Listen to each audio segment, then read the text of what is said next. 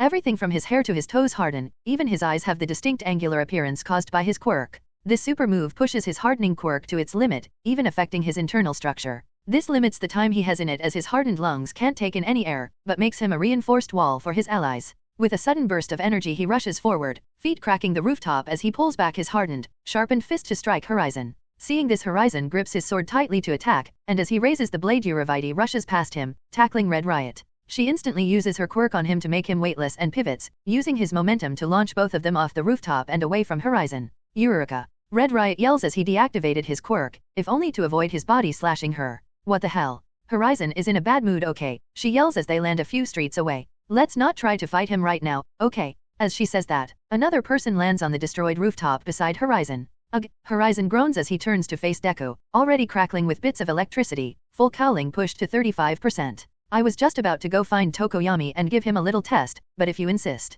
Yeah, I insist, Deku says as he takes a fighting stance. I can't be the best if I never challenge the best. Yeah well, this fight is long overdue. Hearing that, Deku launches forward, but as he's mid-air launching a kick at Horizon, he notices Horizon's head turn slightly. Suddenly Deku is down on the street just beside this building, not surprised at all, but slightly annoyed. With one leap he makes it back to the rooftop to see Horizon angrily looking at his phone. Who the damn it? Horizon yells before he warps away, leaving a confused Deku behind. Beside Deku, the diced students immediately reform into full bodies, some looking more traumatized than others, with Bakugo and Shoji more annoyed than bothered. In the observation room, Nizo got the same notification as Horizon, and immediately understood what was about to happen. Without a word he leaps out of his chair and rushes to his office. 2:35 p.m. Security breach at Horizon Tower. Minutes earlier. Is everything ready, my dear? Gentle criminal asks La Brava. Almost gentle, La Brava says as she types away on her laptop. They were both still sitting atop a skyscraper opposite Horizon Tower. When I'm done we'll have 15 minutes before the silent alarm triggers. Sorry I couldn't do more. Months of planning and hacking, yet all I could do was delay the alarm. Nobody could have done better, my dear La Brava. This is Nizo we're talking about after all. I guess that's true, La Brava says, a bit happier now. Now we must simply break into the tower, record a few scenes for our soon-to-be adoring public within the tower, steal something valuable and leave our mark, then the world will never forget us again. He breaks into a fit of exaggerated laughter. Ready? La Brava says. We've got 15 minutes before Horizon and Nizo get the alert, but he and his team are confirmed at UA, so we're fine. Then away we go. Gentle says as he holds La Brava under his arm as she clutches her laptop tightly. With no hesitation he leaps off the rooftop, unbothered by the 150-story drop to the street below as he activates his quirk. Below his feet the air itself becomes elastic like mini trampolines that barely catch the light, allowing him to chain them together and leap all the way over to Horizon's penthouse. With practiced ease they make their way to the penthouse. La Brava holds the camera in her hand, already filming, as gently dives toward a reinforced glass pane at the top floor and places a hand on it. The glass becomes elastic and flexes, bending inward and warping, and at the apex of it he deactivated his quirk, causing it to harden at an odd shape and shatter immediately. With a roll and tumble they both land inside Horizon Tower, bright smiles on their faces,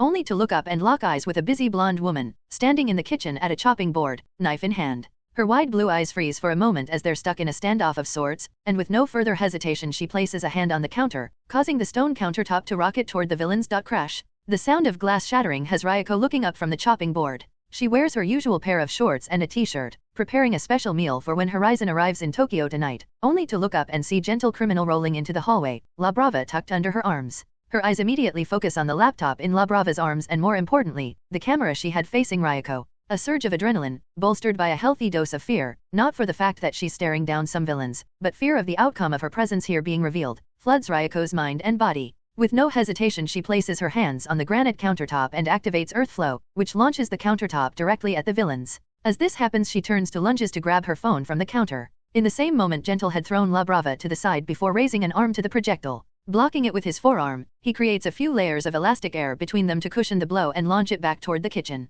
Never one to cause unnecessary harm to those who attempt to stop him, in the moment Gentle couldn't afford the few precious seconds to hold back. Seeing Ryoko's left hand reaching for her phone, the thought of an angry Horizon arriving moments later spurred him to action. No, he yells while launching the granite countertop at her phone, bounced off his layers of elastic air. Crash! It slams into her phone and the wall, along with her left hand. The bones in her left hand shatter and shrapnel riddles her forearm and causes many cuts across her body. AHH. Ryoko cries out as she falls back, a small stream of blood flowing down her forehead and covering her left eye as she looks at the villains. Sorry miss, Gentle says, looking genuinely surprised at what he just did. But a maid wasn't in the plan, so if you could just stand down wheel. I'm not a maid. Ryoko yells as she uses her hand that's on the floor to activate her quirk. Suddenly the floor rises up to swallow La Brava and Gentle Criminal, breaking the laptop and camera first as it begins crushing them. General TLE, La Brava says between desperate gasps, each syllable releases air that the stone won't allow her to reclaim as it constricts her lungs. I need a boost, my love, Gentle forces out as he sees Ryoko forcing herself to stand.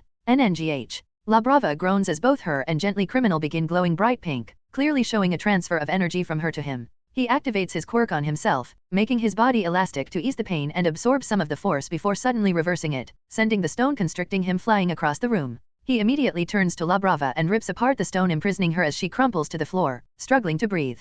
All our training in case we ran into Horizon, yet his maid is the problem, Gentle says. 14 minutes, was all La Brava said, snapping him back to his senses. His eyes widen as he turns around, noticing Ryoko gone. The moment she recognized his sudden power boost she bolted out of the room, down the hallway and to a security console built into the wall. What? But the alarm went off. Ryoko reads the screen, not understanding why the security protocols were happening yet. The laptop, she must be a hacker or something, she says while looking back down the hallway toward the kitchen. Gentle rushes around the corner at that moment, spotting her, bleeding and with her left arm hanging limply at her side, and the moment their eyes met she touched the wall. Earth flow? A large section of floor, wall, and ceiling moves toward him like a living landslide, but the man bounces off multiple surfaces and the air itself to move around it, finding himself rocketing back down the hallways after Ryoko. He gets just a glimpse of blonde hair entering a room at the end of the hallway before it disappears. No, he yells, knowing she likely went for a phone, and that La Brava's program only delays signals being sent by the tower itself. As he's in midair rocketing down the hallway, all sides of it immediately collapses onto him, trying to crush him into paste. With a twist he creates layers of elastic air like a tunnel guiding him all the way to the end of the hallway where he flips and lands on his feet. Rushing through the door, still glowing pink thanks to La Brava's quirk, he barely leans back in time to avoid a blade being swung at his neck. He loses an inch off the front of his hair before tumbling to the side and standing to look at Ryoko with surprise in his eyes. You could have killed me, he says, looking at the woman who held scalpel in her one good hand. He was confused by this, because the public didn't know there were two such swords. But what concerned him more was the vicious and hateful look in Ryoko's eyes, tempered by fear and sadness. You were trying to kill me, he mutters the realization as she lunges forward. Now in Horizon's bedroom Gentle barely dodges slash after slash, some leaving shallow cuts across his outfit and body, but that's to his agility being boosted by his and La Brava's quirks. They were merely superficial wounds. Gentle makes the entire floor elastic as he pushes down against it, launching them both into the ceiling. Ack! Ryoko yells as she slams into the ceiling while he makes the spot he hit elastic to soften his impact. She then falls back to the hardened floor with a thud and a crack, feeling the familiar ache of broken bones through her body, and the new sensation of loose teeth rattling about her mouth. Gentle lands just in front of her, looking at the battered woman laying on the floor, sword still in hand, and tries to understand what she could possibly be doing here to ruin the plans. Already knowing Horizon would retaliate far more than they could have predicted due to this unforeseen complication, but they've come too far to quit now. A trophy, Gentle says as he reaches down to grab this scalpel, but pauses for a moment, confused as the sword isn't there. WHA, he screams as it pierces his back, barely missing the heart. Ryoko tilts her head to look up at him, having used all her focus to quietly have the floor swallow the sword and maneuver it to backstab him with it. All in barely a moment. Shocked by the intense pain Gentle freezes for a moment, then feels the sword being twisted, breaking bones, and tearing his body apart with each motion. He can't even catch his breath during the immense pain to activate his quirk, and surely would be unconscious if not for La Brava boosting his body and quirk to inhuman levels. Earth flow? Ryoko places a palm on the floor and orders it to launch him into the ceiling, crushing him against it hard enough for him to break through to the roof. The upper floors of Horizon Tower rumbles with the impact as this scalpel clatters to the floor beside Horizon's bed. On the rooftop, under the afternoon sun, Gently Criminal feels pain like he's never felt before. His costume was torn up, his face battered, broken and bruised. There was a 1.5-inch wound through his back and out his chest, only kept from being fatal by La Brava's quirk, and his internals became more elastic. Forcing himself to get up, he crumples back to the floor, realizing his entirely right leg and foot were crushed in that last attack. But even through all that pain, he grits his cracked teeth and forces himself to sit up, taking breaths that burn his throat and lunges each second, keeping one thought in his mind. The only thing that truly mattered, now that he's had such a close call with death to put things into perspective. La Brava, he says, forcing himself to get back up and begins walking to the edge of the rooftop. One floor below him, Ryoko also forces herself to stand, using scalpel as a walking stick. Keeping her mind focused on all that she will lose if either of these people get away. If the public learns about her being here. If anyone learns about her and Horizon. If any witnesses that can't be trusted should get away. With that she stumbles out of their bedroom and down the hallway, using her quirk to clear a path through the wrecked penthouse, easily finding her target. NGH. Ryoko tries and fails to speak through her shattered jaw and swollen mouth, causing herself to wince as she aims the blade at La Brava. The much shorter villain was busy looking through any cabinet and drawer she could find for a trophy of sorts, waiting with much trepidation for the fight to be concluded so they could leave. So it's no wonder her eyes got teary when she turned around to see Ryoko pointing the blade at her. Gentle. La Brava mutters, looking scared and confused at how Gentle could have possibly lost. Gentle, she screams desperately, getting no response. Ryoko narrows her eyes at the villain and begins moving forward. And in a desperate and heartbroken showing, La Brava haplessly rushes the woman. What did you do to Gentle? She screams while tears fall from her eyes, running at Ryoko and flailing about. Ryoko doesn't hesitate to swing the blade, and La Brava feels a numb sensation in her right hand and right eye, followed by an indescribable heat as she screams out, falling back onto her butt. Ah! She screams while raising her right wrist, the hand on the floor as she's bleeding out. She could also feel the warm blood and other fluids flowing down the right side of her face, and knew what her sudden lack of vision meant. Ryoko doesn't hesitate and lunges forward, thrusting down at the woman's chest with the sword, but in that very moment, crash! Another pane of glass shatters as Gentle breaks back into the penthouse, launching himself at full force and drop-kicking Ryoko in the side as she brings the blade down. The tip of the blade was just inches away before he made contact, launching her into the nearby wall and collapsing the entire concrete wall on impact. As Ryoko's launched into the other room, he drops to one knee, now finding it becoming harder and harder to breathe as La Brava's quirk is weakening. La Brava, my love, I believe that we must leave, he forces out as blood begins trickling down the edge of his mouth. Our lives will be trophy enough, he says while reaching down to pick her up. But Gentle. No, my dear, there will always be another show, he says while holding her at his side and quickly making their way to the window. As they're leaving, La Brava's body begins losing sensation as a way to cope with the pain, allowing her to raise her left hand, her one remaining hand, and look at her watch. But we have 3 more min ACH, her words become thick, gargling suddenly. 2 steps from the window, Gentle looks down at the love of his life cradled in his arms, and sees a massive katana blade protruding from her chest, through her back. His mind goes blank for a moment before he looks back, only to see Ryoko sitting up in the pile of rubble, one eyeball shattered and most of her skin bruised or battered, face entirely swollen and chin split in 2, looking at him.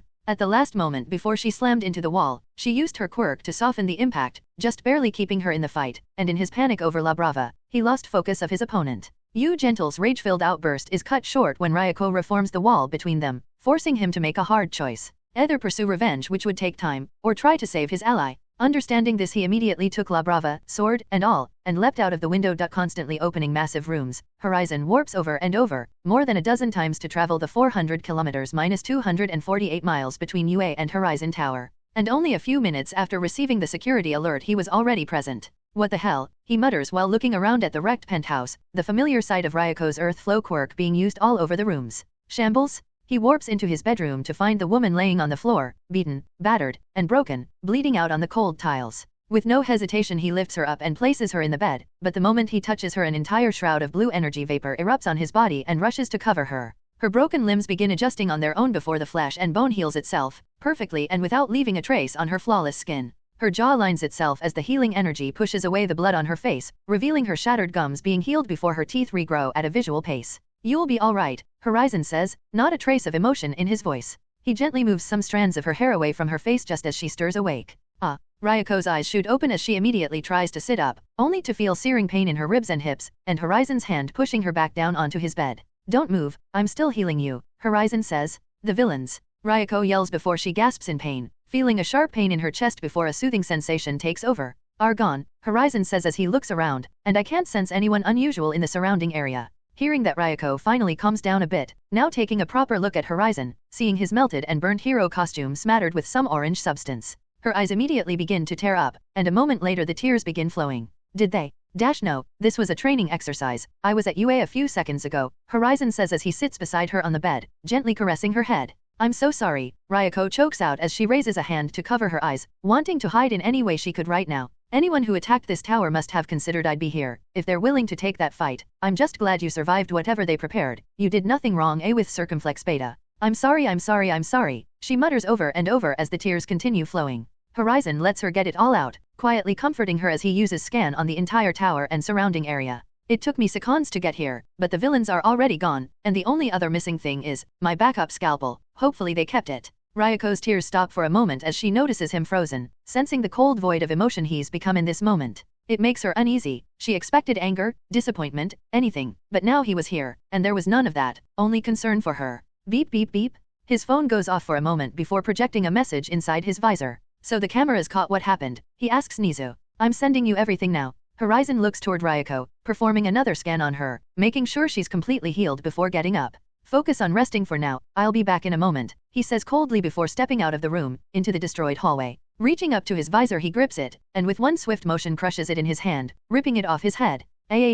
Much better, he's finally free from the strange attack his classmates did earlier as he walks to one of the monitors built into the wall. Tell me what you found, he says while loading the camera footage onto the monitor. They delayed the alarm by 15 minutes, Nisa says. So they had 15 minutes to attack her before we knew. How? Horizon's voice becomes a slight growl before he takes a deep breath. It looks like they got in through the Hero intranet somehow. They must have hacked into another Hero office or HPSC system to get into here. That's supposed to be impossible. Didn't you code this yourself? Yes, I did, Nisa says. And from the looks of it they started making this program not long after you bought Horizon Tower, months ago. They've been planning this for a while. And who the fuck are these people? Horizon asks while looking at Gentle Criminal and La Brava on the monitor. Danjiro Tobita, aka Gentle Criminal, a small-time villain that likes to be flashy and post his crimes. He had a surge in popularity that got snuffed out by Shigaraki. I'm assuming this was his attempt at stealing the spotlight. Horizon fast-forwards the video a bit to get into the second half of the fight. And the little thing he brought with him. Manami Aba, Nisa says. She disappeared from public life years ago, made some money developing software on her own. She was actually offered multiple scholarships for her programming skills, and some official positions in the government. A real prodigy. Too bad she's dead, Horizon says as he pauses the video just as Ryoko throws scalpel and pierces La Brava's back. Were the police alerted? No, I programmed the tower to only alert us. Can't have your public image tarnished after all. And luckily it wasn't loud or destructive enough to get noticed. And their camera was destroyed. Public cameras, anything. No, after they left the tower no cameras caught them. Either they found a blacked out route through Tokyo, somehow, or they had a way to hide from cameras already set up. Horizon raises his phone to look at it, seeing the stolen sword not appearing. The tracker in the blade must be either disabled or jammed too. It's built into the blade itself, so they must be jamming it. That thing is impossible to find, Nisa says. Well, if it shows up, I'll be there quickly, Horizon says. I'll do some longer warps and chain them together just like I did to get here. Honestly I don't understand why you don't do that more often. Is it exhausting? A little bit, but mostly it's because most things aren't worth the effort. And how would you like to proceed from here? Nisa asks. Keep this one quiet, let me deal with this, Gentle Criminal, but until then, I guess I'm remodeling the penthouse a bit. Horizon looks around at the destroyed pieces of floor, roof, and walls. I see, I'll keep looking in case they appear, Nisa says before hanging up. Horizon sighs and restarts the video, still wearing his burnt and discolored hero costume, but now with the visor off, showing the full mask below. After a few minutes he hears Ryoko's voice behind him. Are you mad at me? She asks with much trepidation, carefully stepping past all the rubble at their feet. No babe, you did. Honestly much more than I would have expected. He pauses the video when she swung the blade at La Brava, destroying an eye and chopping off a hand. What happened to that hero training? I've been spending too much time with a bad man, Ryoko says as she stands beside him, feeling his arm wrap around her waist, pulling her to his side. He might have corrupted me, convinced me some things are worth killing for. Horizon doesn't speak for a moment, only restarting the video again, then breaks his silence. Protecting this tower is worth killing for? He asks. Ryoko frowns and almost starts crying again, leaning her head against him. They saw my face, and I know how important it is for you that nobody knows about your personal life, so I was scared that I'd get rid of you after they saw you. She nods silently, wrapping her arm around him as the tears begin flowing again. You don't have to worry about that, I'll deal with this, but you can't come to Horizon Tower anymore. Okay, she says meekly, sniffling a few times. I expected you to be so mad. I am, not at you so don't worry about that, but, I am livid. He pauses for a moment, considering his words carefully. But I guess I'm more confused than anything, because I've only felt this once before. Felt what? Well, usually I don't have to think about this, but now I find myself unable to decide. I'm not quite sure exactly how I'll kill these villains, so many options. Hearing that Ryoko isn't even bothered, just happy that Horizon isn't mad at her, or worse, breaking up with her. I think I got one of them, she points at La Brava on the screen. Horizon actually manages to smile at that, giving her a gentle squeeze. Nice throw. Minutes earlier, Minato, Tokyo. Landing roughly on a rooftop, close to Horizon Tower, Gentle falls onto his back, holding his beloved La Brava to his chest, sword still skewering her. He feels her quirk entirely fade now, the pain and exhaustion crashes into him like a wave as his body weakens. He's barely able to fish around in his pocket and take out his phone, doing something he promised both himself and La Brava that he'd never do. Please, Jin, please, answer, Gentle pleads to the heavens as the phone rings. Yo, a voice comes through the phone followed by a loud belch. Thought you said you were a duet and would never join us, huh? What changed, huh Gentle? We're hurt, please, he begs. La Brava is dying, we need help. I'll do whatever it takes, I'll join your heist for free, just save my La Brava. There is some muttering through the phone before he picks up a conversation in the background. Told ya he'd come around Dabby, let Compress know his team is coming together. As he hears more arguing back and forth, Friendly as far as he can tell, Gentle sees a purple mist manifest around him, and as his vision is blocked his consciousness fades. Sitting in a large conference room, Shigaraki slumps down in his chair as he anxiously taps the table, still carrying Shinji on his shoulder. Even now in this luxurious base he still wore his simple clothes, the only new addition being a large coat with some fur lining. So many complications, Shigaraki grumbles as he looks at Scalpel, Horizon's blade lying on the table in front of him, as if taunting him. Damn it, he leans forward and reaches out for the blade, but as he's about to grab it he stops, not even daring to lay a single finger on it. She leans back in his chair and rubs his face. If I touch that thing I'd better be sure to disintegrate it instantly, but what the hell do I do with this? As he's considering his options, the door to the room opens and in walks Dabby and Hawks, closely followed but Twice whose shoulders were slumped. Oh no, was Hawks' immediate reaction to seeing the blade, so this really is where it went. Seems like a bit of good luck to me, Dabby says as they take their seats. Horizon must have a way to find this thing right. Perfect way to get him face to face with Makia, right? Depends. Shigaraki looks over at Twice. Gentle just woke up, so tell us everything he told you about how this happened. Wait, who is this Gentle anyway? Hawks asks. He's a small-time villain, Twice says. A wannabe, glorified street magician, Dabby grumbles. He got on our radar when we were forming a special team to operate under Compress, a team that could break into UA and acquire some things for us, Shigaraki says. But that plan is dead now. So this wannabe just woke up and decided to break into Horizon Tower. Hawks asks. Shigaraki asks.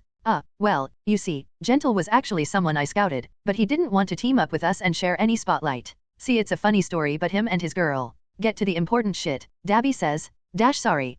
He broke into Horizon Tower and stole a trophy of sorts to get the public's attention, but there were some, complications. Someone was apparently at the tower. Dabby and Shigaraki look between each other, confused. Team Horizon and the Psycho himself were confirmed at UA, Shigaraki says. We always keep eyes on Musutafu to know when we can operate. Hawks sighs and rests his head on the table. Fuck, he mutters. Shigaraki and Dabby look over to him. Something you care to share with us, Hawks? Dabby asks. Was the person who heard them a woman? Hawks asks. How'd you? Blonde. That's what Gentle said. Ugh. Hawks groans loudly and leans back in the chair, taking off his eye protector to rub his face. You've got to be kidding me. So you knew about this person? Shigaraki asks. Panto keeps an eye on her because of shit like this, Hawks says. Well, you gonna leave us guessing or what? Dabby asks. She's Horizon's girlfriend, I think. Not exactly in a position to ask, Hawks says. Nobody is supposed to know about her, and Panto usually has people keeping an eye on her in case some idiot villain attacks her. Everyone at the table feels a cold chin run down their spines, faces suddenly drained of color. So, he attacked Horizon Tower, fought his girlfriend, then stole his sword, Shigaraki mutters in disbelief. And then he called us afterward and made this our problem. I'm sorry boss, I didn't. Shigaraki raises a hand to stop Twice's apology. It's not your fault, Jin. Nobody could have expected anyone to be this stupid, or suicidal. Now we just have to focus on a plan to move forward and get ourselves as far away from this as possible. How's the girlfriend? Dabby asks. That La Brava woman is dead. Horizon's girlfriend must be some kind of savage animal. Twice looks down at the table. She's probably dead. Everyone in the room groans at that, feeling yet another headache starting. Really glad we aren't in Japan right now, Shigaraki says. So, I'm open to suggestions to how we deal with this. I say we dump Gentle and his girlfriend's corpse in Japan and let Horizon deal with it. We should get as much info as possible on the girlfriend and Horizon Tower before we do. It would be a waste to not gain something from this, Dabby says. And La Brava's quirk. Twice added. It's a power-up for her allies, but I'm sure our mystery doctor can mass-produce it for us. Both good ideas, Shigaraki says. Until Horizon gets his hands on Gentle and rips that information out of him, then suddenly it looks like we sent him to attack Horizon Tower and kill the girlfriend. Do either of you want that problem? We also can't not send him back, otherwise Horizon will keep searching until he finds us. Dabby and Twice frown at that thought. We can't even harvest her quirk, because eventually he'll notice it in a Nomo and the same thing will happen. We just have to dump them somewhere. Or you could get the best of all worlds, Hawks says. Let me call Panto. I'll organize a spot for you to drop them off and have one of our people there to find them quickly.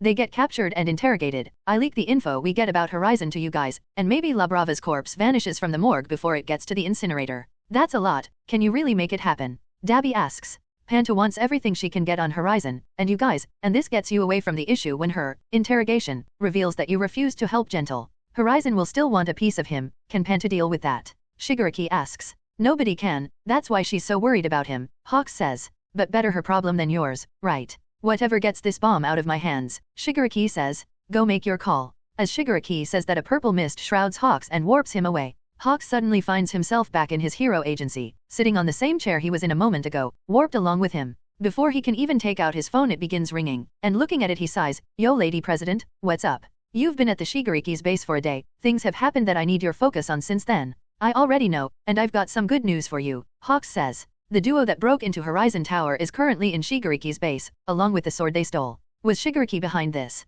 No, even he isn't dumb enough to make a fight with Horizon personnel. How's Ryoko? She hasn't been seen leaving the tower, but Tokyo isn't falling from the sky, so she must be alive. Which is more than I can say about La Brava. Horizon's sword through the heart put an end to her. I see, Panta says. So if Shigaraki wasn't the man behind this, who was? Gentle and La Brava wanted to break into Horizon Tower for the attention. Apparently they're the only people who didn't get the memo to avoid Horizon. They called twice when they got beat up. Turns out they had a number for him since Gentle was on a short list of wanted recruits for a heist they wanted to do at UA. That's literally all the info I have on it, Hawks says. But Shigaraki doesn't want to be the guy with this hot potato when the music stops and Horizon comes knocking. Where will we dump them? That's all I need from you, a location. They'll do it within a city. That's as specific as he'll ever go since he's scared of people running through the warp gate into their base. Send them to Ryukyu City. The dragon can collect them and fly them over to a mountain facility for interrogation, Pantu orders. And do you have any leads on where his base is? Sorry, still no signals, and I never even get to go outside, but it's on a mountain of some kind. That's all I can tell. Alright, good work Hawks. Contact me if anything else comes up. Gotcha, Hawks says before hanging up. Kurojiri, I'm ready, he says quietly as the warp gate manifests around him once more. In but a moment he's back in the meeting room with the villains, all looking at him expectantly. Yep, Anta was already calling me to talk about this exact thing, just like I said, and I'm sure you heard from the bugs in my office. She wants to rip intel out of Gentle and La Brava. Good, we'll drop them off in 5 minutes, close to Ryukyu's agency, on a rooftop, Shigaraki says. Good work Hawks, and stop sulking like that Jin. Mistakes happen, and nobody could have expected this situation to ever arise. Well, I should get out of here and go call her, and I need to show my face while doing some hero work. The weekend is starting after all. Right, you're mentoring that UA trash still, Shigaraki says. Hawks narrows his eyes at Shigaraki. Tsukuyomi is a good kid, not UA trash. Whatever, Shigaraki waves his hand and Hawks is warped away once again. So, we keeping the sword? Dabi asks. No, it has a tracker built into the metal of the blade. The moment we send this back to Japan, Horizon will show up looking for blood and answers. But the radio wave nomes we have here don't allow the signal to leave, so shouldn't we keep it? Twice asked. I mean, don't we want Gentle to be taken alive by the government? I'm not taking any chances, so go pack. We're moving to a base on the opposite side of Korea just to be safe, Shigaraki says. Plus, Horizon wants Gentle dead, so if he shows up when the government has him, that puts them against each other, and that just sounds fun. Minutes later. What? Gentle yells as he's harshly dropped onto a concrete rooftop, only wearing a pair of shorts. Bandages wrapped around his chest and arms, as well as his head. The impact of him hitting the rooftop sends shockwaves of excruciating pain through his body, but those are easily ignored as he looks to his side. Hearing a thud and metal clattering, seeing La Brava's bloody corpse and Horizon's sword dropped beside him. La Brava. He crawls over to her and holds her in his lap, looking at her precious face once more, wishing he had just another moment with his love. They couldn't save you, he mutters as tears begin falling from his eyes to her body. His quiet weeping goes on for a few minutes, until the sound of loud flapping and the feeling of strong gusts of air pushing against him are felt, but not enough to move him. He looks over his shoulder and through tears' eyes sees Dragon Hero Ryukyu landing on the roof behind him. Then he looks at La Brava once more, ignoring the pro-hero. Gentle criminal, Ryukyu's voice was intense, but had a certain softness to it as she took in the scene. I need you to come with me. It's for your own safety. Please don't resist. Why would I resist? Gentle asks, still not looking away from La Brava. Life is already over for me. He gently caresses La Brava's cheek. Seeing his injuries, Ryukyu realizes the man is in no shape to fight, and shrinks down to her human form. I know this is hard for you, she says while walking up, gently placing a hand on his shoulder. But if you stay here, you'll die, and so will the memories and love you have for her. Then there won't be anyone left to remember her. Gentle sniffles a bit, then wipes his eyes. You're right. He takes a moment to recount what she said when she first got her. Wait, you said I'm in danger? What did you mean? We need to get you out of here before Hor shambles? The three people and sword disappear from the rooftop, swapped for simple leaves. NGH, Ryukyu stirs awake, face down against the grassy mountain floor. She opens her eyes slowly, feeling a headache pounding against the back of her skull as she looks around her. She lifts a hand to shield her eyes from the afternoon sun while looking around, immediately seeing her city at the base of this mountain, with the ocean just beyond it. To the far left she could see the highways wrapping around this mountain to connect her city to many others, and for a moment all seemed still in her world. She sits up and rubs the back of her head, trying to remember what happened, and why she's on the ground now, but the memories don't return until she notices Horizon standing a dozen meters away looking out at the city. Her heart begins racing as she raises a hand to her ear, trying to activate her earpiece, only to find it missing. She begins sweating while reaching for her phone, not finding that device either. She looks around, hoping to find one of them on the grass around her, but she sees nothing, aside from bits of dried blood scattered about. She naturally looks down at her body, not finding any blood on her at all, then looks back to the splattering of blood. Looking between the trail and Horizon, she notices he's not moving, and forces herself to stand up, terrified, but more worried about whoever is clearly injured. She notices the trail leading away and around a bush, away from Horizon. But she nearly loses her lunch when she looks back at him, noticing both his hands were blood-stained, all the way past his wrists. From here she could only see his back, his hands hanging at his side while scalpel hovers in front of him, slowly rotating and allowing her to just barely get a glimpse of it. Ryukyu swallows harshly before returning to the blood trail, scared of what she's most likely to find at the end of it. But things quickly become more than she expected within only a few steps. She followed the trail, and along it found bits of torn-up flesh, teeth, entire eyeballs either intact or crushed, more than a dozen thus far. He hurts people and heals them so he can hurt them more. What a monster, she thinks while following the trail. She begins finding bits of white hair still connected to pieces of scalp, clearly torn away from the skull. She eventually finds entire fingers, toes, feet, hands, then whole limbs. Ugh. She blocks her mouth to keep her lunch down when she notices what are clearly internal organs laying in the grass. Pieces of liver, intestines, 4 whole kidneys, rib bones, and many, many other things, all of which made her regret the choices that led to this moment. And Bess. A few steps later she finds Gentle Criminal, appearing perfectly healed aside from the sword pinning him to the floor through his midsection. While trying to desperately drag herself and the victims away, Ryukyu feels a sharp pain in her chest as she drops them and crumples to her knees. She places a hand over her chest and looks over to Horizon, now noticing him holding a still beating heart in his bloody hand while walking over to her and Gentle Criminal. As she feels the square-shaped hole in her chest, she notices her phone and earpiece in his other hand. Well, I hope you had a good nap, Horizon says as he stands above her. Because reality is here now. Ryukyu narrows her eyes at him, still trying and failing to get up. Are you going to kill us? She questions through grit teeth. Horizon shakes his head at her, disappointed. Oh Kyakyo, tisk tisk tisk, I'm a hero, we don't kill, he lies. Especially other pro heroes. I mean, Japan really can't handle losing one top pro right now, definitely not two. That would just make me look bad by relation, and we both know I can't allow that, right? She looks genuinely confused, not sure where he's going with this. But, I can't just have you go unpunished. He raises her phone and earpiece.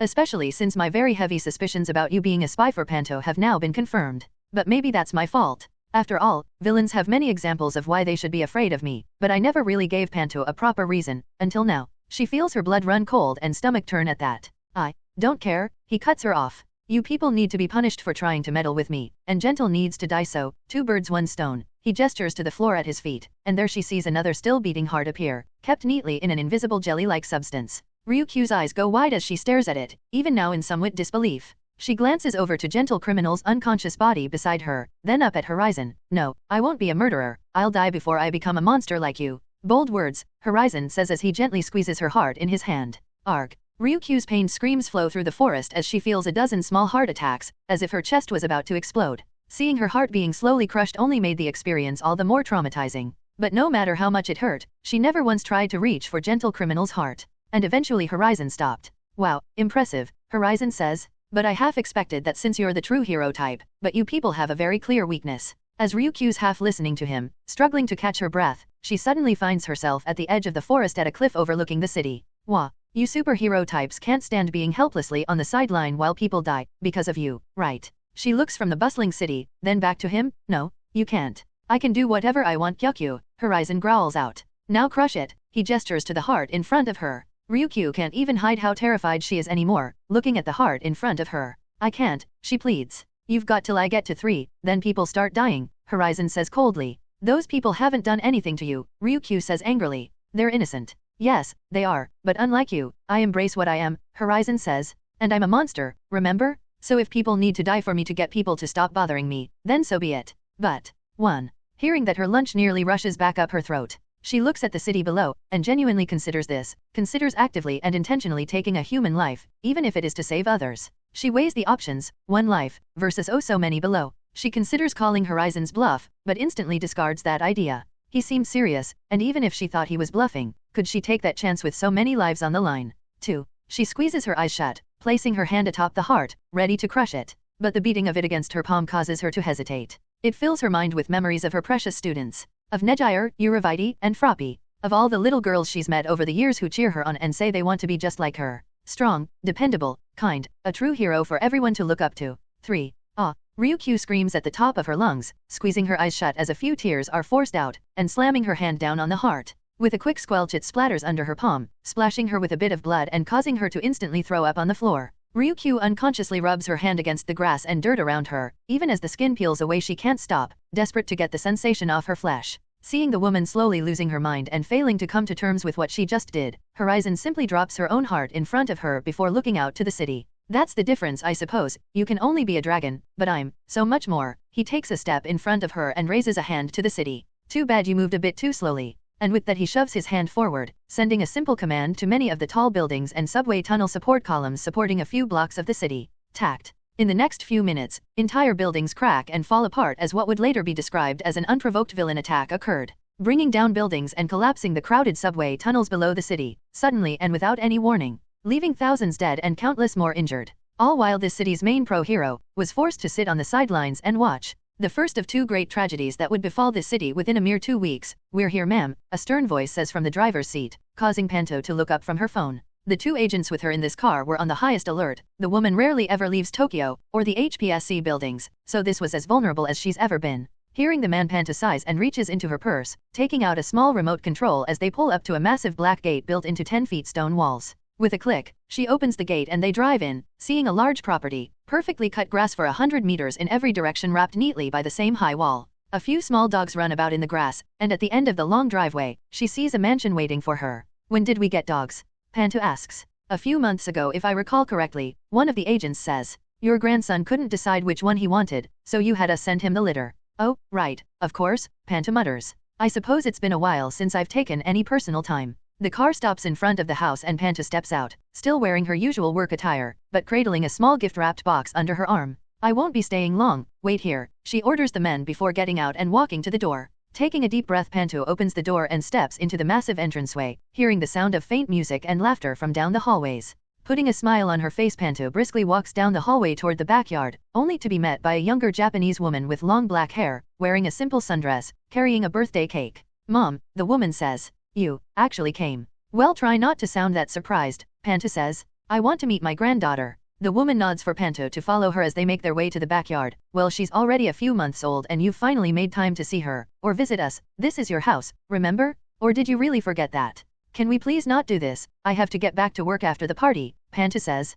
The woman stops and gives her a harsh glare. Right, because after not seeing you for months we can't even get you to spend a night at home. She rolls her eyes. Oops. My work is important, you know this, Panto says. Especially with Japan as fragile as it is. Always concerned with your work, whatever, just spend some time with your grandkids for a change, the woman says as she pushes open the back door, leading to the pool area. At least you sent a gift that the kids actually enjoyed, her daughter says as they enter the party area. And that put my mind at ease. They see kids in the pool, some adults lounging about watching them or preparing food, and strangely some of the pool toys floating in the air. Panto gives it a curious look before continuing to follow her daughter. Yes, well, he wanted a dog, and children need pets. Oh, no, I was talking about President Panto. A chill runs up the woman's spine as she turns to see Horizon, standing there, her newborn granddaughter in his arms sleeping peacefully. Her expression becomes one of horror and shock for a split second before facade takes over and it becomes cold and unreadable. Ah, she fell asleep, Panto's daughter says as she sets the cake down on a table with all the food and moves to take the baby from his arms. How was it? Perfectly healthy, Horizon says. But you have my number, so if anything happens be sure to call. Thank you, the woman says. And I was just telling my mother about how nice it was to have you come give her a checkup, although I'm sure your schedule is so busy this must have been a real bother. Oh no, Horizon says, looking at Panto. It only took me seconds to get here from Horizon Tower. Honestly, I can be anywhere in Japan that quickly if I really wanted to. Really? Yes, he turns back to the woman. But let's keep that between us. Right, of course, she smiles and nods along. Now I need to get this one to bed, then I'll be back. She gestures to the baby before walking away. Panto looks back at the pool, seeing the kids playing on the pool toys hovering in midair, then turns to Horizon. Why are you here? Who, me? Horizon asks. Well, you asked me to come give your granddaughter and daughter a checkup, after those little medical complications they had. What a caring lady you are. Follow me. Panto turns on her heel and begins walking inside, followed closely by Horizon. As they enter he relaxes, while she remains her usual self, leading him upstairs. This place is nice, lots of space, big yard, heated pool, away from any big city, Horizon goes on as he looks around the house while following her. And the security system, it's pretty good, especially the fact that nobody knows the people living here are related to you. And yet you found them, Panto says as they arrive before a pair of heavy double doors. Well, finding people who don't want to be found, who are worth a lot of money, was part of my training, Horizon says as he follows her into her home office. As the doors close behind them, Horizon begins looking around the office, at all the family pictures. Panta's daughter, her late husband, grandson, and son-in-law, no pictures with the new baby yet. Panta walks to her desk and turns around to face him, arms folded, wearing a frown. Why are you here? Horizon shrugs, just figured I'd come notify you that repairs on Horizon Tower are complete, took a few days longer than expected but it's all back to normal now. You tracked down my family home for that? Panta asks. Was this threat really necessary? What threat? Horizon asks. I can't visit my family, so I might as well get some family time with yours, nothing wrong with that. You made enough of a point with Ryukyu, Panta says. Oh that, well, yeah I was playing along with the spy game for a bit, and honestly I would have kept playing, mostly because she's, well, you've seen her. But I was just not in the mood for games that day. I noticed, as did the thousands of people affected by a city block collapsing spontaneously. Horizon shrugs, these villains, they really are unpredictable, but we must always strive to help who we can, right? Right, Panta nods. Anyway, you really should try to spend more time with your family, they really miss you. Managing all the hero-related dealings in Japan doesn't leave me much personal time. As if on cue her phone rings, and she doesn't hesitate to answer. Yes, I've got another good lead, this time it's big, Hawks says. How big? Kurojiri. I'm putting you on speaker, Horizon is here, Panta says. What's going on? Horizon asks. I have a time and place for where Kurojiri is going to be this evening, Hawks says. Send the details, I'll go there personally, Horizon says. Alright, if I get any more info I'll be sure to forward it, Hawks says before hanging up. The work never ends, Panta says. Now, I'd like you to Ellie. There are 3 loud knocks on the door before it is pushed open, revealing Panta's daughter. You aren't even here for 5 minutes and already went back to working, she asks. My fault actually, Horizon says. I got an emergency alert and wanted her opinion on it before I left. Oh, you're leaving, she frowns at that. Can you at least stay for a minute so we can cut the cake? Sure, if that's what your son wants. Elsewhere. Sitting in a lounge area Shigaraki and Hawks are talking, with Kurojiri standing beside them, and a blank screen on the other side of the room only showing no video on it. Well, that's my part done, Hawks says. Now we just need to wait for Horizon to stumble upon our bait, and Makia will handle the rest, Shigaraki says. Assuming Gigantomachy can actually handle Horizon, Hawks says. I mean, it is Horizon after all. The special modifications will be enough, a robotic voice speaks through the speakers. It took the focus of most of our resources, but with the latest modifications to Gigantomachia and the few specialized quirks I had to crossbreed and create for this fight, he will be more than a match for Horizon. I hope you're right about this thing being able to kill him. Hawks says, and the small Nomu on Shigaraki's shoulder doesn't detect any lies. Time until ascension, 4 hours 23 minutes, standing atop Horizon Tower, looking out over Minato Tokyo, Horizon takes a few deep breaths, enjoying the fresh air. Are you sure you don't want us there? Mudman's voice asks through his visor. Nah, I've got this, Horizon says. And my source says villains are keeping tabs on my entire team. Right now I'm showing my face in Tokyo so they relax a bit.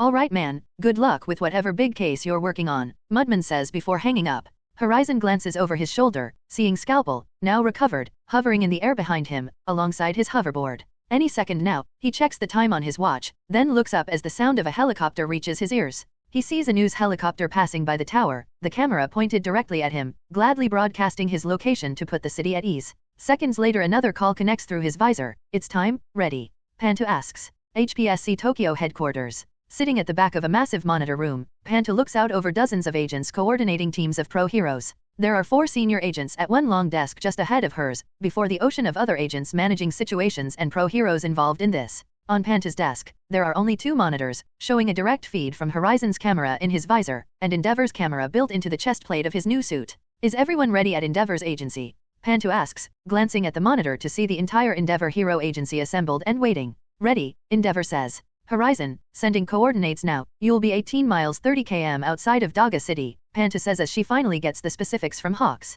The massive monitor at the far end of the room projects a map of Japan, showing Horizon Tower in miniature Tokyo, and Daga City, 700 miles minus 1,125 km between them. Hawks was right, Panta thinks. They wanted this weapons test as far away from Horizon as possible, but that doesn't matter, we only need Kurojiri. Got it, Horizon says as he receives the information. Warping us there now. Track his jumps, Panta orders her agents as she focuses on the screens. In one instant he's standing atop Horizon Tower, looking at the incredible Tokyo skyline. And in the next, he's standing in Endeavor's hero agency. 53 kilometers 32 mi dash. One of the agents yells out as he immediately marks Horizon's new location on the map.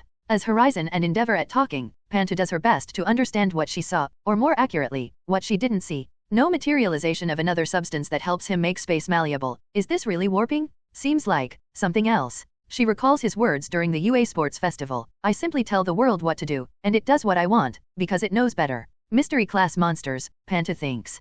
Probably close enough to compete with Start and Stripe right now, and only 16 years old. Concerning. The view on her screen changes again, instantly appearing in a forest away from Tokyo, along with Endeavor and the flaming sidekicks. 40 kilometers-24 mi, the man announces once again, making the warp destination and the number of people moved during it. After a few more of these jumps, Panta leans back in her chair and considers all that she just saw. His warping it, inconsistent, but clearly it's not exactly him affecting space, something is off here. Before she can finish her thoughts, the heroes arrive in a forest overlooking the ocean, 28 miles-45 km up the coast from Daga City. With Horizon. We're here, how is the connection? He asks Pantu. Clear for now, if anything happens I have people in place to figure something out. Do you sense anything? I still don't get why I'm here, Vernon says. If whatever they have is meant to be used against this freak, what am I supposed to do exactly? Act as support and distractions if necessary, Endeavor says while Horizon is focused on checking out the area. Combat isn't just about who hits harder, matchup matters. Yeah, Burning rolls her eyes, not liking how useless she's expecting to be in this conflict.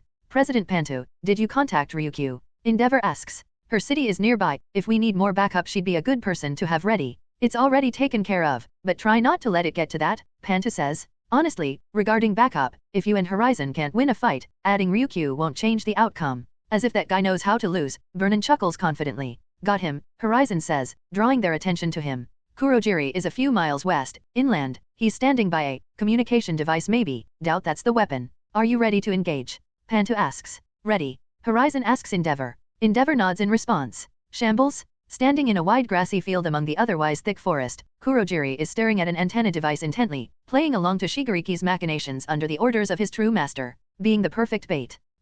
Kurojiri's eyes widen as the device is suddenly cut in half. Before he can activate his quirk to feign a resistance, Horizon swaps places with the top half of the device and thrusts scalpel through his chest. Ugh.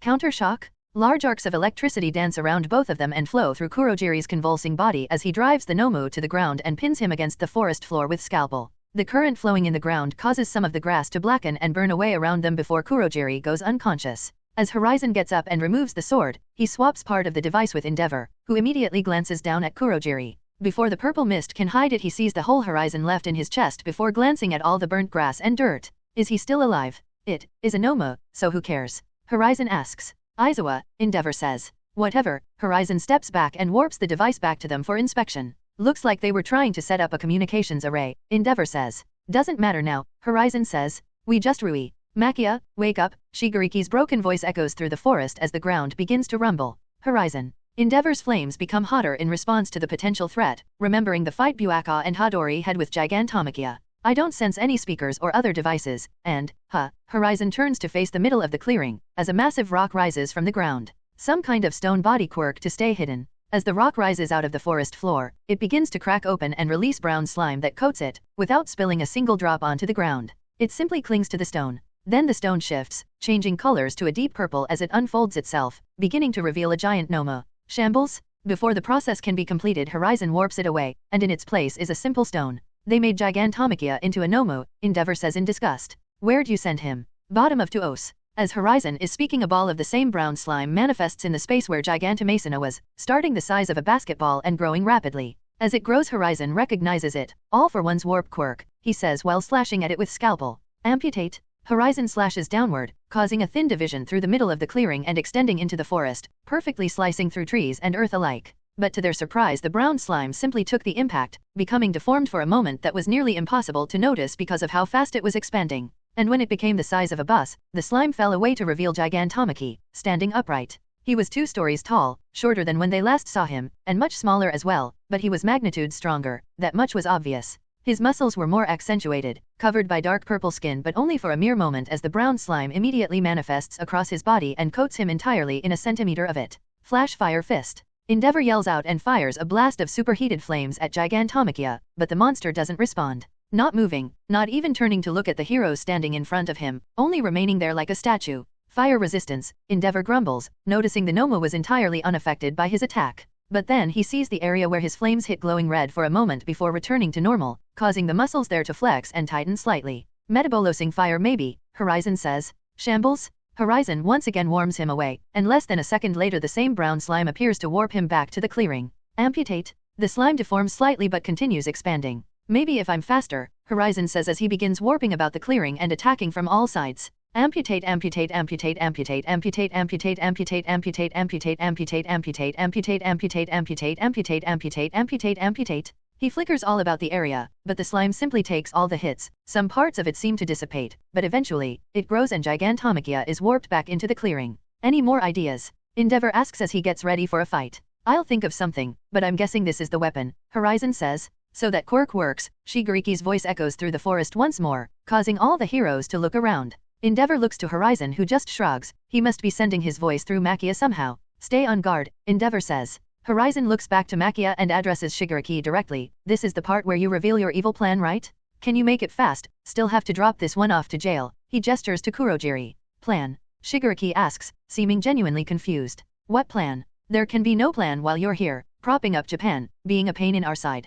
Thanks, Horizon says. Don't suppose you can keep this between just us, how about it? Shigeriki's broken laugh echoes through the forest. No, that won't work for me. See, we had a plan, but then you decided to exist and ruin everything, everything. Endeavor and Horizon share a knowing glance, and he leaves Horizon to speak to the villain alone. So what is it that you want then? Horizon asks as Endeavor quickly backs away. You, dead, Shigeriki says plainly. With the resources we dumped into Machia we could have taken over Japan already, but while you're here that goal is impossible, so you have to die first. And you think this big meathead is enough? Shigeriki's boisterous laugh echoes through the forest. This new Machia grows in response to threat and danger, and he hasn't grown an inch since you so-called heroes got there. We sacrificed his mind and pushed his insane constitution to the limit and beyond to fit these unique quirks, all engineered for his body, just so he could kill you. So you can't simply wave your hand and get away from your death. You've met your match, Horizon. Wow, you put a lot of thought into this.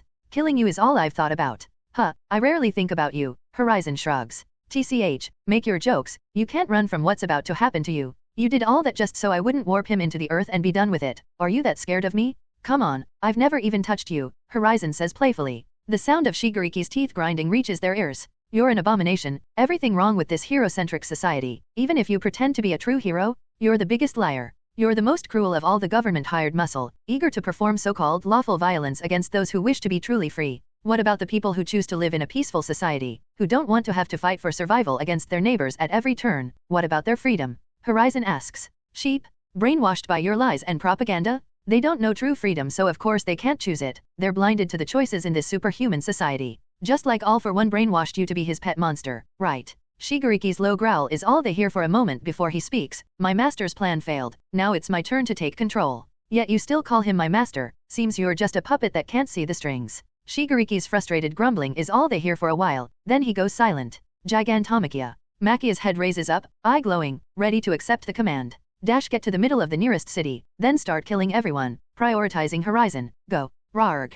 Gigantomachia's roar sends a shockwave through the clearing, nearly knocking Horizon and some other heroes off their feet before he breaks into a full sprint. The draft from his two-story, bulky body moving that fast rips Horzian off the floor, forcing him to warp to the other side of the clearing to avoid being ragdolled by the sheer force of the wind in Gigantomachia's wake. Shambles? Machia disappears once again, but only for a few seconds before he returns and continues running southwest through the forest, easily uprooting and snapping entire trees without even noticing. Endeavor. Horizon yells out before warping onto his hoverboard and giving chase. Endeavor rockets into the air and flies beside Horizon. Good job stalling. Panto contacted Ryukyu. Evacuation is already going well. Endeavor says as the wind is rushing past them. How'd you know he would take the fight to the city? They can barely hear each other over the sound of trees being destroyed, the earth being excavated, and Machia's footsteps causing quakes with every movement. Shigeriki is a drama queen. He needs to world to see him win and acknowledge it. I'm just glad you got my hint. If Shigeriki wants Machia in the middle of the city fighting me, he thinks that's the only way to make me stay in the fight. Isn't it?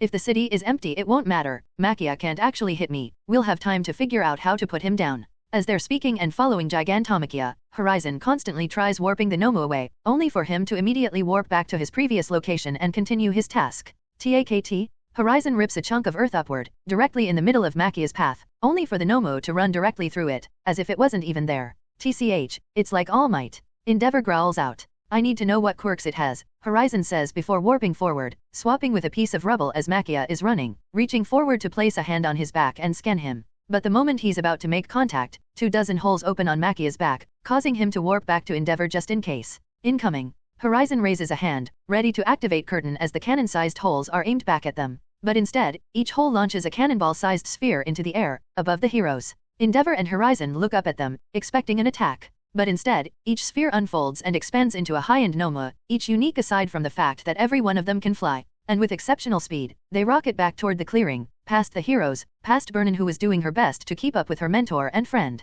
Looking back, they all immediately realize exactly what's happening, and the situation becomes many magnitudes more difficult. They're going for Kurogiri. Horizon says as he turns around.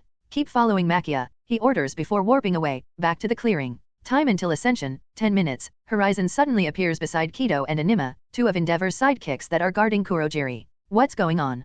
Kido asks, seeing Horizon still standing on the hoverboard. I thought you guys were going after that big thing. Didn't you hear? 24 high-end Nomu are coming this way for Kurogiri.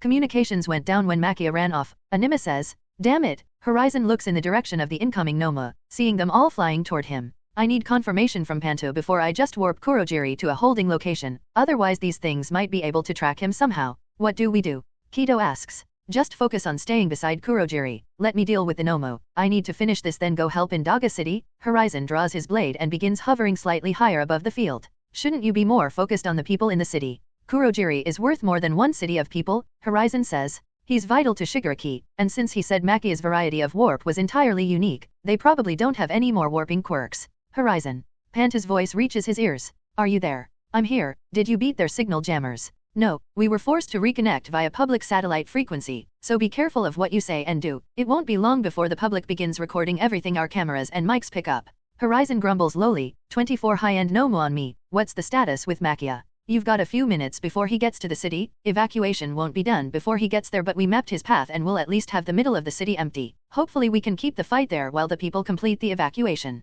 Good, Horizon raises scalpel to point at the approaching Nomu. When I'm done here I'll drop Kurogiri off at a safe place then go to Daga. Copy, Panta says as Horizon warps forward. He suddenly swapped places with the second to last Nomu in the pack, sword perfectly aligned with the Nomu at the back. The Nomu at the back continues flying forward with its massive bat wings causing scalpel to easily pierce its skull up to the hilt. At the same time, the Nomu he swapped places with looked down at Kurogiri and rocketed toward him, only for Kurogiri and the remaining heroes to be warped away. The moment Horizon pierced the Nomu's skull, the others turned to swing at him. Shambles? He swaps back with the Nomu in the clearing while swinging his free hand out to the side, toward the Nomu's head. As it raked through the air, motes of green energy gathered around his hand before collecting in his palm, and with the sound of a hard smack, he pumps the Nomu's skull. A with circumflex Nigerian Naira. Gamma, strike. The radiation surges through the Nomu, irradiating its skull and brain, completely killing it in an instant. 1 down, 23 to go. A dozen Nomu and a few minutes later, Horizon finds himself on his hoverboard in the air, caught in a dogfight like he's never experienced before. Limbs are being stretched and enlarged to strike at him, multiple Nomu breathing fire, causing him to either use curtain to block it, or more frequently use booster shot to coat himself in protective energy, matching the flames. A dance of swords and quirks occurs, almost seeming graceful from the viewing eyes of Kido and Anima, as well as all the viewers that have tuned in. It took barely a minute to word to spread about this operation after being forced to use public channels. Pro heroes from all around the country were rushing to Daga City to help in either the fight or evacuation. And most of the country, alongside much of the world, were watching through Horizon's camera, and listening to every sound of exertion he makes that his mic captures.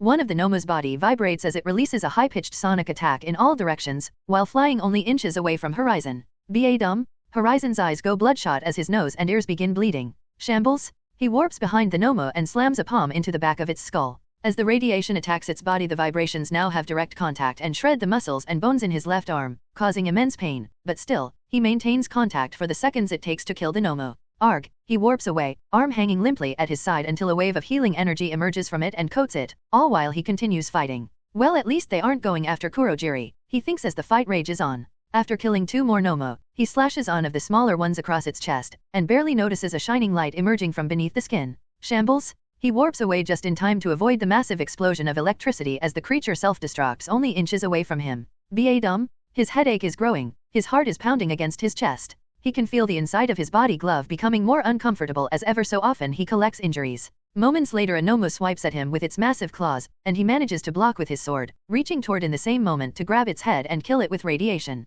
only for it to surprise him. The downward slash it did with both hands activated a quirk it had never used before in the fight, causing 10 blades of invisible wind to slash down against Horizon as he was reaching out. Shambles? He warps away, avoiding most of the attack, but the top of his visor and his skull were pierced, causing blood to begin getting absorbed by the mask below. With the new cracks atop his visor he warps behind the same Nomu and grabs its head, instantly killing it. Ba dumb? He stumbles for a moment, and another Nomu takes that chance to strike forward with a punch. Thoughts blurry. Horizon reacts on instinct and raises a palm to the fist. Antibacterial curtain? A blue dome is erected around him, protecting him from all sides as he hovers in the air. The impact of the fist sends a shockwave through the forest below, but doesn't even crack the shield. He begins taking that moment to catch his breath, pushing aside the pain in his mind, forcing Hand of God to stay active in this fight. But a wave of invisible force slams into him, knocking him off the hoverboard and disrupting his focus enough to drop the shield. He feels his own body glove and hero costume crushing and wringing his body, almost hard enough to crack his bones. Seeing the same Nomo who attacked with its fist in the same position, he realized what was going on.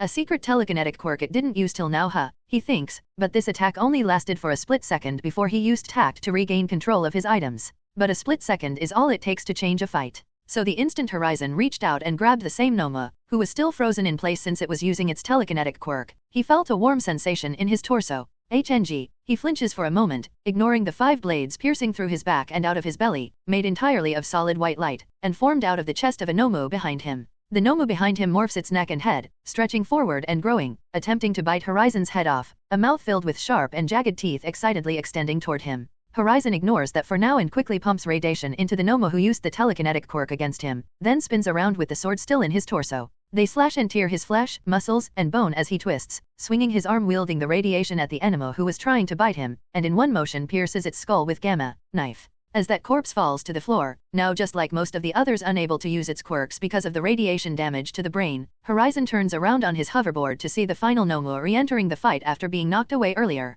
He's still holding his heavily bleeding torso as it rockets toward him via flames firing out of its back and ABS. Okay, what's your gimmick? His voice, for the first time, allowed the public to realize that even Horizon can get tired. But he couldn't think about his public image right now, he was more focused on the fight. As the Nomu gets closer, its eyes flicker bright blue for a moment. Crack. Horizon hears the sound of shattering metal from his hoverboard as it suddenly loses power. Scalpel tries to fly out of his hand as he's falling, but his grip is so strong that instead, it pulls him upward. Magnetism, he thinks before swapping the Noma and scalpel, allowing him to easily make contact with its skull and fry its brain. Shambles? He warps into the tree lean beside Kido and Anima, who are staying hidden with Kurojiri. Oh god, are you? Horizon raises a hand to cut Kido off as he leans back against a tree. He was still holding his bleeding torso, but a thin layer of blue energy quickly gathered around it which caused the bleeding to stop.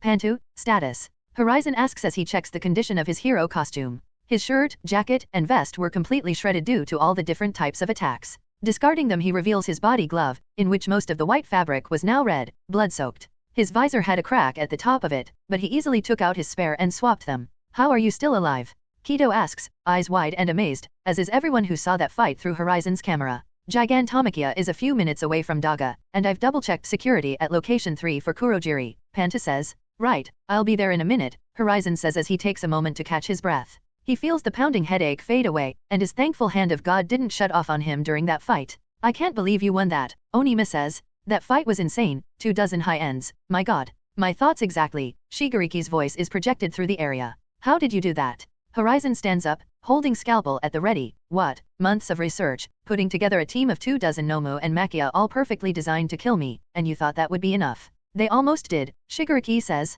Welcome to the real world, where almost doesn't count, Horizon says. Shigeriki grumbles a bit, then scoffs, with the resources we put into these 25 creatures, we could have overthrown countries, but you just had to be a pain in my neck. Enjoy your near-death victory, because these Nomo were nothing compared to what Makia will do to you, and you won't survive that one. Big talk from a guy who won't fight me himself, Horizon says. Why would I bother fighting someone that's hacking the game? They wait for a moment, but Shigeriki doesn't say anything else, allowing Kido and Anima to finally breathe. I hate that guy, Kido says. Don't worry, I'll put my hands on him eventually, Horizon says as leans back against the tree. Are you sure you'll be okay, man? Anima asks. Doesn't matter, Horizon says. Makia will get to the middle of Daga, then his secondary command will activate. He'll start killing anyone he finds, then move to the next city. Unless I'm there, since if I'm there he should ignore everyone else until I'm dead, so regardless of how I'm feeling, I have to go. What about your friend? Can't he give that thing a new command? Kido asks. Horizon begins walking over to Kurojiri. Before he became a full Nomu, probably, but Nomu get commands via some kind of frequency or radio quirk Shigeriki uses. Copying a voice won't work. Damn it, Kido frowns. Okay, can you warp us to Daga while you take Kurojiri away? They'll need all the help they can get until you're there. Yeah. Daga City, minutes later. News helicopters and drones were swarming the city, getting the position to record every moment of the upcoming fight. Some of these drones were even following Gigantomachia as the monster carved a path through the nation in a straight line toward the city. Endeavor was still giving chase, having left Burnin behind miles ago as she simply couldn't keep up with their speed, but still, nothing he did had any effect on the monster. Looking ahead as he's flying, he sees a highway filled with people, most of whom are marching out of the city since the roads are too crowded with cars. Daga City rests behind it. He rockets ahead, past Gigantomachy and higher up to observe the situation. He sees the city being evacuated, but toward the outer regions, there are still massive amounts of people and traffic. In the distance, he sees a legion of boats sailing away from the city, already filled with as many civilians as they could possibly carry, and likely even a bit extra. Noticing Gigantomachy is about to trample the highway, he realizes something was wrong here. They were supposed to lead the civilians away from the angle Gigantomachy would be entering from just to avoid this. Did these people not listen to the pro-heroes here? Trying to think of a solution, he's greeted by a voice he hasn't heard in months. Endeavor. Nejire-chan yells out as the flies up beside him, looking at the villain trampling its way toward them on the horizon. Nejire-chan, Endeavor says. Where's Ryukyu? Nejire-chan points toward the far side of the city. She's flying out the bedridden patients from the hospital. The roads are filled with too many cars. Then I guess you and I will have to be enough. We need to launch Makia into the air, Endeavor says. Okay, what? Nejire-chan looks at him confused. There are too many people here. They won't all make it out of the way in time. And look down there. He gestures to the edge of the city Gigantomachy will be entering from. There are crowds at the perimeter of the city there, but maybe you and I have enough power to push him over them. His command should make him continue to ignore them and run to the middle of the city. That's a terrible idea, Nejire-chan says. I know, but our quirks won't do anything to him. If you can raise a platform below him, I can help push it with my flames. He won't have any leverage in the air to fight against it. I really don't like this, Nejire-chan says one last time as Makia is only a few hundred meters away. This is the most we can do, Endeavor says. Our quirks can't help in this kind of fight, but that's not our job. Because being a pro-hero is about keeping people safe, not beating villains. This is our job. Looking around at all the scared and desperate people trying to get away from the city, Nejire does her best mean face, which still turns out rather cute, and flies toward Makia, ready to sacrifice it all to save the people behind her, like a true hero would. Endeavor is beside her as they fly forward, and now she can see Makia as the two-story monster of muscle and flesh he is. Spiral wave. Nejire-chan charges up all her power, devoting every drop of her vitality to this. GR. Shambles? Gigantomachy suddenly disappears, and the sound of a loud crash is heard from within the city. Nejire-chan and Endeavor immediately spin around and rocket into the city. That was too close. Did you secure Kurojiri? Endeavor asks into his communicator as they're flying toward the battle, already seeing a skyscraper falling in the distance. He's captured and hidden. Now come give me some help here, Horizon says. Help? Since when do you need help? Endeavor asks jokingly. Since Shigaraki designed 25 Noma, including this Titan, specifically to kill me, Naukman. As they arrive at the city center, they see Gigantomachy exactly as he emerged from the ground, charging at Horizon and throwing pieces of buildings or entire vehicles at the hero, only for him to constantly warp about and dodge everything. Do you have a plan? Endeavor asks as they hover above the battle, landing on a building to observe. Keep dodging until a lot more people get here, Horizon says. I need more resources, more people, more quirks to plan around, more options. Can't you just cut him in half or throw him into space? Nejire-chan asks. They gave him a variation of warp. It's much weaker and just lets him return to wherever he was warped away from. That's why I had to warp him here. Since getting here was his goal, he wouldn't leave. It's designed to keep him on the battlefield. I see. They knew that would be your first instinct, which it was, Endeavor says. You did instantly warp him to the ocean floor when he showed up. As the battle is going on, Nejire-chan notices Horizon moving slower, his body sluggish, and all the blood and damage on his hero costume. He actually can get hurt. Fighting 24 high-end Noma must have been hard, especially when they're built just to kill you specifically. Nejire-chan snaps her fingers, having a great idea. What about the move you used to deal with the other Noma today? If they were designed to kill you, then it would probably work on this guy too, right? Even if I was fresh out of bed, I don't have nearly enough energy to use it effectively on this guy. He's too big. As the fight continues, more and more pro-heroes arrive, including Ryukyu. Amputate. Horizon slashes vertically, and splits the road for miles along with Makia, but the Nomu puts itself together yet again. Eyes go wide all around the world as the slash reaches from the middle of the city, 13 kilometers away to the ocean, a thin line only an inch wide. Makia doesn't even flinch, but Horizon notices its body acts slightly differently. Shambles? He suddenly swaps places with Endeavor, throwing the man into the fight without warning. Endeavor launches a wall of fire to shroud himself before flying upward, then looks back at his previous location to see Horizon gone. I need a minute, stall him, Horizon says through their earpieces. If I can pull him apart long enough, then I can scan him, and we can attack his weakness directly, he says before going silent. Alright, everyone with ranged attacks, don't stop firing. Endeavor yells out as he leads the dozens of pro-heroes into the battle. As soon as Horizon leaves the battlefield, Shigaraki's grating voice begins booming through the city. Running away, huh? Can't blame you. Makia is a titan of a different class, and he hasn't even registered a single threat here, he gloats. The new foundation of his body, his Titan quirk, it causes him to physically grow in response to any danger he senses, and he hasn't even grown an inch today, which means he can't even use his more fun quirks yet. TCH, then we'll destroy him before he can, Endeavor says while launching wide blasts of flames at Makia's eyes. If you want me to call him off, just give me, Japan, Shigaraki says. Otherwise I'll just break it down to rubble and rebuild it how I want.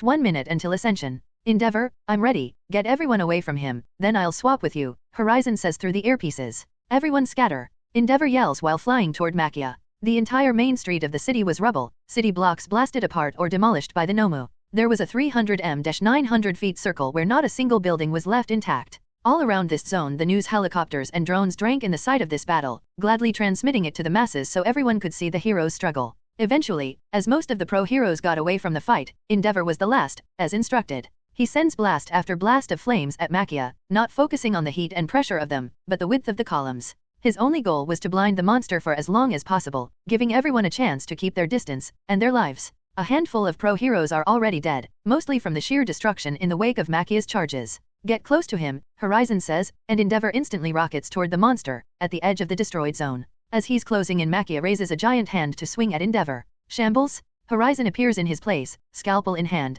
and slashes down at Makia. The moment he swapped places with Endeavor he shrank his room, only big enough for the move he was about to do. Amputate? Just as he noticed earlier, Makia's body was slower at knitting itself back together. Something had changed. I didn't imagine it. His quirks must be causing his body to degrade.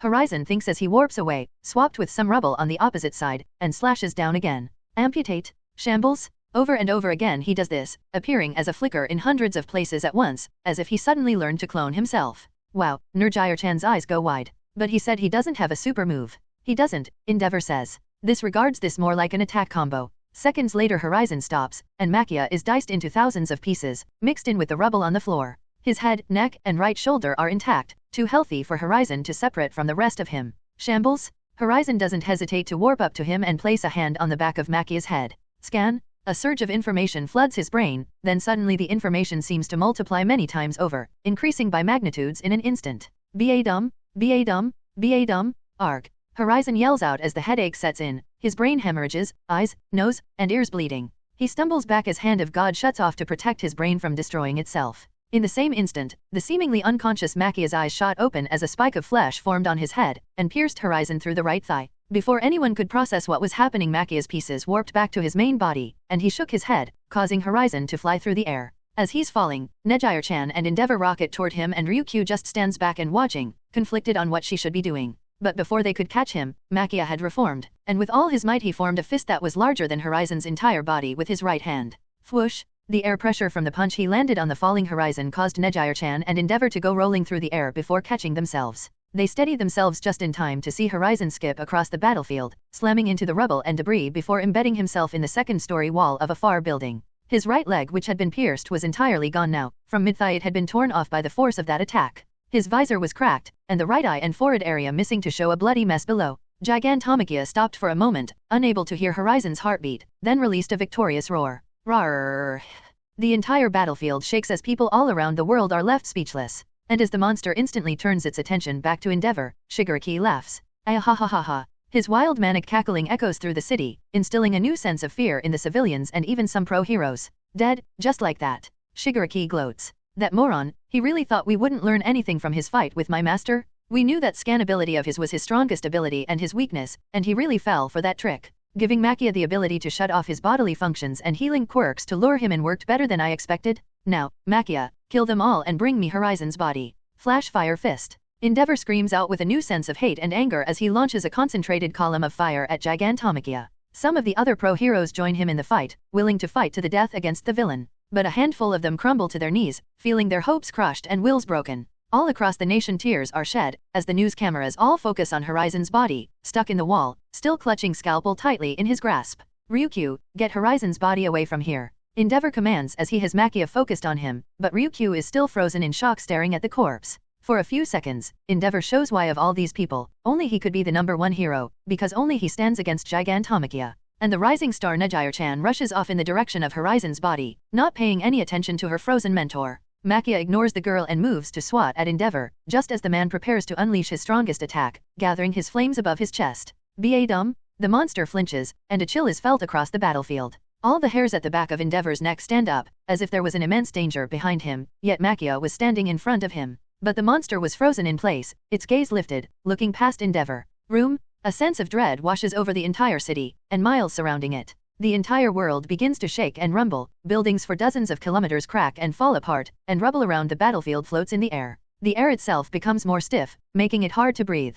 Endeavor feels his heart rate speed up as a new surge of adrenaline flows through him. A new sense of fear blooms in all living things for dozens of miles around, in the world itself. Endeavor's flames flicker out without his command, causing him to fall a few feet to the ground. The news cameras pan around, and while entire buildings are floating, skyscrapers begin torn from the ground and sundered in the air. The ocean at the coast was almost a mile away, as if the waves were running away from the city itself. Endeavor musters his courage and turns around, leaving Makia at his back, to see the source of this phenomenon, and his eyes immediately fall onto Horizon. He was still stuck in the wall, but the crack in his visor was releasing a fountain of thick energy vapor. The blood-soaked areas of his body glove were saturated in it, causing the blood to become mist and blow away, revealing the glowing blue lines between the plates. Endeavor swallowed nervously, and before he realized it he was backing away, steps only quickening as the entire building Horizon is lodged into crumbles apart for him to fall to the floor. In the time it takes him to fall 2 stories, his entire right leg regenerates before their very eyes, allowing him to land roughly and crack the ground. The glowing blue leg was exposed, yet it appeared as if it were made entirely of blue energy. He was simply releasing so much that they couldn't see the flesh below.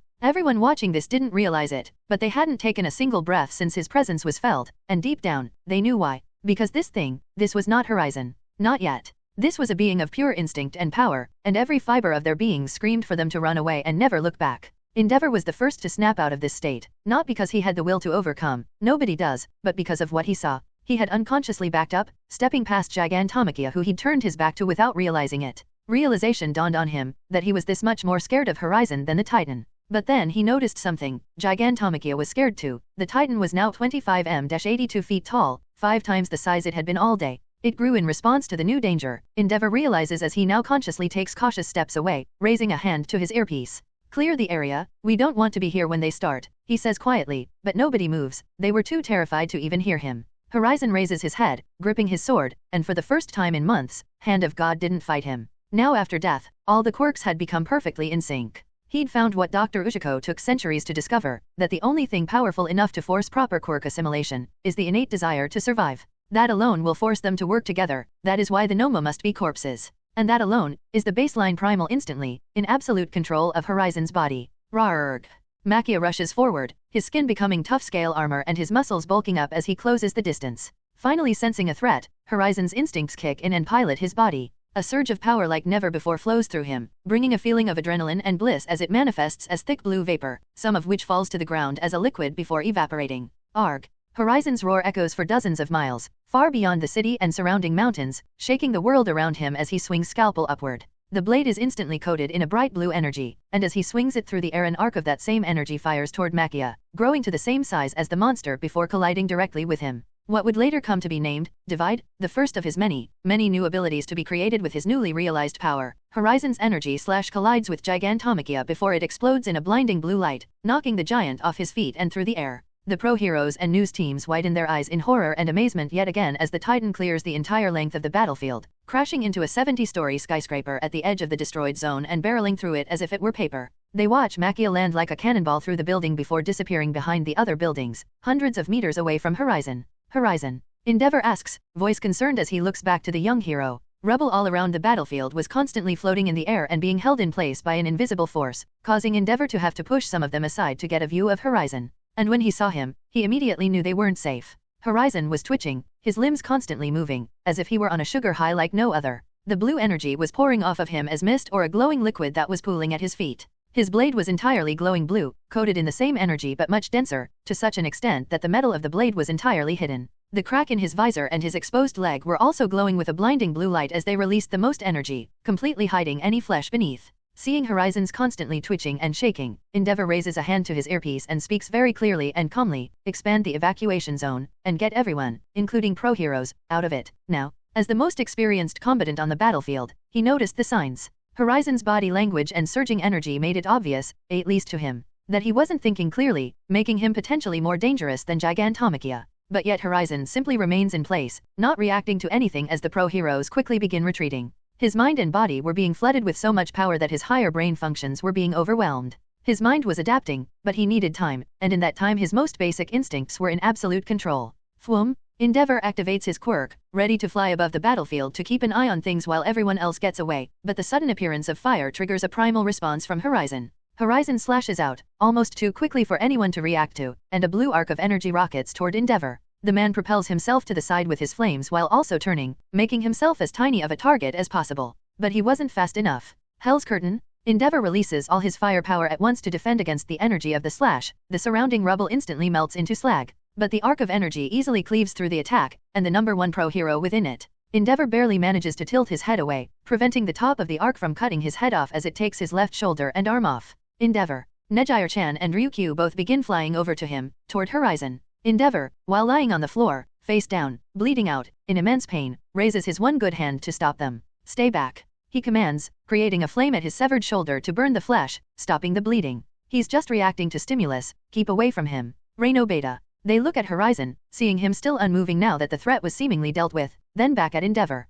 We need to get you out of here, you'll die if we don't, Ryukyu says. Endeavor looks up at her, his vision already fading. Focus on the evacuation, don't get close to him, he says between ragged breaths. As the last of Endeavor's strength is fading, and everyone around the world is forced to watch Japan lose another number one pro hero, a high-pitched humming is heard through the battlefield. A pencil-thin line of red and black electricity fires through the buildings and rubble, between the point where Makia was flung and Horizon. The energy being released from Horizon pulses as he sprints forward, and the lightning barely misses him. He runs alongside it toward Makia, only for the attack to suddenly begin expanding to the width of a road, coming directly at the hero. Everyone expects him to do what he always does, warping away, but instead, the energy around him surges yet again as it becomes more dense, and the lightning now 10m 30-foot wide column of red and black lightning slams directly into him. Ryukyu wastes no time in descending to scoop up Endeavor, and as she does so, she sees the silhouette of Horizon, glowing blue, running through the column of lightning toward the Titan. She and Nejire don't bother staying on the battlefield, immediately taking off with the injured Endeavor, who begins muttering a few words.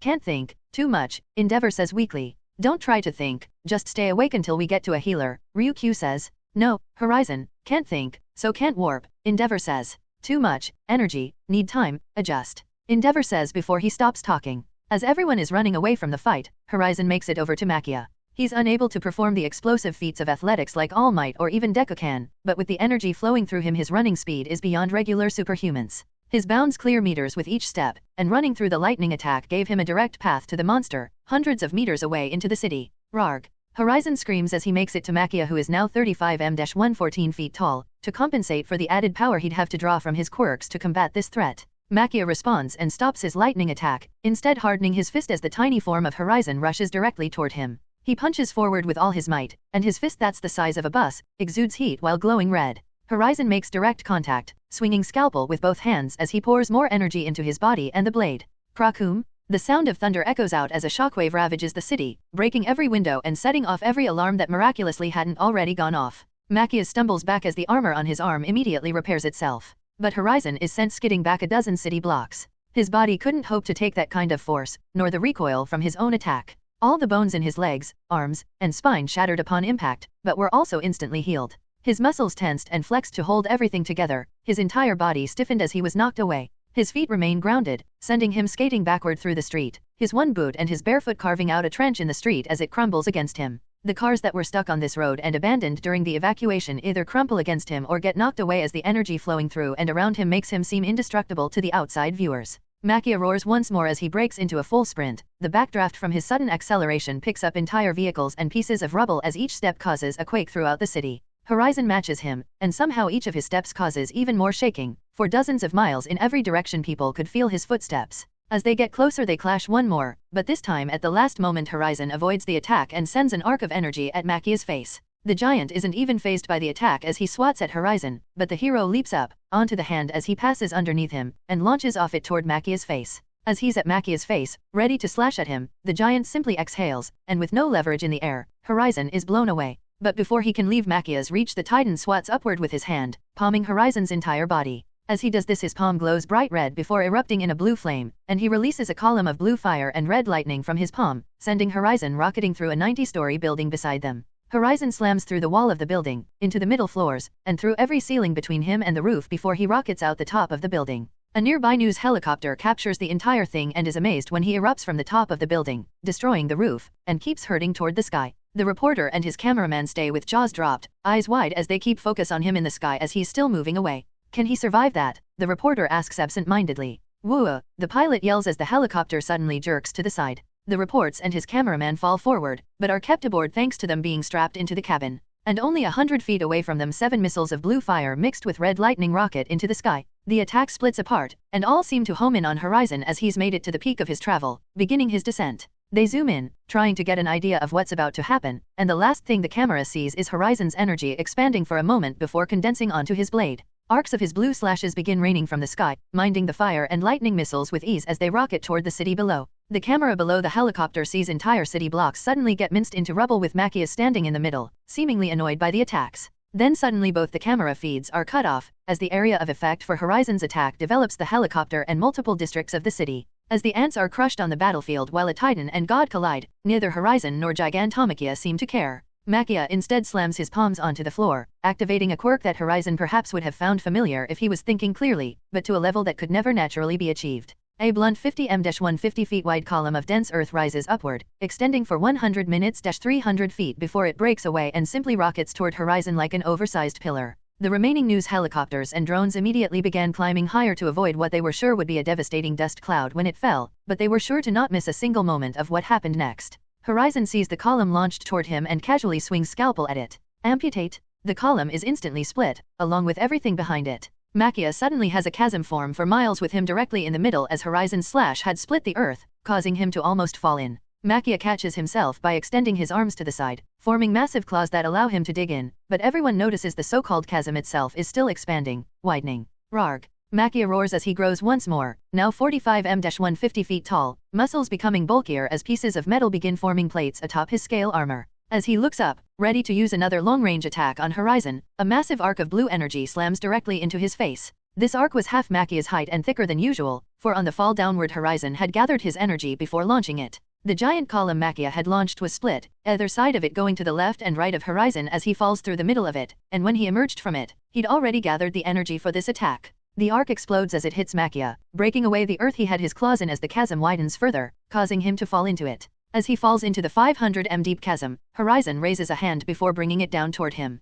And both sides of the massive column of earth Makia had launched don't simply stop moving, but instantly reverse course and accelerate. They move so fast that they rocket past either side of Horizon and slam into Makia before Horizon can even reach the ground, still falling through the air. The impact sets off earthquake and tsunami alarms even in the neighboring regions of Japan, crumbling roads and weaker houses as a dust cloud envelopes Daga City. Horizon's body disappears in the dust cloud as all the cameras lose sight of him, and not even a minute later, more quakes are felt. The air itself seems to shake. Krakum. Thunder rolls through the sky as lightning begins striking down, but all the bolts collide in the air before moving toward the same target. From outside the dust cloud, people begin speculating, most expecting Makia to be using yet another of his unique quirks. But as the dust clears, mostly due to the constant shockwaves, they see Horizon constantly clashing with the now 60 m-180 feet Makia. But with each clash, before his sword strikes Makia's fist, sending the Titan stumbling back as Horizon is sent skidding hundreds of meters away. Lighting arcs through the sky and strikes Horizon, seemingly without harming him as it clings to his body, dancing around him before moving to the blade in his grasp. As Horizon is sent skidding away one last time, Makia, instead of charging at the hero, opens his mouth, releasing a column of red and black lightning. Responding to this, Horizon aims scalpel forward in a piercing stance, and releases a matching column of the collected lightning directly at the giant. The result is a blinding light, a deafening explosion, and a wave of electromagnetic interference that causes all the electronics in the AR to temporarily stop transmitting, leaving everyone to wonder how this new era Gigantomachy will end. Well, that didn't go as planned, Nizo mutters as his monitor goes black, having lost the connection from the fight. Principal Nizo was sitting in his office watching the fight before it cut off, and the moment it did he leaned forward and began accessing the most appropriate national satellite to perhaps get a view of the battlefield from the sky. While he's typing away on his keyboard, the phone on his desk rings. Yes, Panto, he says without even looking at the caller number. What the hell is going on? Panto asks in an annoyed voice, a rare bit of emotion showing through her quirk. Why is Horizon doing more damage than Gigantomachia? Endeavor explained well enough, Nizo says while still getting into a satellite. He's acting on instinct. I'm sure after the fight he'll be better than ever. He's already personally killed hundreds with his attacks, not to mention Endeavor is in critical condition. Gigantomachia pushed him to new heights. It seems to have taken him by surprise which caused this reaction, Nizo says. When the fight is over I'm sure Horizon will explain. Nizo, he killed hundreds, Panta says. If he was anyone else I'd already file for his provisional hero license to be taken and to blacklist him from all national hero courses. Yes, but he isn't anyone else, he's Horizon, Nizu says. But you could do that which would nullify the contract, and I doubt he'd blame you at all, he's actually quite reasonable when he's at fault. That's actually not something I can individually decide. Since he's been listed as a national asset such as yourself, the Supreme Court will have to decide what happens to him. Besides, if he learns to control that power, the next time the villains make a monster like that, it won't stand a chance. I see, then it's out of our control, Nizu says. What about communications from the battlefield? Still being blocked, but Shigaraki was projecting his voice somehow, most likely through a quirk. Nizu's monitor shows an aerial view of the battlefield, flashing and shining with blue lightning arcing about battling red and black lightning. As he and Panto continue speaking, the door to his office is pushed open with Aizawa and Simon barging into the room. Principal Nizu, we're going to Daga, Aizawa says. You won't make it in time, the battle will be over by the time you get there, Nizu says. Who is that? Panto asks, only hearing Aizawa's voice. Eraserhead, he and Simon just entered my office, Nizu says as he gestures to the phone. President Panto and I were discussing how to move forward after this event beta. Simon's eyes widen but Aizawa's narrows at the phone. Then you can organize some kind of transport to get us there faster, right? I can, but you should stay in UA, Panto says. Both of you. But people are dying, Simon says. And many of them are already dead. No hero can save everyone, Panto says. But the risk of losing Erasure to the villains is too great, so I don't want Eraserhead anywhere near that battlefield, and your brainwashing quirk doesn't work on Nomu since their brains only take orders from the specific frequency the villains communicate to them with. But she cuts off Simon. Legions of pro-heroes are rushing to Daga City to help in any way they can, but we can't endanger more valuable assets by sending in the two of you. Have faith in your team leader to overcome this monster. It's Horizon, he doesn't lose, remember. Simon sighs, yes ma'am. What about Endeavor? Shoto is worried about his father, Aizawa says. He was handed over to a group of support heroes for healing close to the battlefield. The last update I got stated that he's conscious and still giving orders. Aizawa breathes a sigh of relief. Shoto will be glad to hear that. Simon, Panto says. As a member of Team Horizon you should have some good insights into how he fights and the abilities the public isn't aware of. Call out anything in the fight that we should be concerned about. Some of the broadcasts are about to reconnect. Yes ma'am, Simon says as Nizu projects his screen onto the monitor built into the far wall. The video broadcast resumes, showing Horizon constantly rushing about around Gigantomachia, constantly firing off arcs of energy slashes at the monster while it's trying to squash him. Anything you say that's useful I can relay to the ground forces via the public channels, Panto says. What's with the energy slashes? Aizawa asks as he and Simon sit on the couches. It looks like his healing energy booster shot doesn't hurt people, right? He's been working on that since the summer camp, Simon says. He realized that if someone like All for One appeared he didn't have a way to do actual damage from range, so he forms blades out of his energy and launches them, like a mix of antibacterial curtain and incision. How long has he had that? Nizu asks. Honestly, this is the first time I've seen it work, Simon says. Usually he can't even get the energy to make a tangible shape like that. And the lightning from the sky? Panto asks. Do we have to be concerned about storms? Can he control the weather? No idea, but he mentioned controlling gases is very difficult. If his mind isn't focused enough for him to warp I doubt he can cause storms. But he is an order of magnitude stronger than he was before this fight, and is only growing by the second, right? Aizawa asks. Undoubtedly so, Nizu says. Then how wide is the evacuation zone? Aizawa asks. If Makia knocks him into one of the nearby cities this grudge match will flatten it. The evacuation zone has already been expanded to include the entire region, but the constant quakes from the fight have destabilized or collapsed many of the main roads, so people are forced to walk as fast as they can.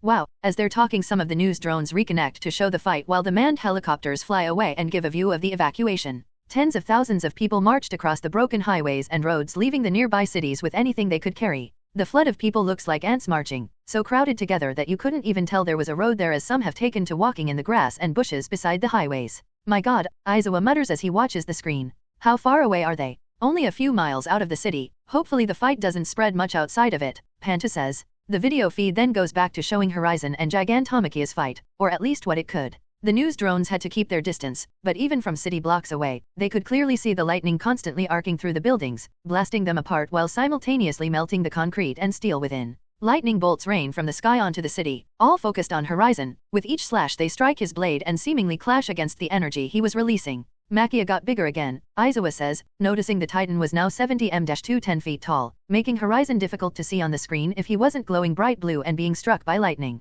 Horizon charges forward, and beneath him pillars of earth and rubble are raised from the ground, elevating him toward the Titan. People watching all around the world hold their breath as he gathers his energy into Scalpel, while clearly aiming at Makia's head. The Titan stumps the ground, causing the pillars Horizon was leaping between while climbing up to him to break, but the tops of them stay in place, and when Horizon is up to Makia's chest he swings Scalpel. Before he could complete the motion, Makia released a shockwave of invisible force, launching him back and into the road below, which collapsed as Horizon disappeared beneath the street. While everyone was waiting for him to show himself, Makia was already on alert. Sensing a rising threat, he flexed his muscles, tensing them as the armor on his body developed spikes. Beneath the surface, on the 4th level of the underground train system below Daga City, Horizon lays flat on the tracks for a moment. He can feel his slashes becoming more and more useless as the fight drags on, and in a moment of anger, laced with something he's rarely ever experienced, a healthy amount of fear, moves his hand forward, making a pushing motion toward where he could sense Makia standing before he closes his hand, crushing the air in his grasp. From the drones above, everyone watching sees rubble all around the battlefield floating, as if gravity had suddenly been turned off.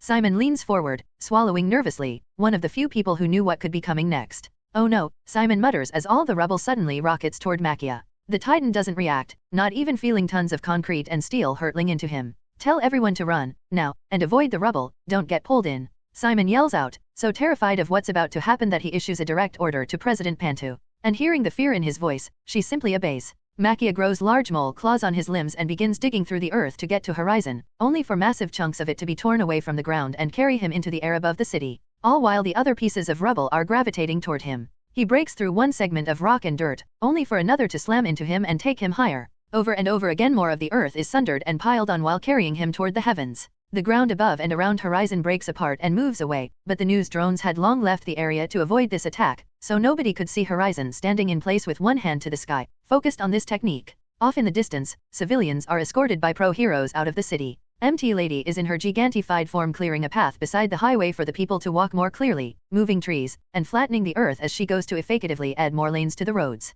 She suddenly stops as Panta's message rings through her earpiece, confusing her. "Avoid the rubble," she asks, looking around. "What rubble? Run!" She hears hundreds of people yell in panic behind her, causing her to turn around and see everything in the city rising up. Entire skyscrapers were torn from the earth, along with massive chunks of earth itself. The phenomenon expands outward like a wave, and her heart sinks as she sees it coming toward them, faster than any of them could escape. "Use whatever quirks you have to get away from this, and don't get pulled in by the rubble," MT Lady screams, her voice carrying for a great distance. She sees chunks of earth rupture and launches into the air before floating in place just above the ground. Then with incredible speed they all rocket toward the city. All around her this happens, and the men, women, and children being evacuated are hopefully unprepared. Flying rock launches them about or crushes them as it rakes across the earth toward the city. MT Lady is knocked down as massive boulders slam into her back, but she rolls to the side away from the people, only to turn away from the city and see what could be a meteor swarm rushing past her. She looks to the side, seeing most of the thousands of people that were marching away from the city reduced to bloodstains, turning dirt to red mud and leaving a trail back to Daga City. "You!" Kamui Woods yells out as he swings and jumps between large pieces of rubble as they float through the air, directly toward his girlfriend. Seeing him, she extends her hand while more rocks slam into her, battering her body, but the moment she feels his roots wrap around her hand she shrinks. The force of her shrinking pulls them together, and he wastes no time wrapping his arms around her before shielding them both in a wooden sphere. As it felt like the world was ending around them, with civilians dying by the hundreds each second, all he could do was protect the woman he loves. Now sealed in this wooden sphere, he extends his roots as much as possible, trying his best to keep them on the ground and avoid being picked up by that attack. From within they can hear the destruction, rocks grinding and shattering, trees snapping, and below it all the drowned-out sound of hundreds of people screaming for anyone to help them. This nightmare persists for nearly a minute before everything goes silent, and Kamui begins making an opening in the sphere. "No," MT Lady says as she weakly grabs his hand the moment light enters. "We need to see what's going on out there," he says, holding her shaking body in his arm. As he opens their sphere they see nothing. There was no road, no forest, no people, just nothing. It was as if something had raked the earth all around them, excavating anything and anyone that was here. Off in the distance away from the city, miles away, he could see a wall that looked a few stories high. A wall, he narrowed his eyes, but it was hard to see at this distance. As if they were now in a massive plate or dish and he could see the brim on the horizon around them. "That's just how high the ground was," MT Lady says in a shaky voice. "Look, he put everything there." Kamui Woods turns around, and stumbles backward, falling as he cranes his neck upward. Seeing the 3 kilometers (-4.8 mi) sphere of earth hovering high above where Daga City was. He looks below it, but doesn't see any city, only excavated earth and an ocean still miles out, as if scared of the ongoing battle. As seconds go by, people around the world see exactly what they see, and can't comprehend the insurmountable dread of facing this calamity in person. Kamui Woods gets back up, and raises a finger to his earpiece. Did anyone else survive? "Just focus on getting out of there for now," Panta says, and that told them everything they needed to know. Before they could collect their thoughts, a loud roar echoes across the entire region, drawing their attention to the side of the satellite as Makia burrows through the side of it. He uses his massive claws to cling to the side, and from the distance they see him launching balls of energy downward, seemingly at Horizon. Before new drones can get back to the battlefield to get eyes on Horizon, the satellite begins to rotate, intending to place Makia directly beneath it, and everyone who sees this knows what's about to happen. In the distance, Ryukyu and Nejire rush toward the injured MT Lady and Kamui Woods, knowing they can't escape. But as for the couple, they simply hold hands and look upon the satellite in awe. Is this how the world ends? MT Lady asks. I don't know, Kamui Woods says. I hope they can come back from this. The satellite suddenly, without warning, accelerates toward the Earth. Faster than a simple falling object, as if it's being pushed toward the ground by some invisible force. I'm glad we were together at the end of the world, MT Lady says as she removes his mask and gives him a kiss, all while the entire nation and surrounding countries shake, and a blast wave is speeding toward them. Ouch, Horizon mutters as he pushes some rocks off of himself, sitting up in the rubble of Daga City, surrounded by massive bits of ruptured earth and the broken satellite. Looking around, he sees some dust clouds in the air, and extends his room farther than he'd ever done before with complete ease, sensing all the corpses buried in the dirt.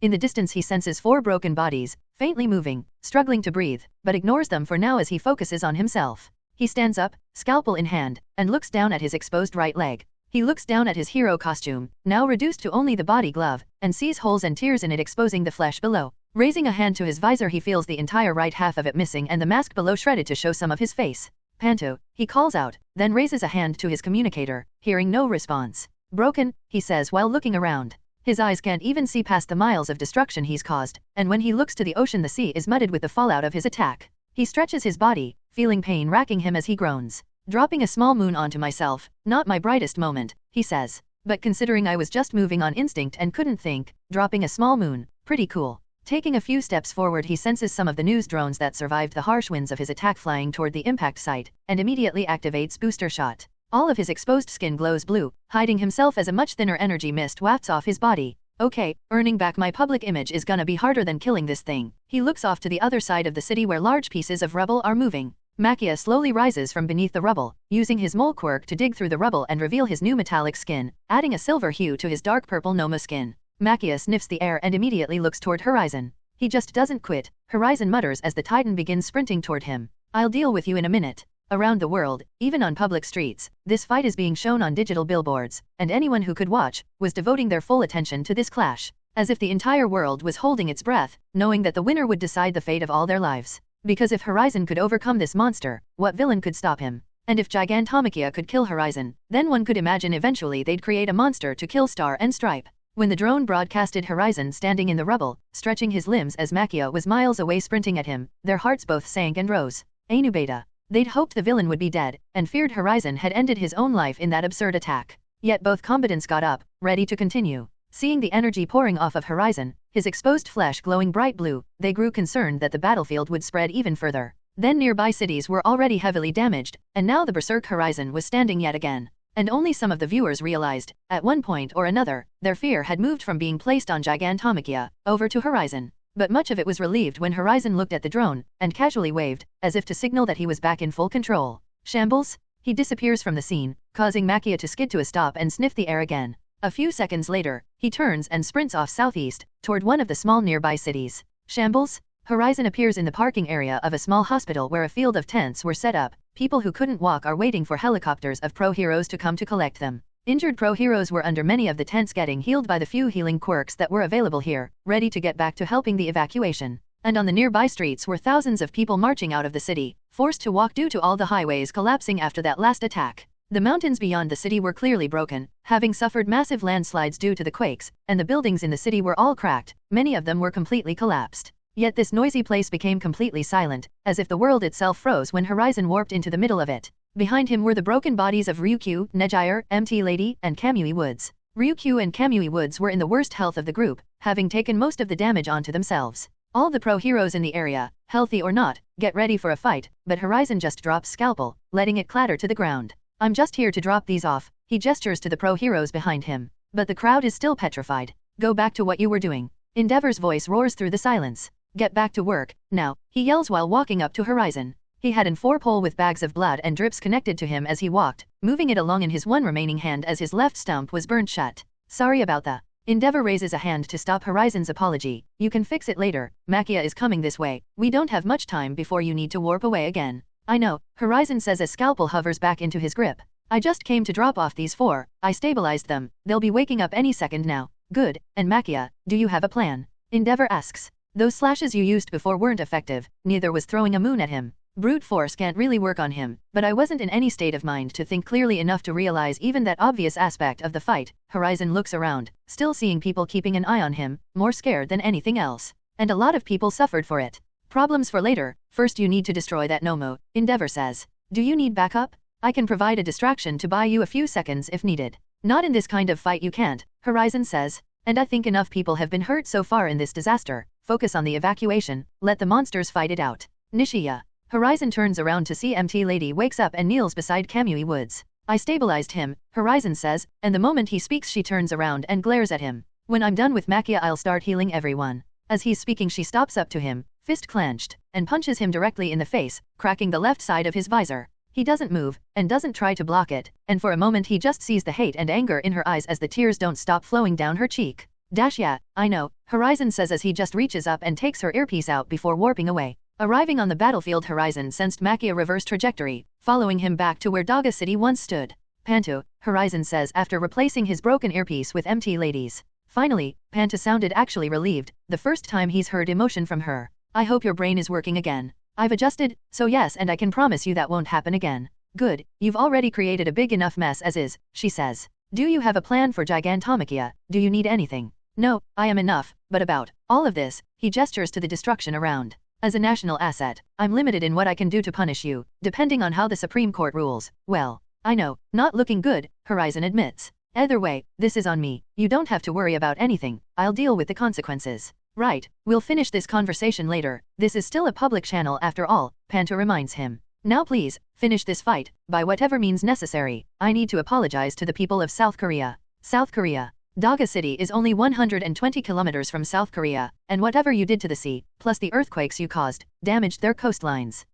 Did I? Note tsunamis, not for a lack of effort, but Japan is about to get a large bill for flood damages, Panto says. Put it on my tab I guess, Horizon sighs as he sees Makia only a mile away. Taking a deep breath he steps forward into a combat stance, gathering blue energy around the blade of his sword. Time to really test out the new ability. He slashes out at Gigantomachia in the distance, and a slash of blue energy leaves the blade. One slightly taller than him it soars through the air and harmlessly slams into Makia, completely ignored. Horizon looks down at the sword and nods. Okay, now I get it. I just need to make the energy dense and infuse it better, enhance it. He chuckles. Guess it did have a use after all. Shambles? He warps a few miles away just as Makia strikes his location with a massive open palm. One of the other cameras instantly locks onto him, seeing him already charging another slash. But this time, the energy becomes denser and thicker, clinging to scalpel and seeping into the blade as it shifts from a bright blue, almost white, to a dark blue. It pulses and builds as the Titan gets closer, before Horizon slashes upward, vertically in the direct middle of Makia. Divine. He takes one step forward, pivoting with all this as he slashes upward.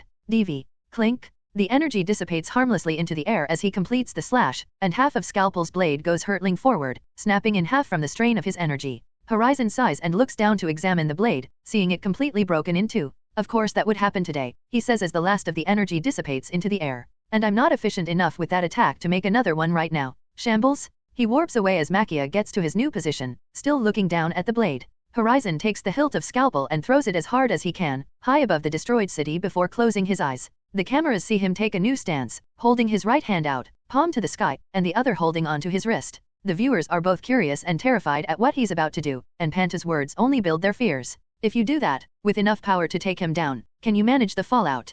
Panto asks. Yeah, I've been practicing a lot, Horizon says as shimmers of green energy begin flowing toward his palm. Makia closes the distance with each second, yet Horizon remains unmoving. He shrinks his room, keeping the damage as low as possible while gathering enough radiation to put down this monster. 8 kilometers-5 mi away, frost begins forming in a circle, creeping toward Horizon in the middle of the room. Motes of green energy begin to manifest at the edges of the room, hovering in place like fireflies all about the battlefield. As Makia is at point blank range with Horizon, he warps away, now able to maintain his focus on preparing this attack while warping. The hilt of Scalpel appears in his previous location, and Makia wastes no time turning to the sky to get a view of Horizon. Ray-a-a-a-arg. Gigantomachia roars as it strikes out with a massive fist. Gamma. Suddenly all the motes of green energy collapse into the middle of the battlefield so quickly that they appear as streaks of light. The frost spreads inward from the edges of Horizon's room as he drains all the heat from miles around him. The ice seems to chase the green radiation and heat as it gathers in his palm. All across Japan alarms go off as the national Geiger counters spike, picking up what would usually be a nuclear bomb detonating.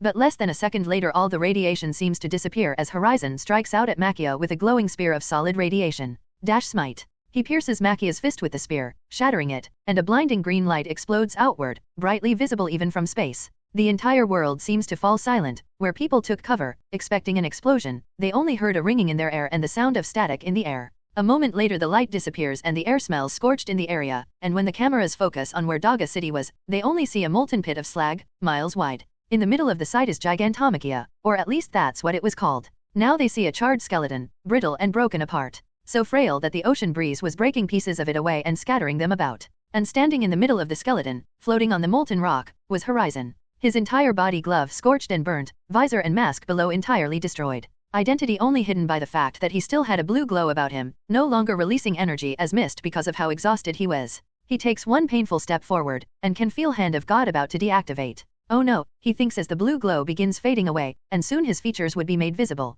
He looks down at his scorched fist and takes a deep breath, not enough energy to warp away, might as well make it look good. And as he clenches a fist, moving to raise it to the sky, to mirror All Might's last stand, a wall of orange fire erupts around him, hiding him from all the cameras. The death toll of the Gigantomachy incident centered on what was formerly Daga City continues to grow as more people are either found in undesirable states or reported as missing since the event. Many demands for justice against Horizon have been brought to the attention of both the government and the Hero Public Safety Commission, as much of Japan and its surrounding neighbors feel unsafe after yesterday's events. As of this moment there are hundreds of protesters outside of UA High, Horizon Tower, and the Hero Public Safety Commission main office, all demanding justice for the loved ones that were lost during the battle. No sign of further villain activity has been reported in regards to the League of Villains, nor has Horizon appeared in public since he was abruptly escorted away from the battlefield by Endeavor. The South Korean Coast Guard are still trying to study and make sense of the strange phenomenon caused during the battle which somehow avoided any tsunami in the nearby ocean, but the Republic of South Korea is still calculating the cost of the devastation caused by the sudden floods brought on by the quakes. Repairs on all major roads affected surrounding Daga City and her neighbors have been non-stop since the battle in a desperate bid to re-establish routes, but in the meantime pro-heroes, military personnel, and first responders have been working non-stop to get everyone out of the ruined areas. By the second we become more aware of the magnitude of this devastating battle, and we must wonder, where is Horizon now? In further news the United Nations Quirk Council is considering. Panta mutes her computer and leans back in her chair, massaging her temples and catching her breath. In her silent office she takes a moment to compose her thoughts, tapping the desk with her fingers as the pressure on her continues to build. Panta picks her phone up from the desk and begins walking to the large windows looking out at Tokyo. As she does she makes a call and raises the phone to her ear. While the phone is ringing the stands at the one-way windows and looks at the street below. Thousands of people were chanting and screaming, not that she could hear them from her office. But she could see the signs they were holding, some with words that were too far for her to read. But the signs with Horizon's face crossed out didn't leave any mystery regarding their desires. Lady Pantu. Dr. Gariki's excited voice comes through her phone. Doctor, the sample we recovered yesterday, any progress? Well, it's only been a few hours since I've had it so. Any progress? Pantu asks again. Right. Well I've ran the blood samples through many tests, they react to outside stimulus as regular blood normally would, but, well, just say it doctor, Pantu says. His blood is different, as if supercharged with absurd amounts of energy, each cell is its own living thing. The samples you sent me are effectively still alive on their own, that's how much energy they have. Yes. That's impossible, that leg was torn off over a day ago, Panta says. Yes, but he's mystery class, and Horizon at that, his cells are far from normal. Is there anything you can tell me about Hand of God from those samples? Unfortunately no, he says. None of these cells have even the smallest trace of a quirk factor in the traditional sense, it's as if they belong to some energized quirkless person. That doesn't make any sense. I believe it was some sort of a defense mechanism built into Hand of God, its desire to be whole at all times. You speak as if it has a mind of its own. No, but Horizon's paranoia and other traits will influence it. Is there anything you'll be able to tell by studying it, regarding that project I've assigned you to complete? With these samples that task is far less impossible, but it doesn't have anything substantial, he says. Perhaps if I had more, bone marrow, or the entire leg maybe. Oh, and do you have a plan for when Horizon senses his missing leg in your lab and decides to confront you?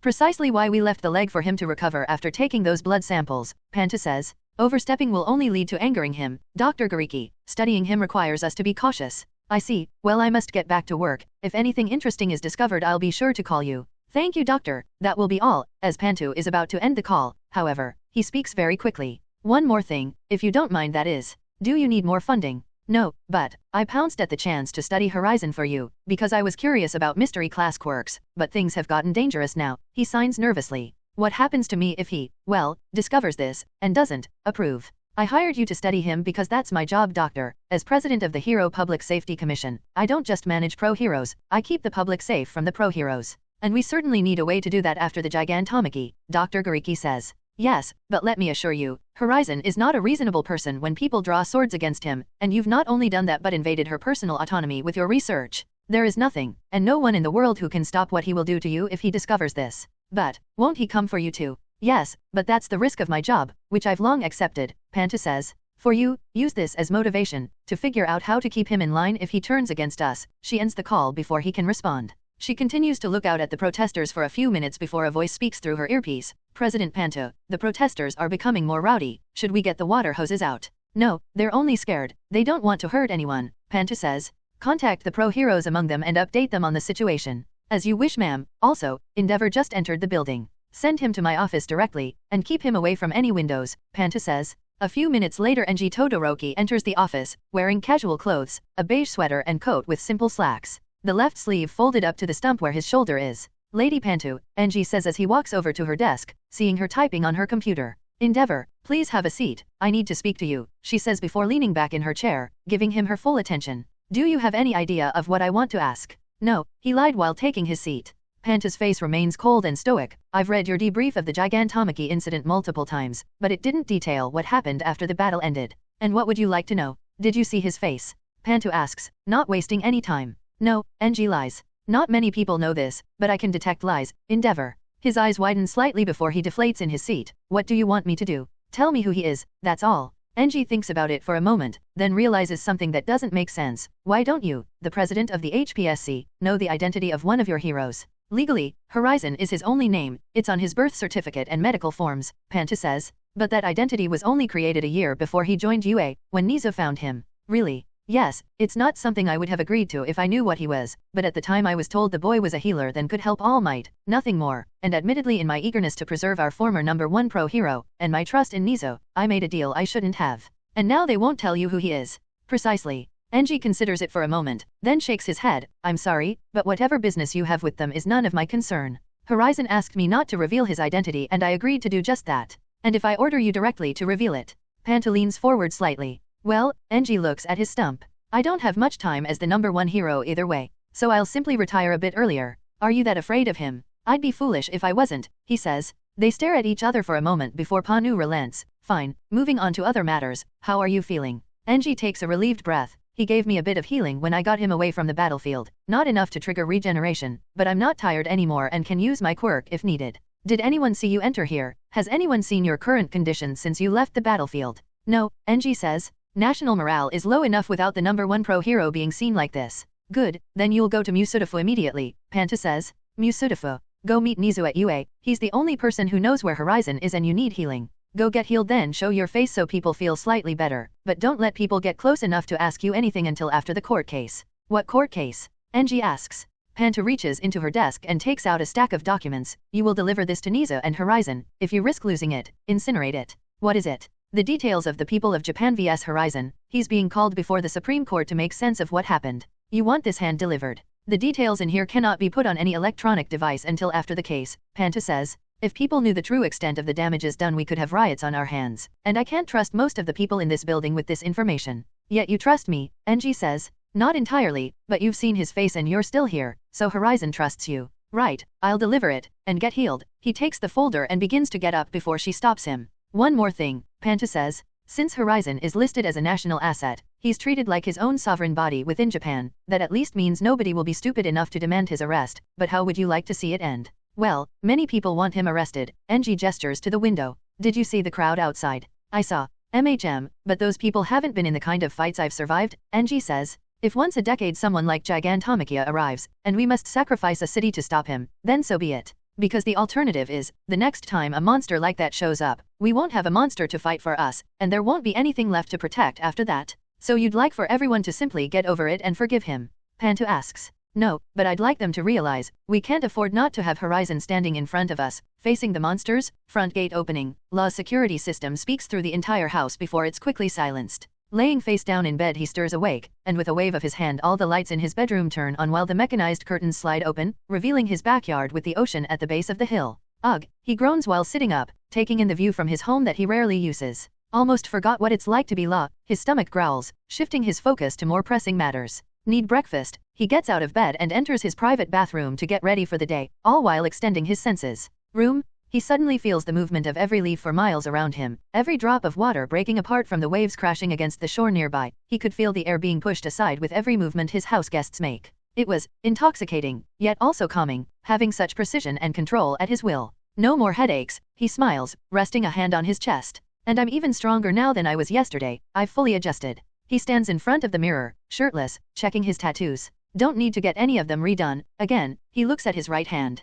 He moves his right leg a few times, then looks at it carefully, regenerated in the exact state it was lost, no surprise there. After brushing his teeth he passes a hand through his hair, still completely normal thankfully, then gets into the shower. So, hand of God is functioning perfectly again. Took a bit longer than expected, he says to himself as the water pours over him. But you'd have to be a psycho to let yourself die for quirks to adjust. No wonder Nomu are basically undead monsters. I've got more energy than before, but nothing I wouldn't have achieved naturally. He raises a hand and activates booster shot, causing the energy mist to begin pouring out of him. Feels like, maybe it accelerated my growth by 8 years, maybe 10, Horizon smiles while shutting off his quirk. Okay, that's dealt with, I'm back to full power. Now I need to just get to my quirk awakening. As he says that he takes a deep breath, activating his quirk, but the moment the room begins to form in the middle of his chest, he stifles the instinct. As if forcing his own nature to change he attempts to shift the origin point of his room, raising his hand and guiding it to his palm. But as he does so, it simply causes a geyser of healing energy to erupt from his palm, so dense it erupts almost to the ceiling before falling down as glowing blue liquid.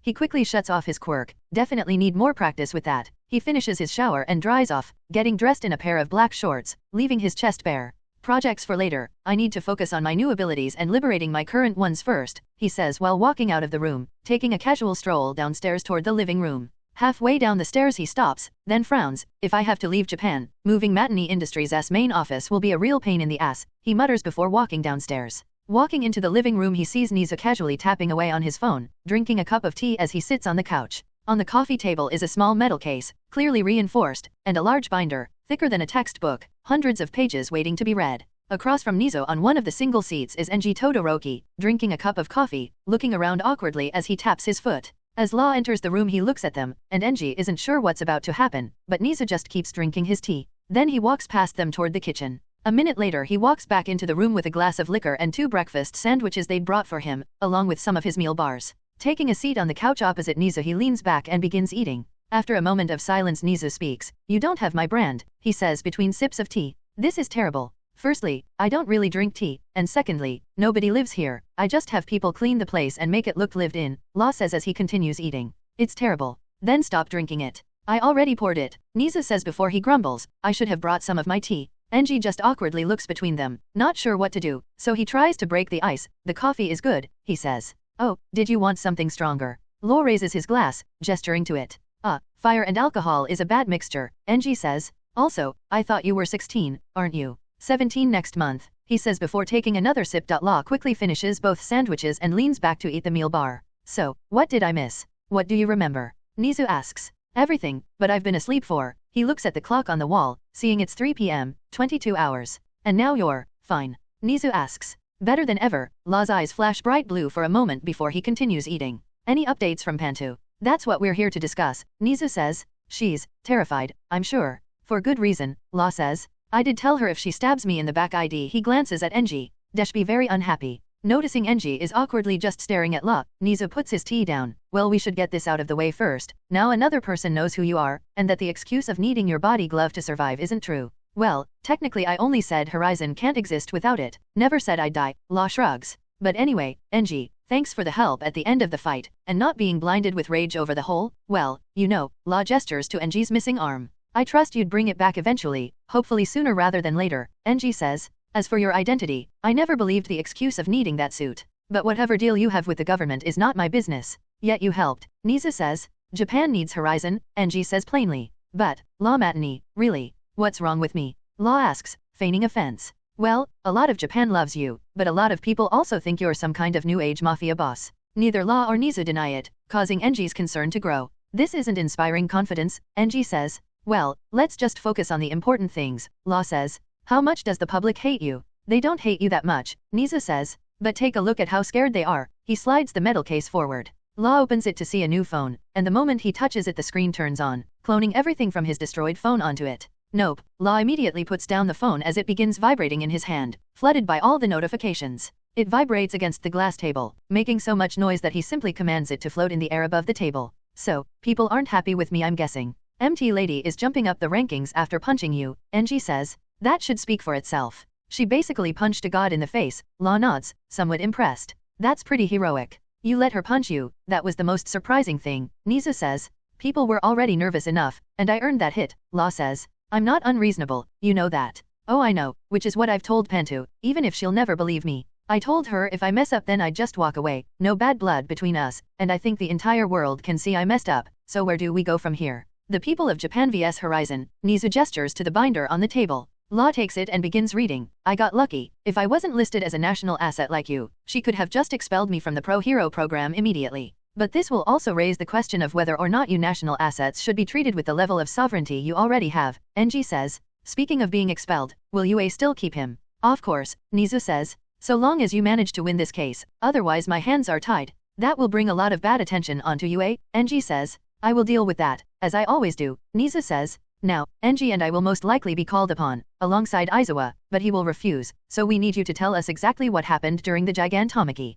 Fuck, Law sighs and sinks down into the chair. We should get Pantu in on this, she'll most likely be requested to testify on my behalf. She's expecting our call, Nizu says as Law floats his still vibrating phone to his hand. Wait, should I leave? NG says. I mean, of course I'll testify if asked, but I feel as if I'm about to get involved in something I would want no part of. Too late, you've seen my face, Law says, casually. You learning a bit more won't change anything now, no matter what you divulge the consequences for you will be the same. What consequences? NG asks. President Pantu is scared of me, so what do you think? Law gives him a shrug as realizations dawns on NG. Oh, I see, NG sighs. Well if I'm stuck either way, it's best I know as much as possible to best navigate this mess. Exactly, Law says as he's about to call Pantu, only for his phone to start vibrating again. Seriously. He denies the call but sends a quick message before going back to calling Pantu. Telling your classmates you're alright. Nizu asks. No, my team should know I'm fine, Law says. I was responding to Ryoko, she's been bombarding me this entire time. And how is she handling this entire event?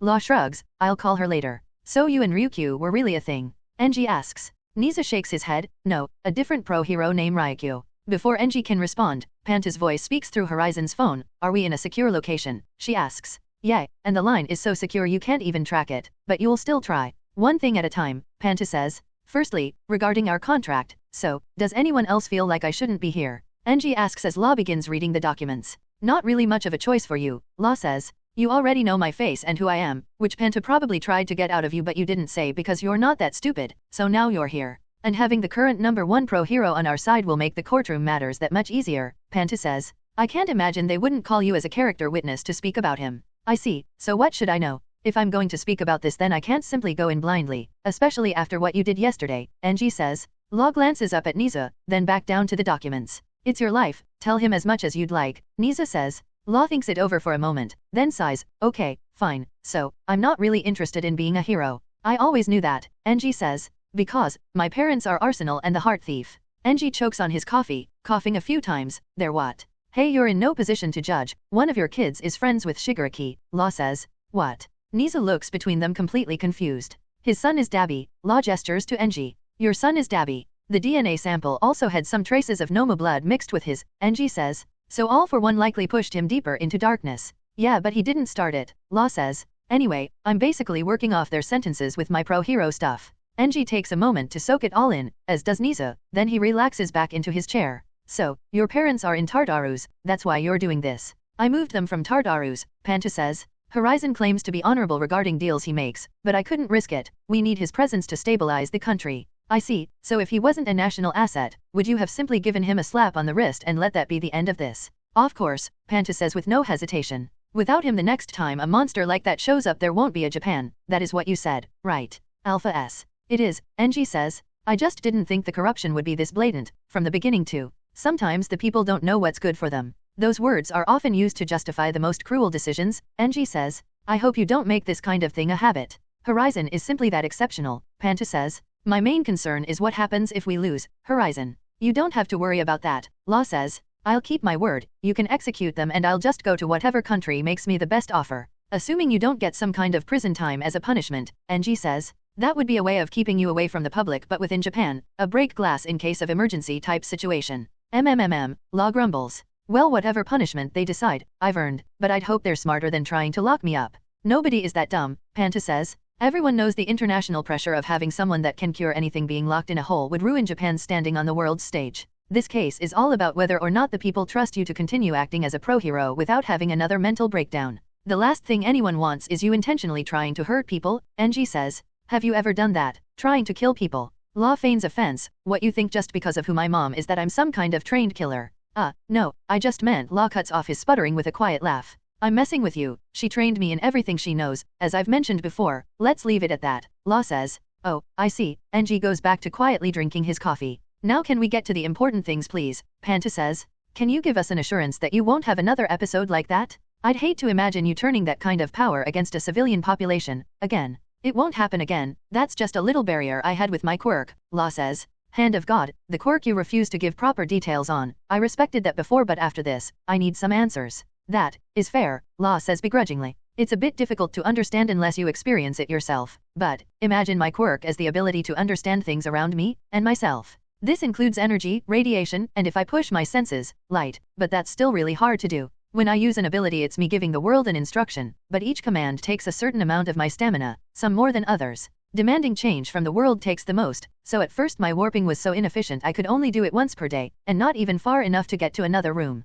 As I was growing up and constantly training, the barriers became more mental as my body could store more energy within it. Techniques became easier to grasp but still nearly impossible to a regular person's understanding. I don't even know how I'd begin explaining what shambles and amputate really do if I was asked, so I often just say they're spatial and leave it at that. But after fighting all for one, I put my training into overdrive. I worked harder and grew faster than ever before, but it was like I had a wall instinctually built into my quirk, preventing me from accessing all the power I'd been developing, and I needed a push to break through it. Gigantomachia gave you the push when he killed you, NG says, and you woke back up with your brain running on pure instinct. That's why you couldn't use any of the abilities that require a more refined thought process. Well, I didn't actually die, but I was close enough to trigger it, yeah, Law says. And now I'm stronger than ever, and I can assure you that will never happen again. While I trust your word on this, Nizu says, the public isn't as logical, and fear is currently ruling them. They aren't wrong to be afraid, especially considering what you did so casually to the second most powerful hero in Japan, NG gestures to his own arm. But they are thinking too short-term, not realizing that if Gigantomachia could be made, another one is imminent. People are stupid, nothing new there. Law takes a sip of his liquor. Don't suppose if this goes bad we can cut another deal. Unfortunately, I've already been putting my job, my life, and the trading relationships of the entire nation at risk by keeping your parents alive, Panta says. Did you mom really have to make half the UN personally hate her? Law shrugs. She was just very good at her job. It comes with the trade. How many people know they're still alive? NG asks. You made a false announcement that they were executed over a year ago. Is that secret safe? Aside from the people in this conversation, nobody knows who those mysterious prisoners were, only that they had to move them, Panta says. That's why we didn't reveal any names or faces. At this moment Law finishes reading the documents and shakes his head. Okay, so I'm fucked. That was my initial thought. Yes, Panta says. But we have a few days to prepare. Ideally they announce which judge will be presiding over this matter and I can leverage my connections. That's highly illegal, NG says. I am the government, was her simple response. If I can get him to hand this matter over to the HPSC then I'll simply sweep this away. That could cost you your job if Prime Minister Boso disagrees, Niza says.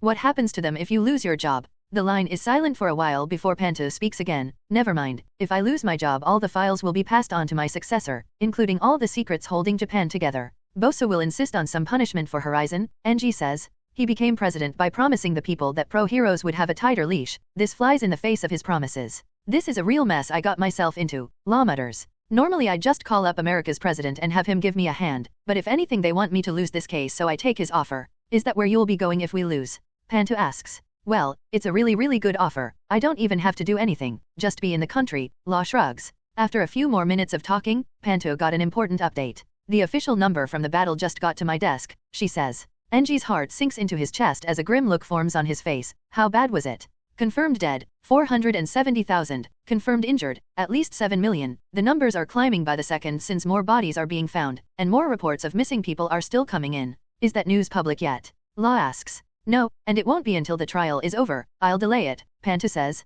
Thanks. Law takes another sip of his drink, looking mostly unbothered, while NG can't even fathom loss of life on such a scale. He gets up and begins walking to the kitchen. I need more food, was all he said before leaving the room. As Enji sits alone once again with Nizo, he looks over at his former school principal who was cutely drinking his tea. Does this not bother you at all? Enji asks. Letting the past bother you is a large part of why you humans can't step forward together, Nizo says. I prefer to look to the future, a future where Horizon will save many more lives than this calamity has taken. Enji sighs. You're really hopeful, as expected from the principal of the world's best hero course. You know you could visit sometime, maybe be a guest teacher like 13, Nizo suggests. Having the 3 greatest pro heroes in the history of Japan on one campus would be quite something. Horizon isn't fully a pro hero yet, Nizo. Panto reminds him. Minato, Tokyo, 11 p.m. Ryoko Tsuchikawa, formerly known as the pro hero Pixie Bob, sits alone on a train after being sent home early from her workplace. She idly scrolls on her phone, but ever so often glances around at the entirely empty train. This is actually pretty nice, she mutters, enjoying the subway being completely empty rather than the usual crowds.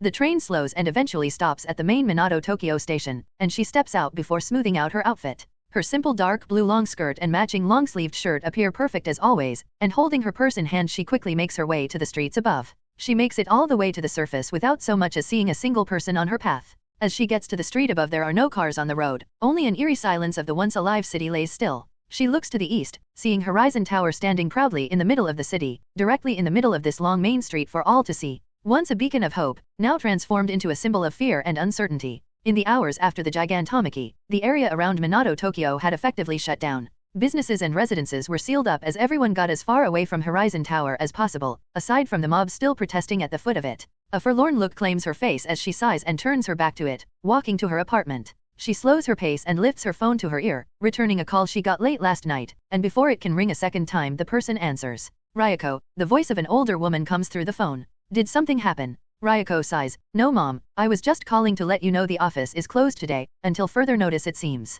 Good, then you can get out of that place before he comes back. You should come home. I haven't seen you in months. I'll call Shino and find out what I can. She said the mountain resort has been full for the first time since the League of Villains attacked it, so they may need an extra pair of hands. That's good, the more heroes around you the better, her mom says. I really don't think any amount would help, Ryoko admits. But I know you've been worried about me staying in Tokyo, so I was just calling to let you know I'm on my way home to pack. Looks like our office was the last to run away. She looks around at all the buildings boarded up or simply closed, the bustling streets of Minato Tokyo now transformed into a ghost town in less than a day. Right, just get as far away from that place as possible. Call me later before you leave. I will. And how are things back home?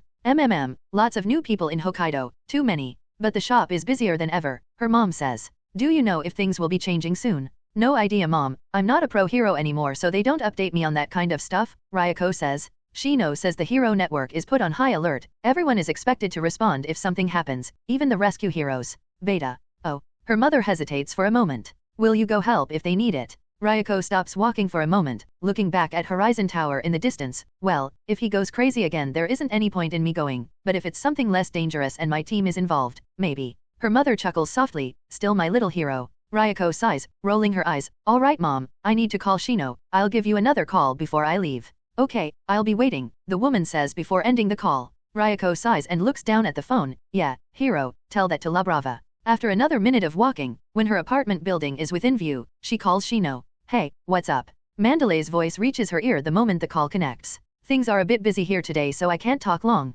Right, I was wondering if you could use another pair of hands. My office is clearing Tokyo until this mess is over, Ryoko says. That'd be great actually, all the nearby towns are busy too so lots of people are just coming to the hot springs for a few hours, Mandalay says. Oh, and can you grab me some stuff on the way here? I'll send you a list. Sure thing, I'll be there in a few hours. Great, see you then. Mandalay hangs up and presumably gets back to work. As the call ends Ryoko is already entering her high-end apartment building, taking the elevator up to the 43rd floor, still having not seen another person on her journey home. As she enters and locks the door behind her, turning on the lights, she quickly takes off her heels and breathes a sigh of relief. She immediately walks over to the kitchen to make herself some tea, and as the electric kettle is on begins walking to her room. As she's passing through the hallway she notices light out of the corner of her eye, and is immediately on edge. She places a hand on the wall while walking toward the living room, quietly and slowly, ready to activate her quirk at any moment. Only to relax as she looks into the room. Let me guess, you found the spare key? Ryoko asks as she moves to take a seat, glaring at Horizon who is sitting watching the muted news.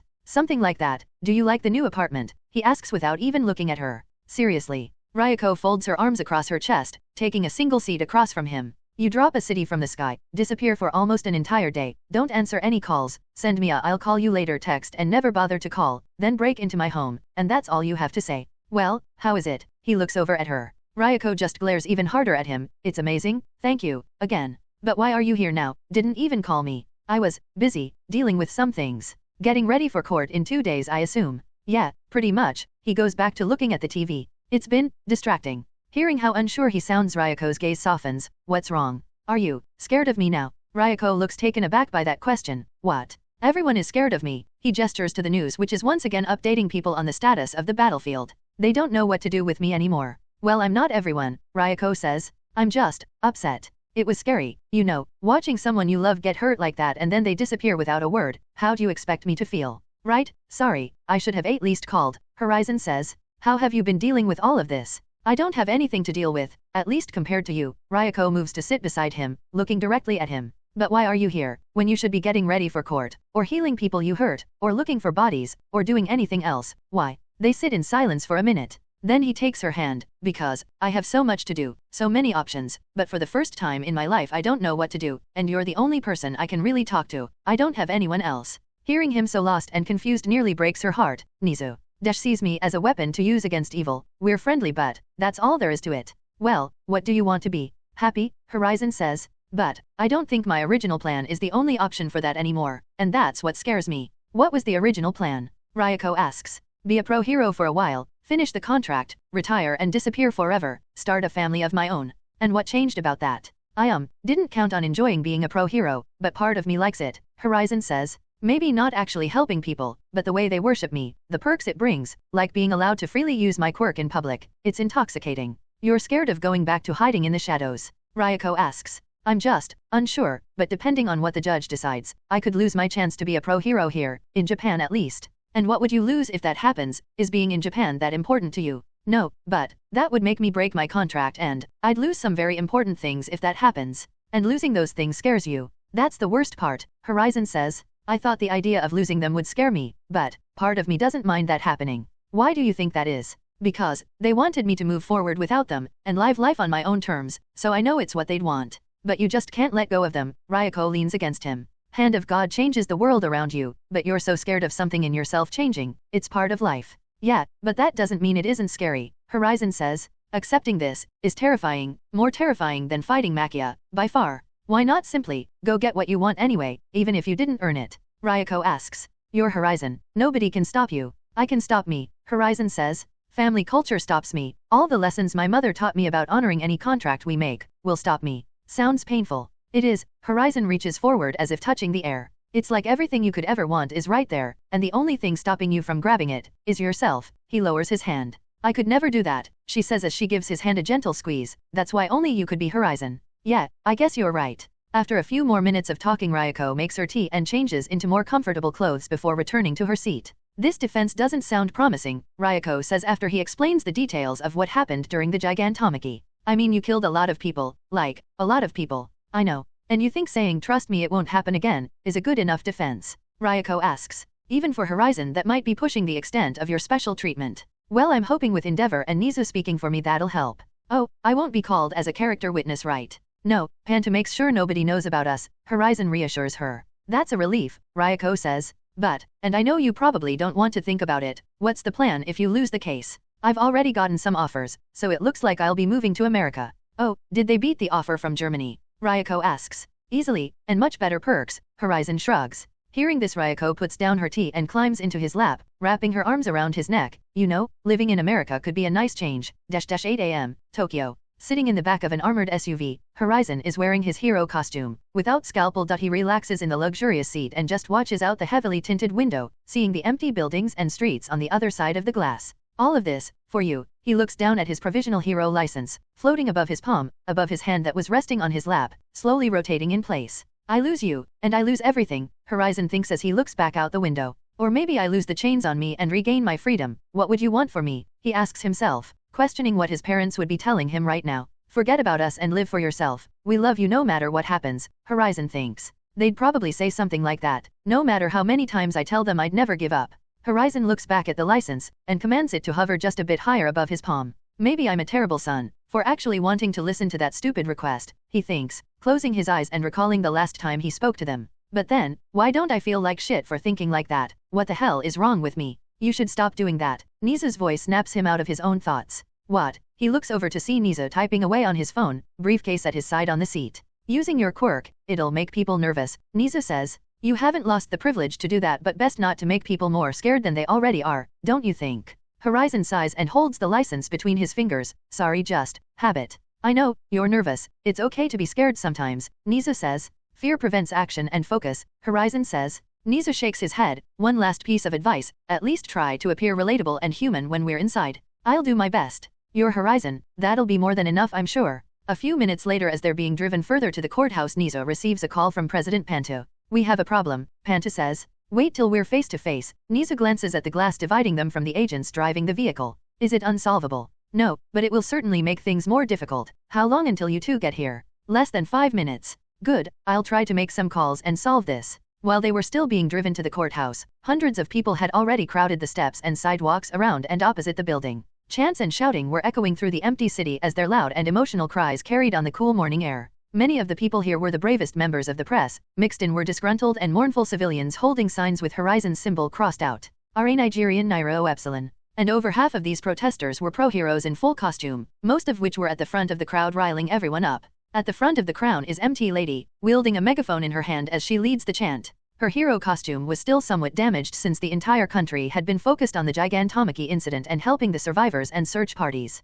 Her waist was bandaged along with her right leg being in a cast, and her other arm was holding a sign protesting Horizon. The roaring of the crowd only grows as they see the blackout-tinted armored vehicle approaching. Emotions begin running high as anger and fear builds in the crowd. And as the vehicle stops, and the door opens. For the first time since the Gigantomachy, the public lays eyes on Horizon, and the entire world seems to go silent. As if they were scared to breathe too loudly, they could hear their heartbeat drumming away in their ears. And all the words they wanted to say to him got stuck in their throat as a sense of dread and fear filled the area. Even Nisa's adorable body in his shoulder wasn't enough to draw their focus away from him, and not a single person was willing to move in his presence. Be nice, Nisa quietly mutters in his ear as Horizon slowly looks around. I am being nice, Horizon whispers back as he begins walking toward the entrance. As he's halfway there, MT Lady musters all her courage and cuts him off, standing in front of him to block his path. Horizon doesn't speak, only looks down at her. But he can feel everyone shifting nervously, terrified of the outcome. I hope you're here to plead guilty, MT Lady says, beads of sweat on her forehead, a quiver in her voice.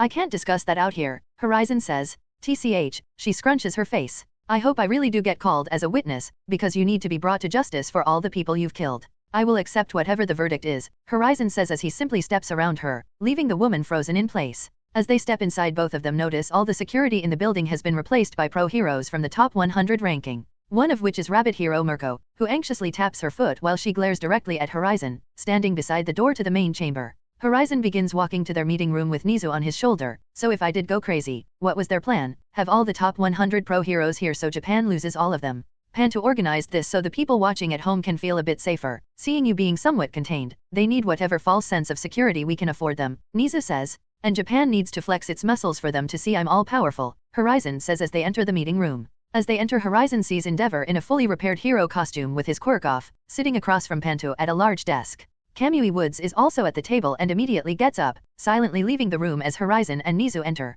What was he doing here? Horizon asks. He and Edgeshot agreed to be positive character witnesses for you. We were just going over details, Endeavor says. That must mean Team Lurkers is destroyed, since MT Lady is outside getting everyone to hate my guts, Horizon says as he and Nizu sit at the table. We have bigger things to worry about than the feelings of some mediocre hero, Panta says. 14 of the judges have resigned. What? Nizu nearly falls off his chair in surprise. Only one of them stayed. Why? Nobody wants the pressure of judging this case, Endeavor says. And they were planning to rule against Horizon, Panta says. So I persuaded them to simply not be present if they weren't on our side. Horizon immediately places a hand on hers. Is that true? Yes, they were going to rule to have you expelled from the National Hero Program, Panta says. Japan can't afford to lose you right now. And the last judge? Horizon asks, still holding her hand. He's undecided, Panta says. And Horizon detects no lies in anything she said. This case should be delayed if this is the situation, Nizu says. We can't afford that, literally, Panta says. Japan is essentially shut down right now. The country is losing too much money each hour.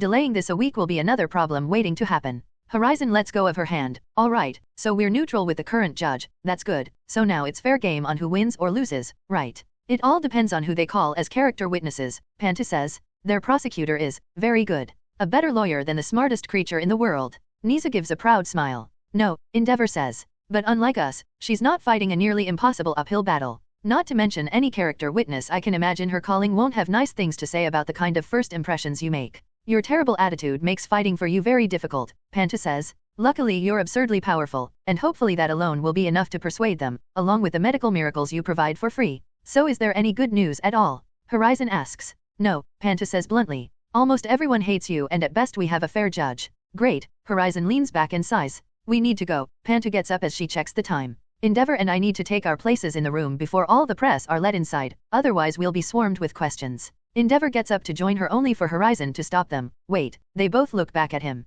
If I lose, what happens to you? He asks Pantu. If you lose, I'll likely lose my job for siding with you, she says. But this is my job, keeping powerful assets local, protecting Japan. She leaves the room followed by Endeavor. Horizon closes his eyes and tilts his head back, taking a moment to collect his thoughts. Who are you texting? He asks Nizo, sensing the bear mouse typing on his phone. Back up, in case we need it. Hopefully he'll get here fast enough, Nizo says. Horizon chuckles. Maybe I should send a few messages, tell the White House to get a plane ready, and tell Ryoko to pack perhaps. I don't even know anymore. Your classmates would miss you, I hope you'd at least say goodbye to them, Nizo says. The best I can do is try to keep them as far away from this as possible. Luckily with Panta's help nobody's tried to drag my team into this crap. They are promising your heroes, of course she will protect them, and what about your friends? Those girls liked the idea of a perfect invincible hero, Horizon admits. So I think that convenient fun is dead now. Well that's one positive of this, Nizo chuckles. I don't have to worry about you seducing any more of my students, or teachers. She wasn't technically a member of UA staff, Horizon says.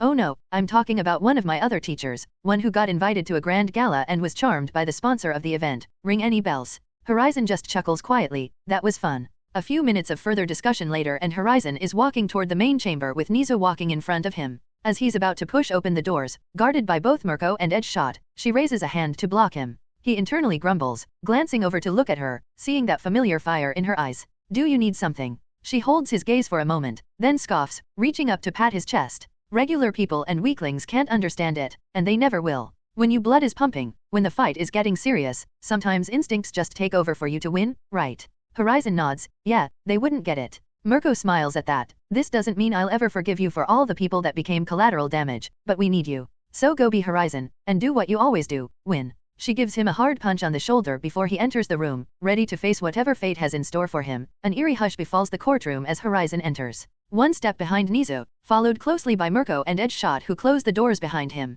He stops for a moment and looks around, seeing the room filled with pro-heroes and press, rows of cameras facing forward to capture and broadcast everything to the world. And many people were holding cameras to capture his first moment in the room. Ahead of him he could see the judge's desk, 15 chairs elevated above the room with 2 seats slightly lower in front of it. In front of them are 2 tables, one on each side. Nizo walks to the right side while an older Japanese woman is sitting at the table to the left, a stack of documents on the table and 3 assistants sitting behind her. The prosecutor was currently having a meeting with her assistants, and Horizon just ignored it to get to his seat beside Nizo. She seems serious, Horizon says as he sits beside Nizo, glancing over to the prosecutor for just a second. Win or lose this case is a career ender, Nizo says. I forgot to ask before but, how many times have you had to use your law degree? Every time I want to really get new things done at UA, or deal with a mess on campus, Nizo says. You should have seen the mountain of paperwork after USJ and the summer camp incidents. Horizon chuckles at that. 2 national assets and this is what we have to do. I didn't slam a meteorite into Japan, Nizo says.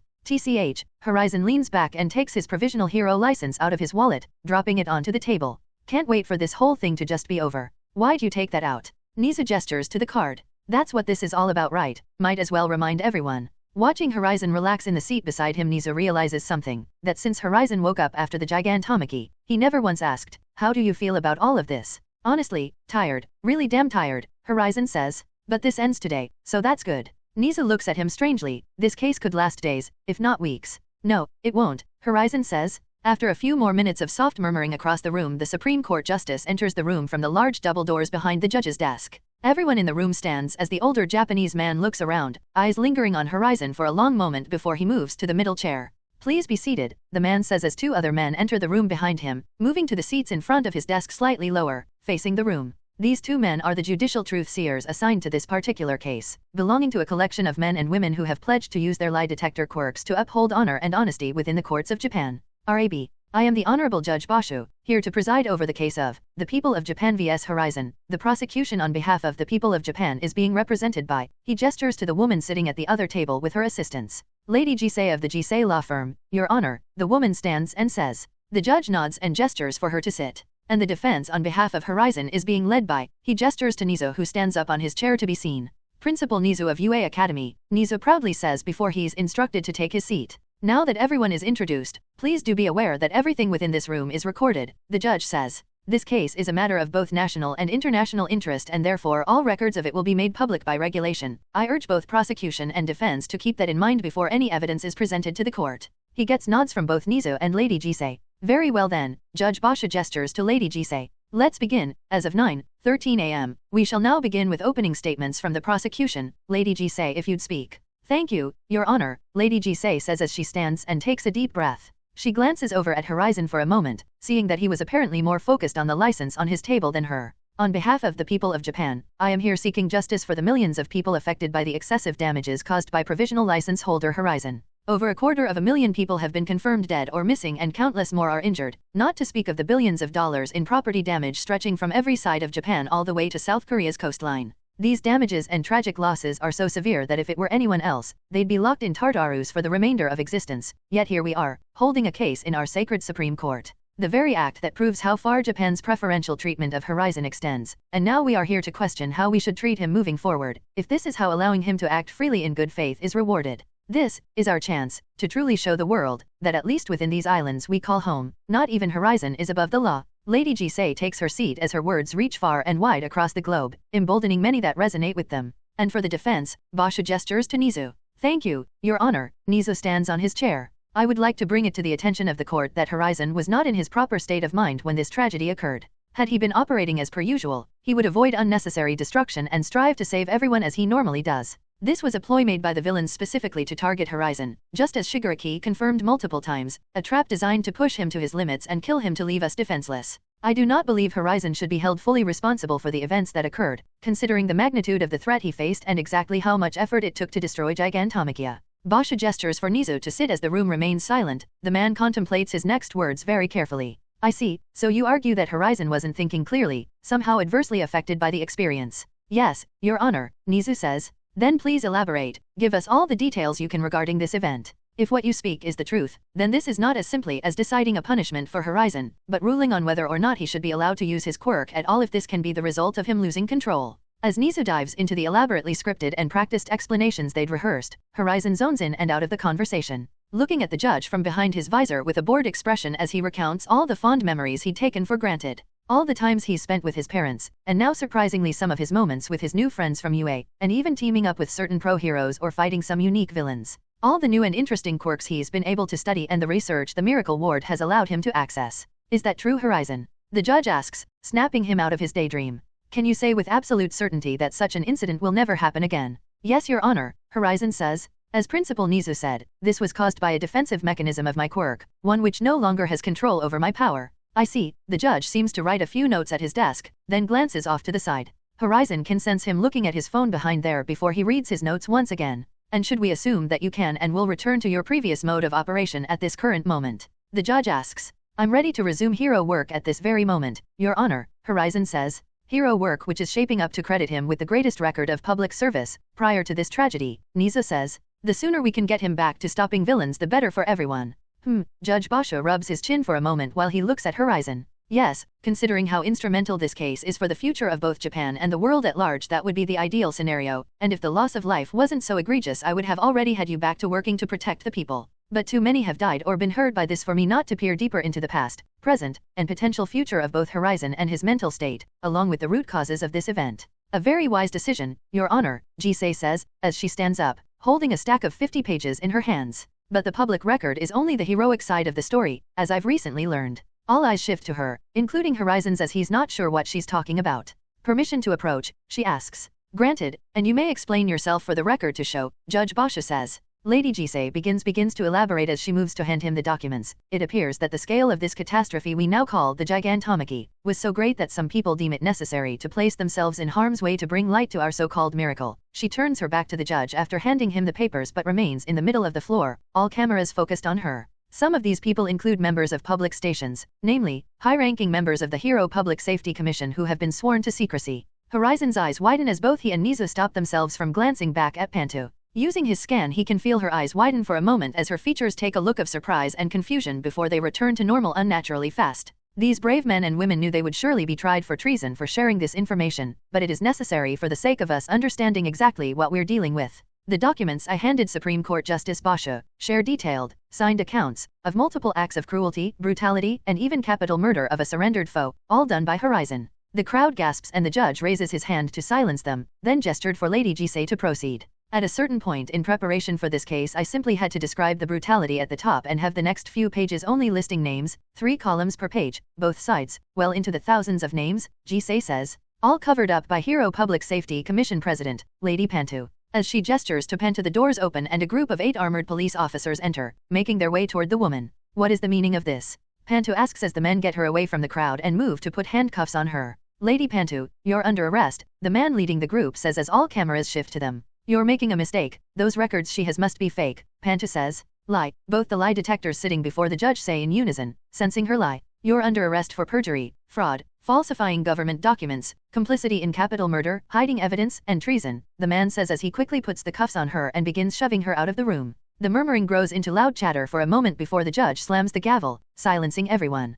Prosecutor, please continue, he says while continuing to read the documents she handed him. Thank you, Your Honor, Lady Jisei says. The most notable examples were printed on the first page, namely Horizon's murder of Wolfram. He was admittedly a villain and the cause of the metal storm months ago which decimated Port Island. However, the sources who are here and willing to testify their accounts of what happened have all stated that Wolfram surrendered, yet Horizon seemingly became enraged and beat him and tore into him with his bare hands until the upper body looked like burger meat, to use their exact words. Pictures were also included in the documents of that specific example. As she says that the man has a disgusted look on his face as he turns the page. Yes, I saw the pictures, very detailed. The second example is Horizon's excessive use of force against the League of Villains, Jisei says. Now while the League of Villains do hold the disdain of the world, this encounter simply showed how far Horizon's cruelty can stretch when he believes there isn't anyone who will stand up for his victims. He split the villain known as Mr. Compress's arm in 2, down the middle, fractured his skull and neck, left him covered in third-degree burns, and multiple broken bones all across his body. The villain known as Spinner was brutalized in much the same way but suffered extreme nerve damage in his legs, most likely permanently impairing his ability to walk. And the villain knows as, well, her name, Himiko Toga. She was afflicted with a spinal injury which left her paralyzed from the neck down, along with a fractured skull and broken jaw. The judge can see the crowd go from not caring to being surprised by the brutality delivered to these villains. The records show that Horizon's brutality grows with the severity of the crimes as he must clearly think less people will care for worse criminals, but that is simply not how the justice system works, at least not in this great nation. The following pages go on to list the names of his victims, people who suffered everything from fingers and limbs being cut off, permanent disability, drowning only to be brought back at the last moment. And there are even some cases of him constantly warping people into the middle of the forest, and every time they reach civilization he'd warp them deeping into the middle, for days at a time, all to get answers out of them. Or warping someone to a river, and every time they try to drink he'd warp them back to their previous location, torturing them by dehydration. The documents show no end to his creativity in regards to cruelty. Yes, I've noticed that, the judge says as he keeps reading, trying his best not to show any emotion. He glances up to see the crowd unsure of what to think anymore while some are glaring at Horizon.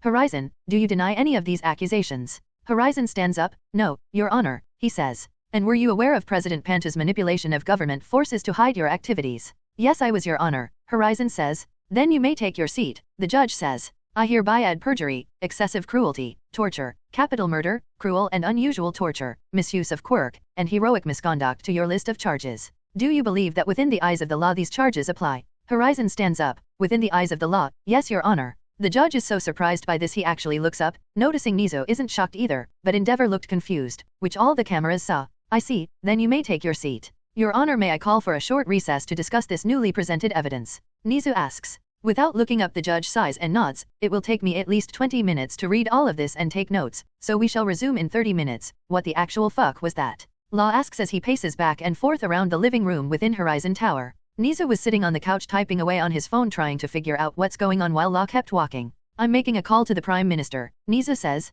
Hopefully he can give us a hand. Yeah, I hope so. Law runs his fingers through his hair as he walks to the window, staring out at Tokyo. Those fuckers really betrayed Pantu, betrayed us. I didn't ever think she'd lose control of her own people. When someone rips a city from the earth, crumples it into a ball, then throws it at their country, that inspires enough fear and doubt to make people turn on each other, Nizo says. Law glances back over his shoulder, seeing Nizo begin talking on the phone. Ignoring Nizo, he closes his eyes, focusing on scan, sensing Panto being processed at a police station only 25 miles away. Her items have been removed, and now she sits cuffed to a table in the interrogation room, under heavy guard, waiting for what he assumes is her legal team. Shambles? He warps his visor onto his head before looking back at Nizo. I'll be back in a minute. Shambles? He warps away, appearing across the table from Panto, seeing the woman staring down at the table deep in thought. You shouldn't be here, breaking into a police station, Panto says without even looking up at him. I just want to know what's going to happen to you. Any ideas? I've been charged with everything short of treason, and since I'm not a national asset like you and Nizo, lethal injection, Panto says. So you're definitely in no position to help me, Horizon mutters. I was hoping you'd have some way out of this. Covering for you is what got me into this. Panto looks up at him, then gestures to the cuffs. I was so desperate to keep you in Japan that I covered up all those things you did without hesitation, because I knew that even if I lost my job, or worse, all I had to do was last until your contract was done. Then what? Then, hopefully you'd be so happy with the support I'd given you, and with some convincing from Nizo, you'd stay in Japan. Panto sighs and leans back, rattling the cuffs. But I didn't account for you being so scary that my own people would be willing to turn on me, just to get you out of Japan, the filthy cowards. I see. Horizon sits on the chair opposite her. And all the spy games, trying to learn about me. Panto scoffs, considering how things played out. Do you really think I was wrong for wanting to know how to bring you down if you did turn against us? Horizon nods. No, that's just you doing your job. They sit in silence for a moment before Panto asks, was I close? I don't even know anymore, Horizon admits. You were closer than I'd like to admit. I was really starting to like this hero stuff. I spent my entire life working myself ragged, sacrificing everything to keep Japan safe. And now, when I was so close to getting some immortal war god to protect us, everything blew up in my face, newbie. At least you have someone else to blame, Horizon says. In my case, everything that happens now is all on me, and I just have to grit my teeth and deal with the outcome. Consequences, yes. Panto reaches forward and gently touches his hand. I'm sorry, but if you're hoping I can tell you where that facility is, I sent them to a place I don't know the location of, just in case I was compromised. Horizon doesn't detect any lies from the woman, before she withdraws her hand. Sorry, standard procedure for the paranoid, Panto says. You had good reason, but that's not why I was here, Horizon says, and Panto doesn't detect any lies. She collects her thoughts for a moment before speaking. Then why are you here? I don't know, he lies, which she easily detects. But I suppose this is goodbye. Thank you for trying to help me. I'm just sorry it turned out like this, for all of us. Shambles? He warps away, leaving her alone in the room to face her fate. Horizon appears back on the couch in his living room, then quickly removes his visor once again. Where'd you go? Nizo asks Law. To visit Panto, Law says. She's going to be executed, probably sooner rather than later. The Prime Minister confirmed that much, Nizo says as he continues writing some plans for their new courtroom strategy. He also said he isn't allowed to get involved in this matter, and is in the process of deciding who the next president of the HPSC will be. Already trying to replace her. The country cannot function without someone in her chair, Nizo says. Do you feel bad for her? No, she knew the risks of helping me, Law says. I just never expected things to go this badly for us. What about you? How do you feel? I'm fine, Nizo says. Lives were lost but humans will mourn then move on as if nothing happened. It's what you're all best at after all. Adapting and overcoming. Wow, and they think I'm the monster. I'm not human, Nizo reminds him. My students and staff are one thing, but people who don't affect me are another story entirely. And what about me? Law asks. You turn a blind eye to all the horrible things I've done. Why? Why can you easily look past all the lives I've taken? Nizo looks at him in surprise for a moment, then shakes his head and continues writing. Because, you're Horizon, it's really that simple, Nizo says. I will guide you down the hero path as long as it takes. No matter how many times you stumble and fall, I will pick you back up, because the good you can bring to this world is boundless.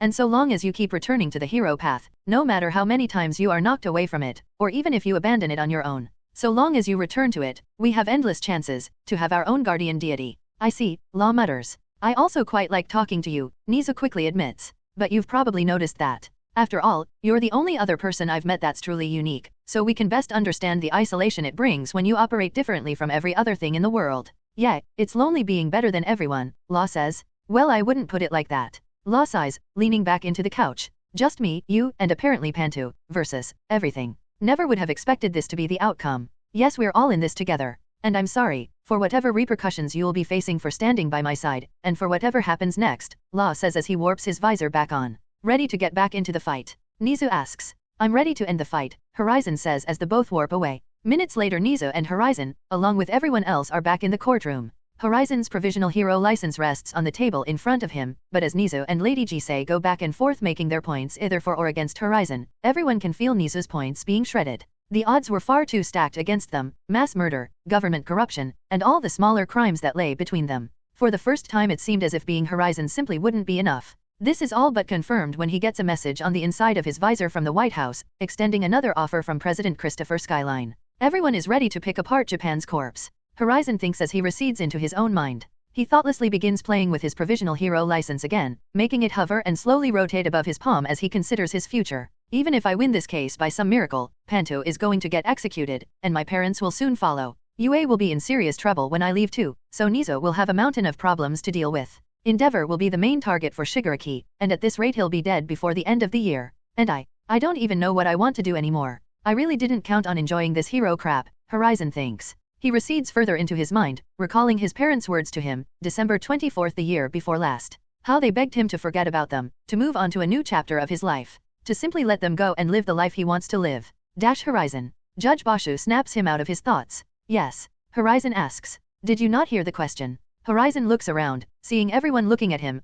No, I wasn't really paying attention. You are on trial for serious crimes, and you weren't paying attention. Well, yeah. Horizon takes a deep breath as he gets up, still hovering his license above his palm. It's not like I'm the one on trial here, right? He walks closer to the judge, making the man a bit nervous as he gets to the middle of the room, taking the floor. But you are, Lady Jisei says. No, I'm really not. Horizon looks at all the cameras and spectators, then points at them. All of you are. He sees some people look confused while Endeavor just nods, knowing what he meant. Because this case doesn't decide my future, it decides yours, all of you. Because if I lose, it's not like I'll be locked up, I'll just go to a different country. They've already sent dozens of offers, I just have to pick one. But all of you, well, if I leave, you're all going to die. Because when Shigaraki sends his next monster, you won't have anyone capable of fighting it, and it will leave Japan as a pile of rubble. And the very best you could hope for, is that whatever country I move to allows me to come stop them, but that's unlikely, and it'll be too late anyway. Horizon sighs and raises his provisional license to float even higher. All of this drama, to decide if I can keep this, as if you could possibly survive without me.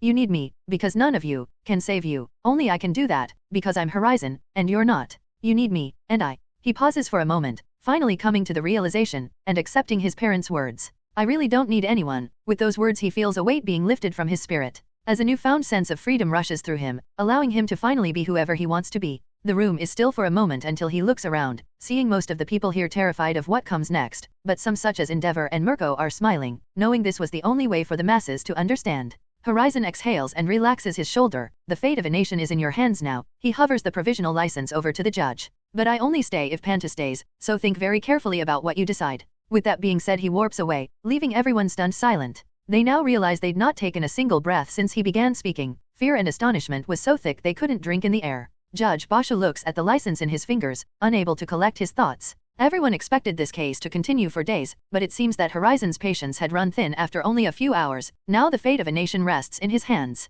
So this is the pressure that child must have felt every day as Horizon, he thinks to himself as he looks up at the crowd, into the cameras. Billions of people ready to hand on to his every word. But he is not Horizon. He is not ready to face such a daunting challenge head-on, so he retreats to collect his thoughts and the facts. Court will resume after a 2-hour recess. He slams the gavel, and the room immediately erupts into chaos as reporters rush toward Endeavor and Nizo. Court will resume after a 2-hour recess. Judge Basha's words are immediately followed by an uproar in the courtroom that's cut short when the screen cuts to a news update. Mina immediately mutes the TV as everyone is stunned silent by what they just witnessed. All of 1A were gathered in the common area watching the trial with bated breath, only for things to constantly escalate beyond belief. The only sound in the room is Ciro eating a bag of potato chips, waiting for the case to resume as he idly scrolls on his phone. Beside him Shinso is tapping his foot nervously. And among the other girls sitting on blankets and cushions on the floor, Momo and Jiro are deep in thought, forced to consider the implications of their relationship with an admitted murderer. Is that true? Ajui is the first to break the eerie quiet.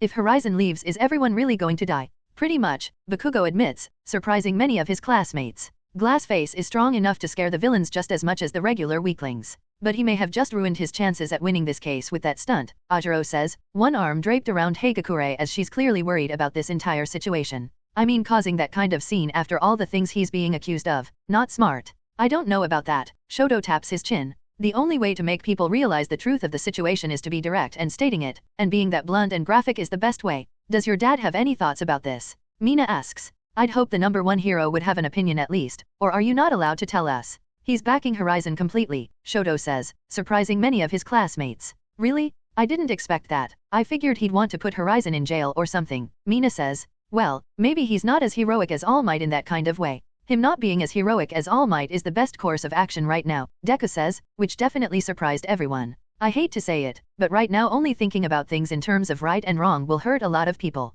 Horizon doesn't hurt innocent people as far as we know, and I really don't like the way he treats villains, and that he's so open about his kills. But I don't imagine he'd just let someone put cuffs on him without a fight. Not to mention if he really does leave Japan, everything will happen exactly as he said. Endeavor must know that and understands that we at least need Horizon here until the League of Villains has been stopped. Hearing that from Deku of all people makes Yurariki sick to her stomach, and for Deku, saying it felt even worse. I can understand how that makes sense, logically at least, Yurarika admits. But, I don't know how I feel about sharing a classroom with some mass murderer. Him being here is what was keeping the villains away, remember? Jiro asks, with a disgusted look on her face. So as much as we may hate it, it's necessary for a while. Reino, that's assuming they'd even allow it, Ajui says. I mean, would they allow him to return to UA? At this point, why not just have him complete the provisional hero license time just working from Horizon Tower, or just give him a full pro hero license? Well, for the first part, they're definitely gonna let him come back to UA, Kirishima says. I mean, Principal Nizu is the only one he trusts and they'll want someone to keep an eye on him for them, so they have to keep those two close.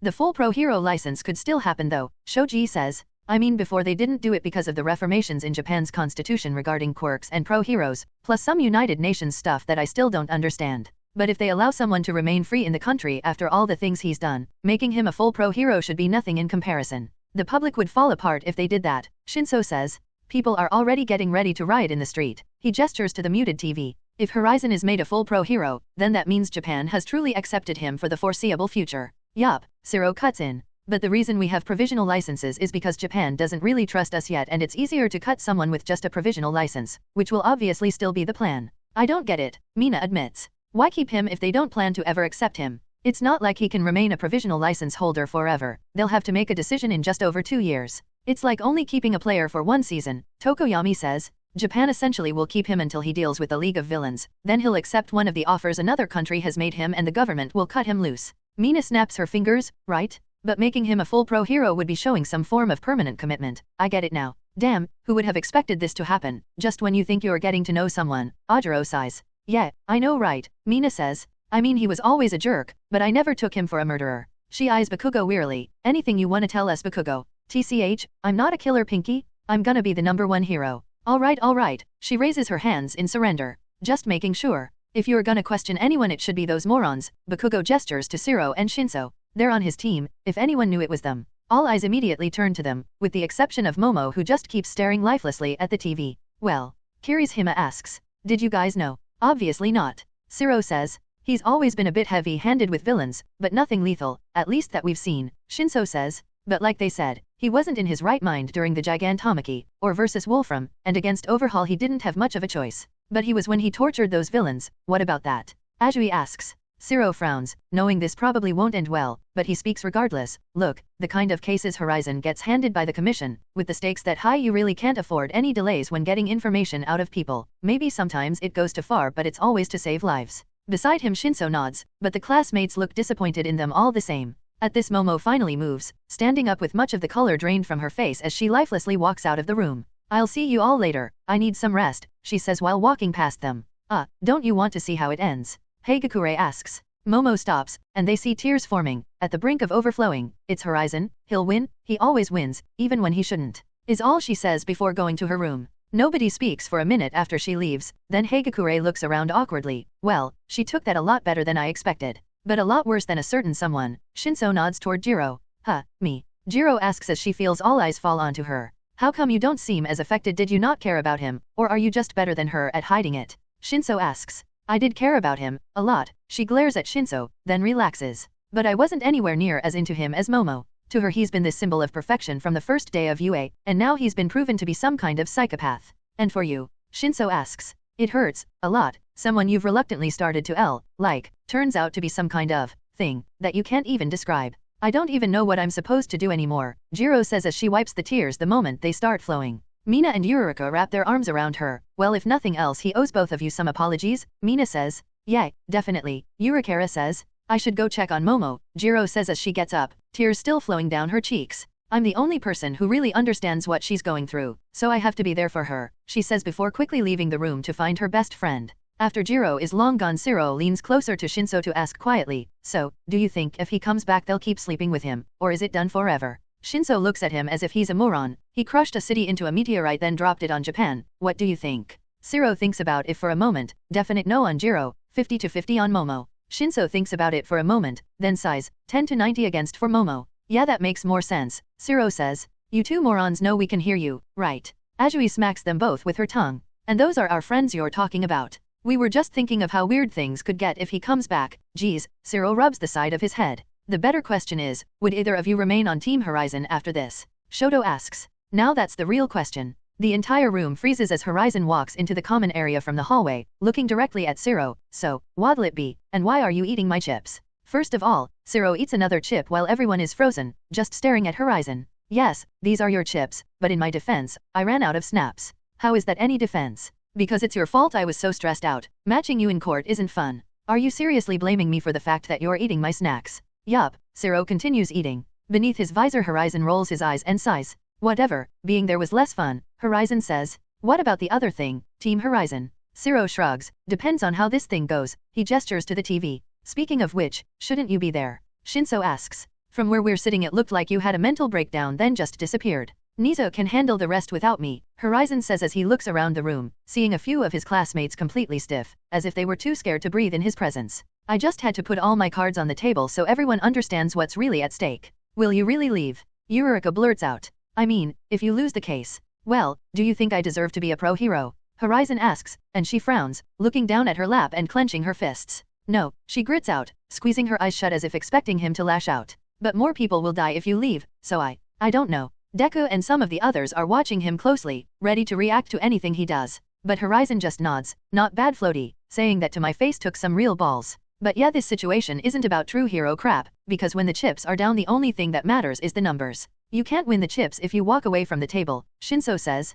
You should go back to court. Nope, too late to do that now, it'll make me look weak, Horizon says. I actually just came here to check in on my team, and get my spare sword from my room. You burned all that energy just to come get Scalpel? Shiro asks. Honestly, it wasn't that much energy, only took me 2 steps to get here, Horizon chuckles. Only took me 2 steps to get here. Shiro pauses for a moment, trying to do the math, but Shinso beats him to it. That makes you, what, 10 times more powerful than before the Gigantomachy. Horizon chuckles deeply. Well, that's a start. I'm still getting the hang of exactly how far my reach is now, but I'm at least 1 order of magnitude stronger, plus a little extra news. Well, at least if you lose your mind again we won't have to worry, Shinso says, confusing everyone. Nobody will be alive to deal with whatever comes next. I've got perfect control now, that won't happen again, Horizon says. Now have fun watching my court case, I've got more important stuff to do. Horizon walks down the hallway toward the elevator, leaving his classmates to breathe easy once more. Well, he seems exactly the same. Shiro relaxes into his seat. He acts like nothing happens, but he's a lot scarier,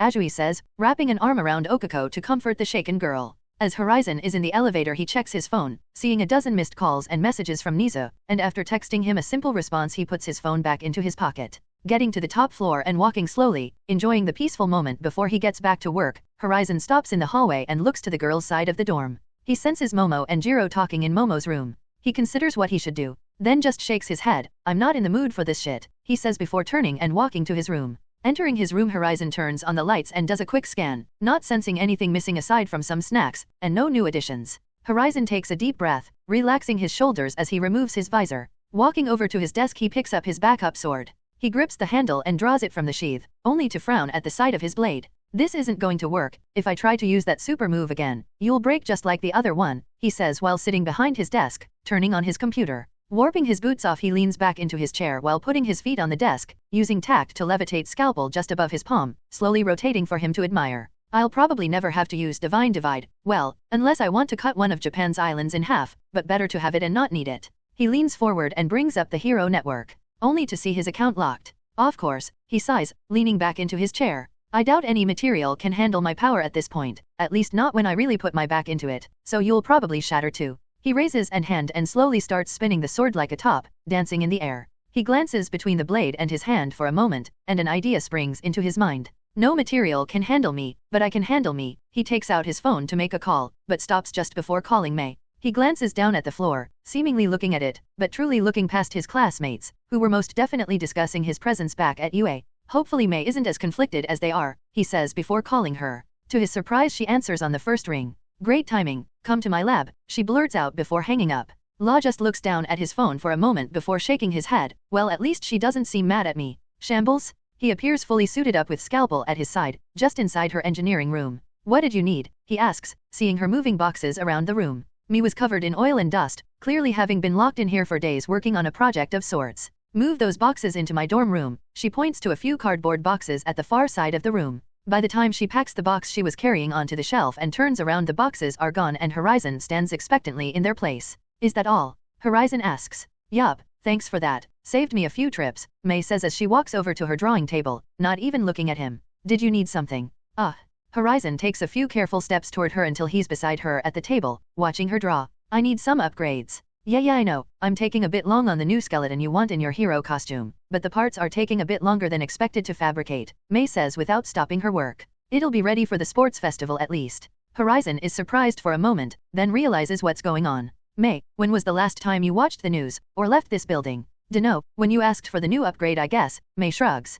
So you don't know about the Gigantomachy. The what? That's what people are calling it, my fight with Gigantomachia, Horizon says. You win? She asked.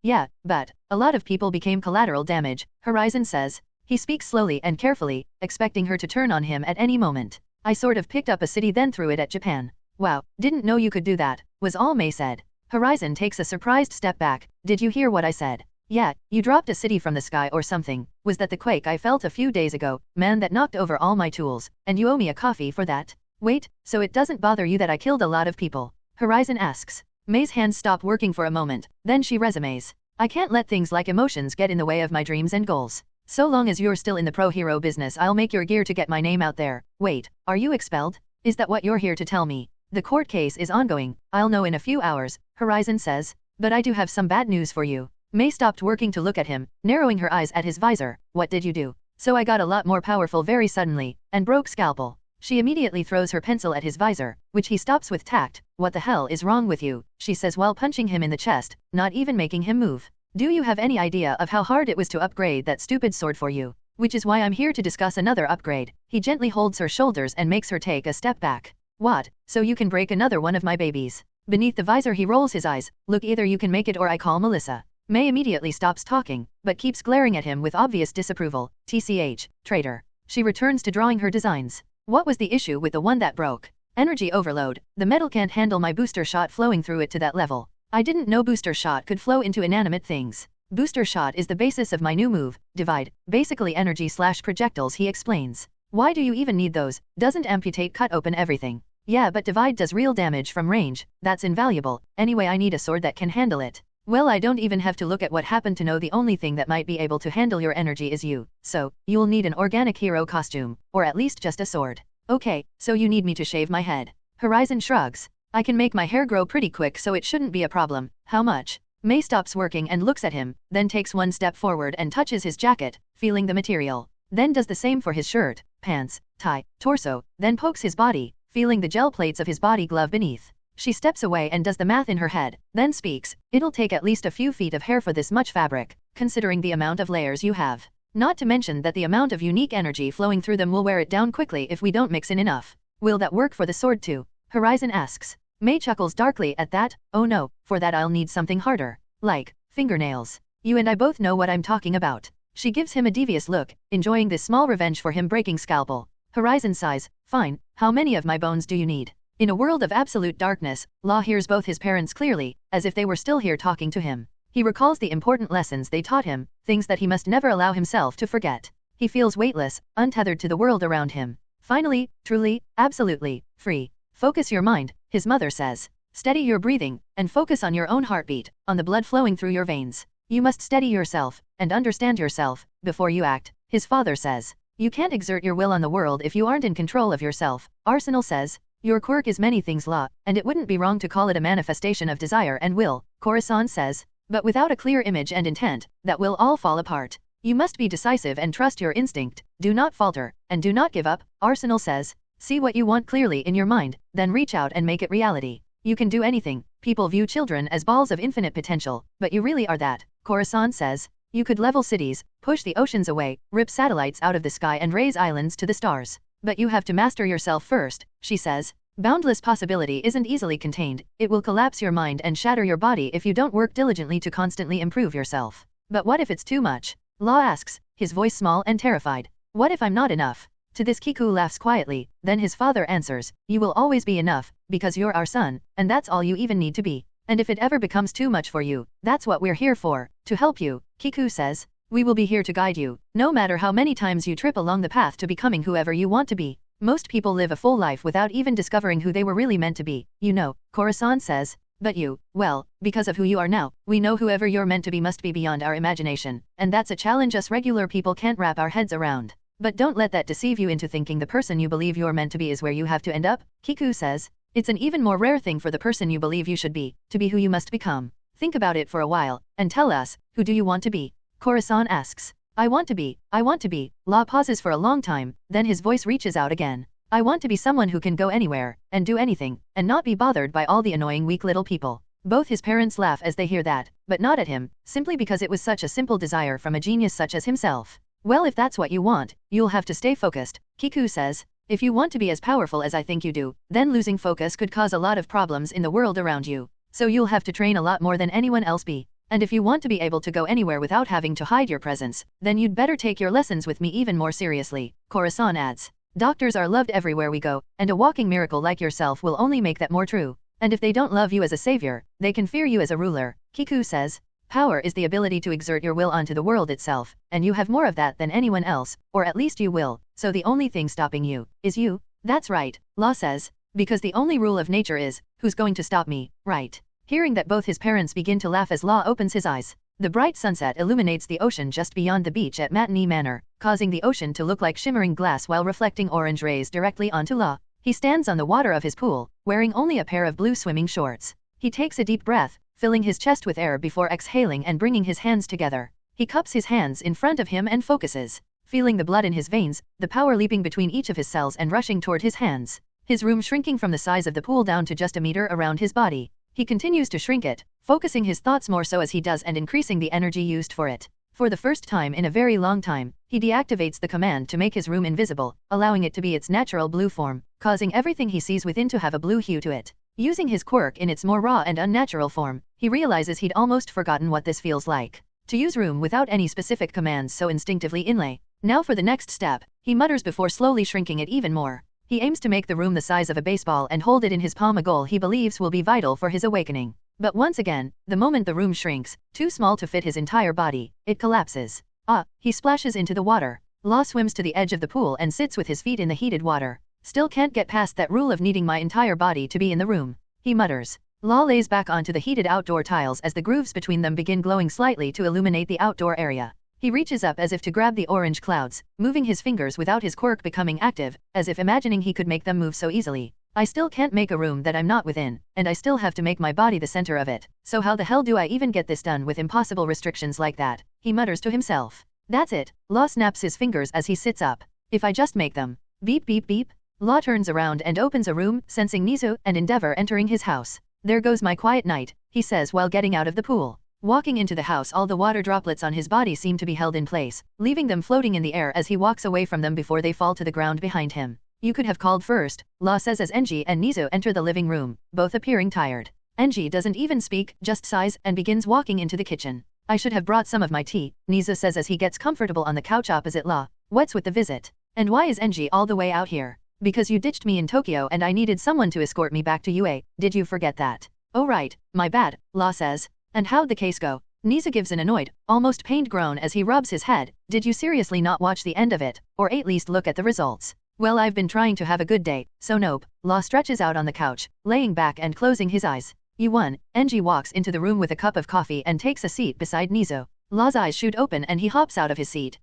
Seriously? You sound surprised. Enji says. I ripped a city out of the ground and threw it at the country, so yeah, I'm surprised. He giggles quietly as he sits back down. Nizu and Enji glance at each other, looking more concerned as each second passes. Man, this really is ridiculous, Law says as he settles down. What was the decision exactly? A 6-month suspension of your provisional hero license. 4. Training and self-assessment of newfound applications of Hand of God. NG grumbles out before taking a sip of his coffee. Wow, Law says as he can't seem to stop smiling. I killed so many people, so many, and they gave me a little vacation, a slap on the wrist, he. Now I'm getting worried, NG says. Nothing to be worried about, Law says. It's just finally sinking in, that I really can do whatever the fuck I want. This really is what it meant to be Horizon, to be me, to be Horizon. Nizu asks. Law warps his phone down from his room and begins scrolling through his social media, seeing people rioting in some parts of Japan while in others they're rejoicing that Horizon would remain in the country. To be Horizon is to be able to do whatever you want, but you cannot be Horizon without first being the strongest, and damn it feels good.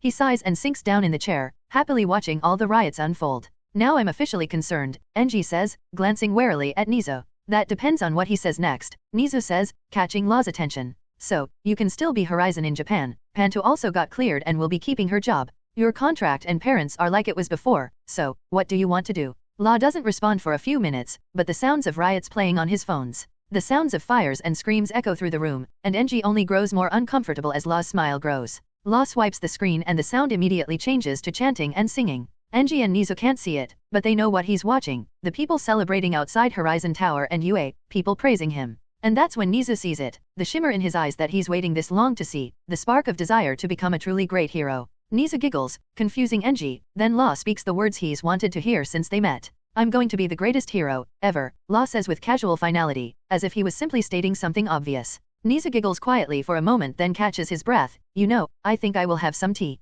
Because even Law's terrible tea is good enough to toast to his victory. For on this night, Law Matani experienced the first spark of desire to be a true hero. Later that night, Prime Minister Boso's office. Lady Panto, you have a lot of explaining to do, are the first words Panto hears as she enters the ornate office atop a Tokyo skyscraper. She wears her clothes from earlier in court that day, with her hair slightly messy, and walks through the ornate office to see an older Japanese man behind a large wooden desk, signing some papers. The moment she steps in, the guards behind her close the doors and she hears the locks click into place. Mr. Prime Minister, Panto says as she approaches the desk. May I sit? No, but you can start explaining what the hell happened. All of it. Now, Basha says as he sets the papers aside and looks up at her. And stop using your quirk, that's an order. Facade is too troublesome at times like this. Hearing that Panto complies, and her stone-cold features immediately soften to show how tired and stressed she really is. Facade is an almost entirely unique quirk, allowing the user to detect lies as well as hide their own lies and falsehoods from other lie detector quirks, even deceiving Hand of God. This quirk alone has catapulted Panta's career to get to her current position, alongside her ingenious machinations in the political world. That's better. Now, start talking. Why'd you want Horizon to lose the case? What would you like to know? Panto asks, genuinely concerned, so much so that he could see the fear in her eyes. This causes Boso to hesitate, but he steels his nerves, as much as you can tell me without further implicating Japan in whatever mess you are in. Well, just sit down, Boso says. I sense this will be a long conversation. How much do you know? I know you and Horizon have some sort of clandestine deal. I know he wanted you to be free from charges and retain your position, which is exactly what happened. I know you leaked information regarding your illegal activity of covering his tracks after his murders and sacrificed yourself and 3 of your top agents in order to do so. Panto looks surprised that he knew that. And I know that not only were you willing to die for him to lose the case, but you were willing to put Japan into a crisis of magnitudes we have never conceived by doing so, and I know it would have worked if I didn't call Judge Bashu during the recess and persuade him to change his decision at the last moment. You did that. Panto gets up and slams her hands on the desk, glaring at the man who was unfazed. After I worked so hard to get all the judges that would have sided with him to quit. Then start explaining why you did all of that, and why Horizon demanded that you be free of charges alongside him. Panto takes a deep breath and sits back down. Before Horizon joined UA, before I knew he was a mystery class, I made a deal with him. He heals All Might and plays hero, and I give him back his parents. Not anything new regarding the kind of deals we've made before. Hawks is one of the more successful ones, yes, Bosa says. And you failed to realize he was a mystery class because Nizo intentionally kept that information hidden, because he knew that our protocol is to fold someone like that into the proper chain of command, because Panta scrunches her face as she admits it, the words leaving a bitter taste in her mouth. Because from where Nizo was sitting, keeping me out of the loop for as long as possible was the right decision. But now you're trying to sabotage them, because, when I realized what Horizon was, and that he has a rage in him that can roll across a nation, if not a planet, and that it is an inevitability that it would fall upon Japan, the only option was to make him break the contract. Why? Because he has this warped code of honor that if he ever fails to keep his word then he won't get mad and throw a tantrum about the consequences. And why would he be mad? Because the deal was he'd get his parents back, Arsenal and the Heart Thief. Boso shrugs, they're in a secret facility off the coast, that's easy enough. No, they're not. Bosso closes his eyes and immediately pinches the bridge of his nose. Please don't tell me. Star and Stripe threatened to fly to Japan and execute them herself. Panta says, at the time we didn't know what he was. He was only a doctor with a warping quirk, an easy problem to sweep off the board. Bosso sits back in his chair and rolls his fingers on the desk. And how long have they been dead? Panta sighs. 4 months prior to him entering UA, they were both executed in Tartarus. Within UA resides a new structure, a massive quirk gym built to accommodate training that simply couldn't be done comfortably or safely in the basement gym each dorm building has. This gym was gargantuan compared to all others and housed unique rooms and equipment, built as both a training facility and an underground shelter in case of villain attacks. But today, it was entirely full. Almost every hero course student currently residing within UA was here. Walking through the hallway of this facility, Horizon idly scrolls on his phone, wearing his UAPE uniform and carrying a bottle of water in his other hand. He rounds the corner to the main training room to see it almost entirely full. He sees some of the third years in the firing range area, launching all manner of projectiles downrange. Thankfully the thick glass between them and the firing range spared them from the noise, especially since Bakugo was also there practicing his AP shot. He looks around a bit more through the glass doors before he enters the room, seeing some of the new first years getting pointers from some of his classmates as well as some 2B members like Kendo. Looks like they couldn't wait to get to quirk training. Horizon mutters as he sees a few of them floating through the air with Eureka, clearly getting a lesson in aerial maneuverability. A few moments later she cancels her zero-gravity quirk, and 2 of the students hover in place, one with flames from both hands and another with a small green tornado below him. The third sprouts metallic wings from his back to stay in place, and they all share a laugh. What? So everyone else can fly? He rolls his eyes beneath the visor. Looking around a bit more, his attention is drawn back to the firing range. He sees a young boy generating an orange force field in front of him, only for a girl standing nearby to fire a thin laser beam from each eye into it. The force field absorbs the energy and becomes a brighter orange before the boy launches the laser down the firing range. That kid, he's the one I met last year. His brother was my inside man for the raid I planned. He really wasn't kidding about wanting to get into UA. He stands there for a while longer observing the quirks, eventually seeing one of the first years grow to 15 feet 3 m tall, and see Kendo enlarge her hand to give him a high five which sends him tumbling backward. Each moment he sees more interesting and amazing quirks, with students excitedly helping each other figure out exactly how they work. Then a ringing starts within his visor. Do you need something? Horizon asks. I see you're enjoying the show. Well, what do you think? Nizu asks. Horizon glances up and to the side, seeing a camera facing him as he stands in front of the one-way glass doors. Lots of interesting quirks, but I see some that I'm sure wouldn't have passed the entrance exam, he says while looking at a boy turn into smoke for a few seconds before turning back, exhausted from a long day of training. That is true, but this year Eraserhead was in charge of the entrance exams, and he made sure to have special interviews and tests for those who weren't battle-focused in regards to usefulness. So we won't have another Shinso situation. Precisely, and admittedly it's been long overdue, Nizu says. We even have a telepath in 1B. That'll be useful. Are they any good? She's clearly been practicing discreetly her entire life. Are you looking for a new recruit? We'll see. Anything else I should know? Any more interesting quirks? He says while seeing a boy dissolve into liquid and reform to look like the student he was talking to. Well, that's a new one. The number of applicants was greatly reduced, down to 3,000 from our average of 10,000, but the number of applicants from overseas grew surprisingly. What do you think caused that? Horizon chuckles. Well, it could be anything, from villains becoming more and more dangerous which discourages people from wanting to be pro-heroes, to UA in particular having a seemingly unstable and psychopathic demigod walking around campus, to any number of reasons. I see. Well, at least you know the ones that are here really want it, Horizon says. And what's with this training facility exactly? Horizon sees a boy transform into a massive snake and rush across the room, surprising everyone and scaring many people. It was built at the request of Ms. Midnight and Ectoplasm, Nizu says. Usually we have facilities like these separated by year group, but in the event that UA will be attacked it's best if all the hero course students know how to work together, and as you can see some of the upperclassmen like yourself aren't above giving advice and pointers to their younger peers. I noticed. He sees Momo off in a corner sparring with some of the first years using her metal staff. And right next to them is Deka giving instructions to a few students doing agility drills. Well, have fun, and try not to hurt anyone, Nizu says. No promises, Horizon says before hanging up and pushing open the doors. As soon as he steps inside the entire room goes silent and everyone stares at him. Most of the people here have only seen him on TV, a few even have posters of him and action figures in their rooms here at UA. So seeing him in person was both exciting and terrifying all at once. Until one person speaks up, Siro, from within a boxing right where he's sparring with Ajiro. Hey, you gonna get in the ring after? Siro asks, loudly since he was across the room. Horizon sighs and begins walking over. I'm only in here because it's raining outside. I've got my own training to do right now. Ah, a god who can't even stop the rain, Siro cackles, surprising most of the room. Horizon doesn't even look at him while walking by the ring. If I change the weather every time it rains the environment would suffer, genius. Horizon raises a hand back and gives him the middle finger, and Siro's right glove suddenly punches himself in the face. Ah, he yells while falling down, rubbing his red cheek. Jerk. Ajiro immediately begins laughing, which eventually spreads to a few other people, and after a few more tense moments everyone gets back to their training, trying to ignore Horizon. Some of the first and third year students were a bit uneasy with Horizon being here, but watching the second years ignoring him and getting back to training, after all, his classmates would know him the best. He makes his way over to the back of the room where there is a massive wall of solid metal with a marked area in front of it, boldly labeled caution across the floor. The solid metal wall is over 200 feet -60 m wide, spanning the width of the entire building, and 150 feet -45 m tall, reaching almost the ceiling.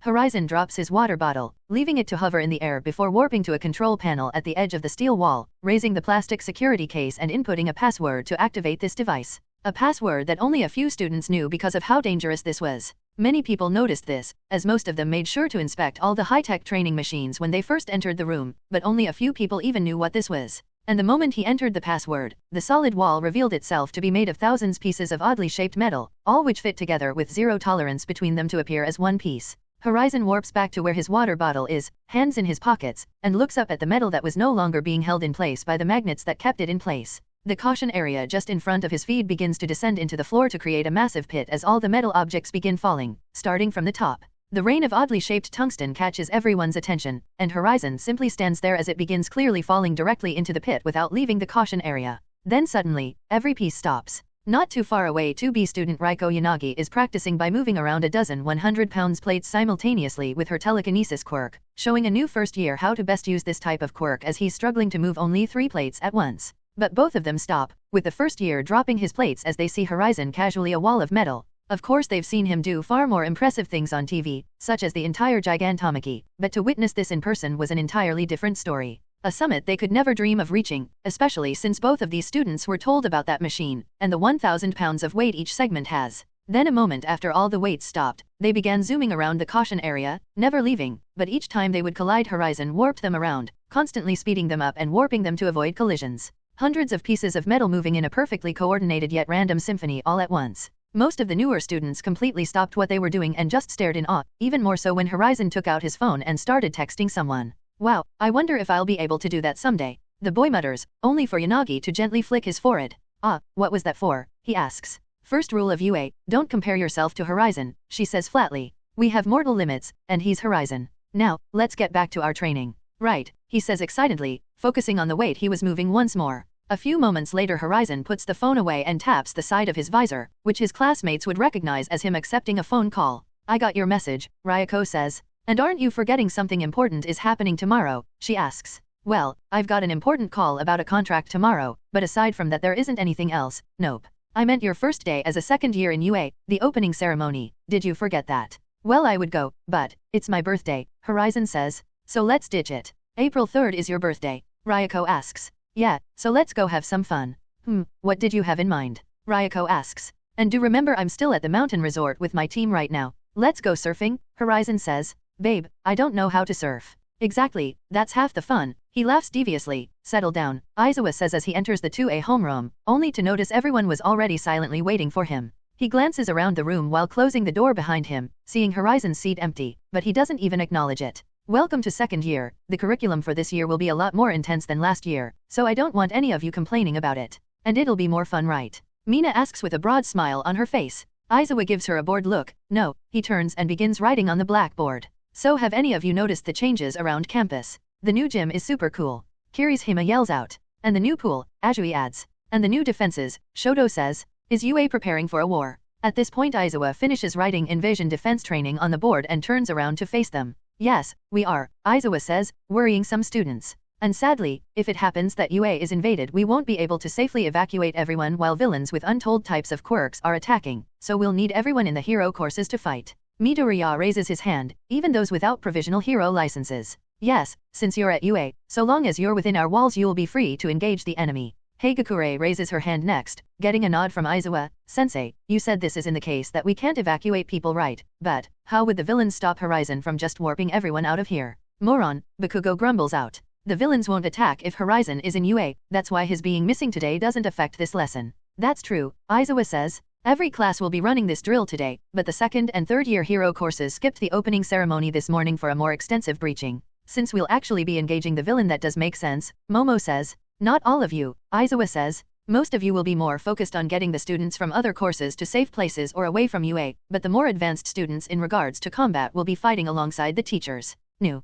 Kirishima raises his hand then immediately starts talking. Is that why that new gym was built? They mentioned something about students working together. Was that so we know how to work with each other's quirks in an emergency? Exactly, Aizawa says. So today all second and third year hero course students will be conducting this drill. After the first years get some initial quirk training they'll be joining us too. Won't they just get in the way? Bakugo asks, glaring out the window. Not necessarily. Consider the fact that you, Shoto, Midoriya, and Tokoyami, are each more powerful than the average pro hero in any country, and one or two of the new first years have even more potential than you, so don't underestimate them, Aizawa says. No way. Bakugo gives Aizawa his full attention. Is that another mystery class weirdo here now? Nothing that crazy. Thankfully, one of those is enough of a headache as it is, Aizawa says. But one of them has a personal gravity field, so who knows what kind of surprises the others could have for you. Yuriko looks down at her hands. I should find that person. Maybe we could help each other train. Alright, that's enough of that. Go get changed into your hero costumes then meet in training ground beta, Aizawa orders before leaving the room. As he steps outside he sees Monoma standing in front of the 2B classroom scrolling through his phone. Without missing a step Aizawa walks past and simple mutters, follow me, and Monoma rushes to fall into step beside him. Am I training with you today sensei? Vlad King will be leading the second-year hero course students through the drills. You and I will be studying a bit differently, Aizawa says as they get to the elevator and he hits the button to take them to the top floor. What kind of training? Monoma asks. This kind. Aizawa takes something out of his pocket and hands it to Monoma, revealing it to be a black metal case with Horizon's logo on it. Try to copy that. No way, last time I tried to copy Hand of God it broke my brain. That's not Horizon's DNA, he just got it for me. Monoma gives him a skeptical look as the elevator stops, and he follows Aizawa down the hallway. Opening the case he sees a piece of purple flesh, then glances wearily at Aizawa. With much hesitation he takes the piece of flesh in his hand and can feel the quirk factor within. He feels his quirk, copy, reaching out and reshaping his own body, but before it completes his quirk fails. I almost had it, but I don't think this is enough, Monoma says. I thought you could copy a quirk just by touching a single strand of hair, was that not true? It can, if the hair is still attached to a person. If I could just take hair from my classmates and walk around with it then that'd make my life super easy, Monoma says as he follows Aizawa into a screening room, set up like a private theater room. So you need more of the quirk factor in order to copy it, Aizawa says while directing Monoma to a seat. It's more like my quirk scans a person's entire body, especially their brain, Monoma says. My quirk can't change my brain to use a quirk if I can't scan their brain. My quirk is copy not evolution after all. That's a damn shape. Aizawa sits beside Monoma and turns on the screen. Having someone on our side with Warp Gate would have been really useful in these upcoming months. Warp Gate. Monoma looks disgusted by the piece of flesh in his hand. This is from Kurojiri. Oh yeah, Horizon captured him. And has been studying him, which is what you're here to do. Aizawa points at the screen, which shows recordings of all the hero course students training. In the case of an emergency, copying any quirk is better than no quirk if it's from a hero course student, so you need to learn all of them. And improve how long I can use a copied quirk, and how many quirks I can copy, and my own compatibility with all of those quirks, and who has the quirks, and the plan for if villains attack us, and... Yes I get it, you already have a lot on your plate, and don't forget your academic studies, Aizawa says. Monoma groans, I miss just being a side character. How does he do this crap? Do what? Control all these working parts and have everyone depend on him all at once. He's Horizon, that's how, Aizawa says. Now focus, I'm going to explain how the staff members' quirks work, and I'd rather not say this stuff out loud too much. Oh, does this mean I get to try Principal Nizu's quirk? I've always wanted to know what it's like to be a genius. If Horizon's quirk broke your brain, Nizu's will be the same thing, except there won't be a walking miracle there to save you. Speaking of which, where the heck is Horizon? Being someone else's problem, so let's enjoy the peace and quiet. Elsewhere, later that day, standing on an almost completely empty beach wearing only his new body glove, Horizon looks at Ryoko who was anxiously sitting on a surfboard floating in the water, waving for him to join her. This had better be good Nizu, Horizon says as the call connects. Where are you? Nizu asks. You're supposed to be in school. Don't pretend like you aren't tracking me. Did you need something? I need to talk to you about the sports festival. We've moved it forward a bit.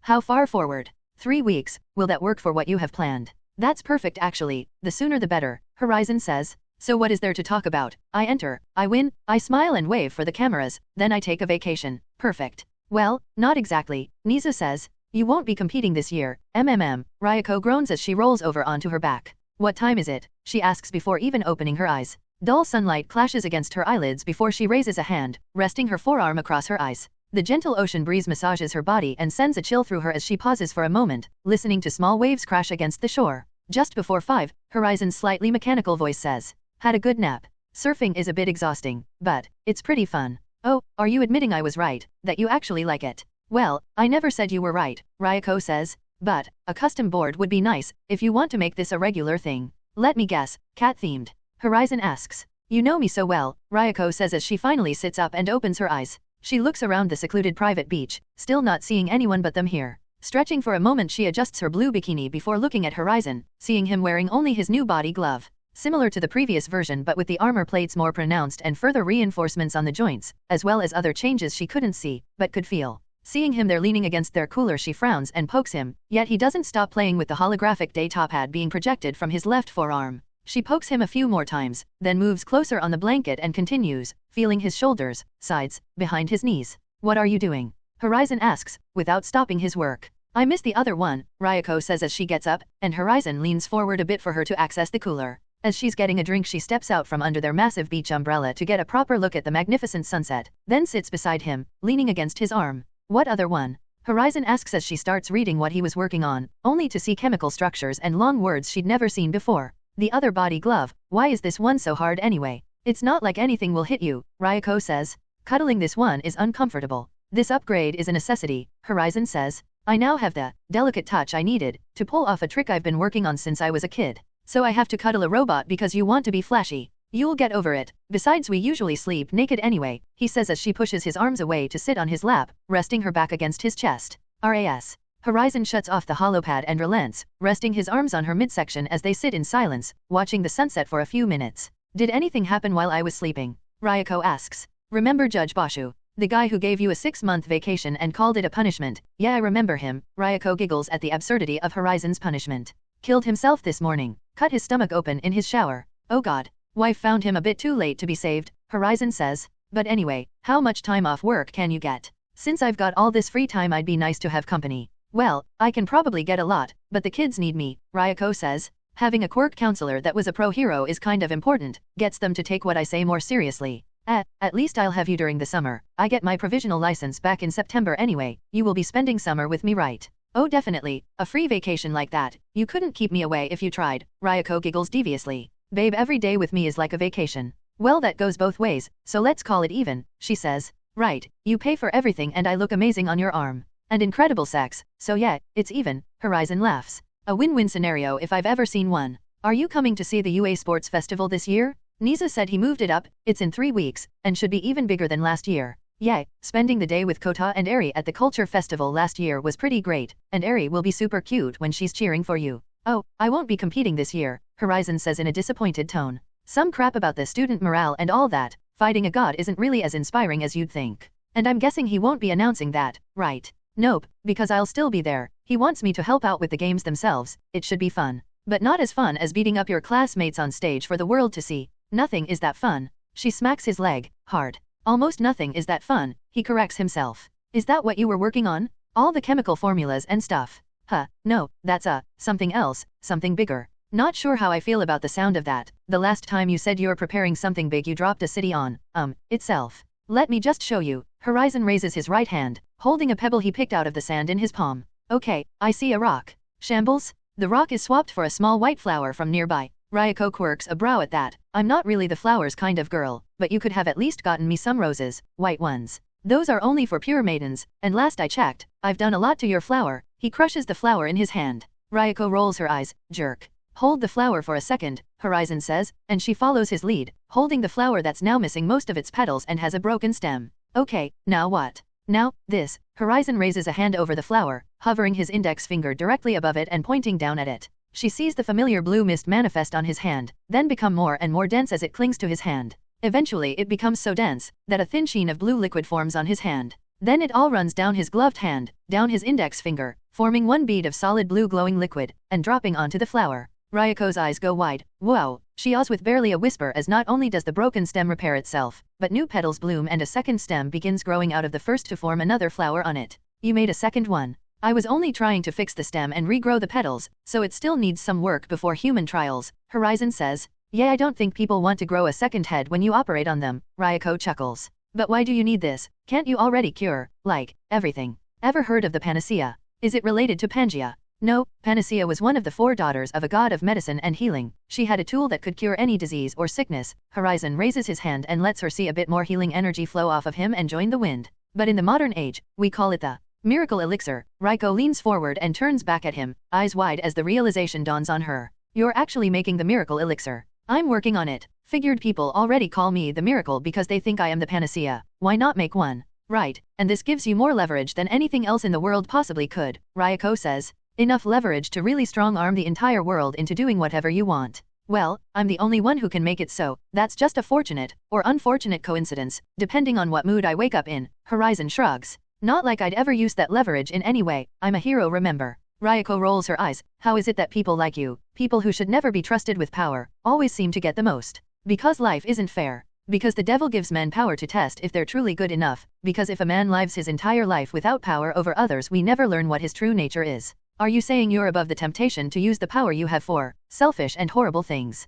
Well, maybe you should ask me when I'm not on a private island I bought through government connections I made by healing people. Horizon laughs. Well, you never said you were fair and just. I've never even been accused of such things. They both share a laugh at that. But the public must think you are, right, since you want to actually see how great of a pro-hero you can become. If you really try. Raiko gets comfortable in his lap, leaning her chest against his and wrapping her arms around his neck. Nobody has more power than Horizon, so nobody has more temptation than Horizon. That's true, but everyone knows that. What's your point? Well, after your last showing, will they believe that you're above the temptation, the anger, the pain that can turn even the brightest people into evil and cold things? Are you above succumbing to that kind of suffering and hatred? Are you above moral corruption and decay? And will they even believe you? Beneath his visor, Horizon just smiles. Of course they will, because to be Horizon, that's exactly what you have to be. You have to be better, no matter what. So, how does it feel being the new Big 3 in Japan? Horizon asks as he sits in the cafeteria. The entire cafeteria was empty aside from Team Horizon at the moment since they'd left class a bit early to get ahead of the lines, wanting to have some of Lunch Rush's food for a change.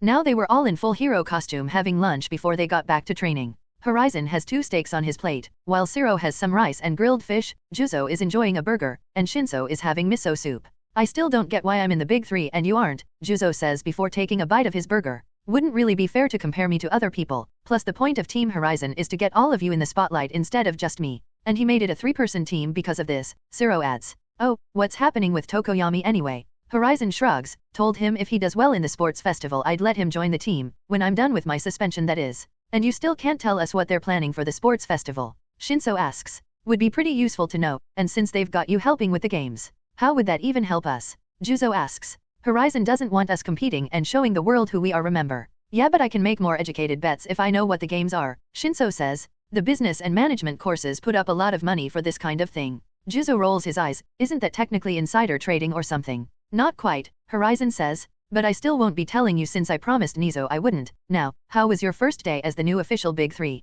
Awesome. Zero says. Those first years were totally a bunch of fanboys, just like when we met Nejire and the others last year. Feels weird being on the other side of that, Juzo says. It's annoying, Shinso says. I don't get why we need to do a presentation like that. Just give them a booklet or something. Or make Horizon do it, Juzo says. He is the main attraction after all. Yeah, but he's not a realistic goal, Zero reminds them. The point is to inspire them, not depress them. They did have some cool quirks at least, Juzo says. But I'm sure you've already read about them, so that's old news. As they continue talking, students begin pouring into the cafeteria, and nobody can miss the way many of the students look at Horizon. Most of the new students stare at him with awe and amazement, almost having stars in their eyes. Others make it clear that they're trying to keep some distance between him and them, and the fear was almost palpable from them. A select few made their disgust apparent with the looks that were fired his way, but of course, nobody had the nerve to voice their disapproval of him returning to UA. New. After another short discussion, Team Horizon finished their lunch and immediately warped back to Horizon's training grounds, ironing out their training schedule for the next few months. Later that day, I'm still having second thoughts about this, Snipe says. Just remember these are my first-year students, not your classmates. Don't go making them quit UA this early. I'm always gentle with fellow students. Horizon bites back a chuckle. He and Snipe were standing in the observation area of one of the many new massive quirk gyms in UA, this particular one built to accommodate more intense sparring sessions. Looking through the glass above the control panel, they could see the main combat are 2 floors below them, massive and well lit with concrete tiled floors and cameras positioned to record everything for teachers to review. They're here, Horizon says. And looks like you were right, he is a loner, I can sense him walking in the back. I still think he just needs time to adjust, Snipe says. I mean, he still came to UA even with you being here, so it can't be that bad. I dropped a city on his family, it's probably that bad. I was being optimistic, Snipe sighs as the main doors open into the sparring chamber and the new Class 1B enters. Many of them look around curiously while most of the others are still shaking with excitement at finally getting some combat training in their hero costumes. Horizon could see many generic hero costumes. A few were inspired by obvious sources such as samurai or ninja,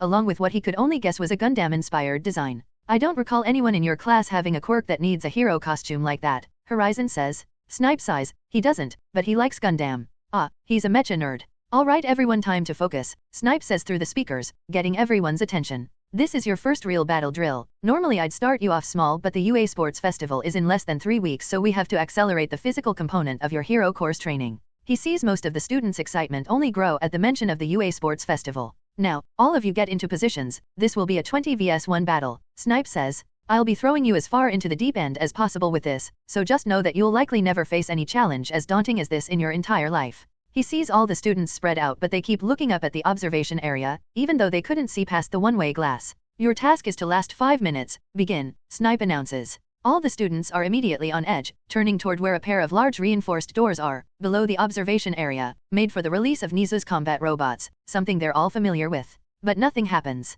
What's going on? Is this part of the test? One of the girls asks. She has both hands raised and glowing green with flames, aimed at the door. It has to be, the boy behind her says. He had one hand raised on his temple ready to use his quirk. Ah, one of their classmates, a more muscular boy, yells as he falls onto his butt, at the entrance to the facility. Everyone looks over at him, shifting their attention from the reinforced doors to see him trembling and sweating, a look of horror on his face as he breathes heavily, pointing at the far end of the facility. They all turn around to see Horizon casually standing there with one hand in his pocket as the other waves at them. So your battlefield awareness is just awful, Horizon says jokingly. It takes a moment, but quickly they all realize exactly what their test was, and their reactions are quite varied. Some begin to panic and back away, terrified. Others are excited by the challenge. More than half of them are simply starstruck, tempted to ask for an autograph of some kind. But while all of them are processing, Horizon's main focus rushes forward. The boy is wearing a simply armored bodysuit and helmet, gold and blue, and both his hands are glowing gold as he rushes forward. You're supposed to let long-range fighters start the show. Well, I suppose against me would be the one exception, huh? Horizon shrugs as he casually avoids the shorter boy's wide and wild swings.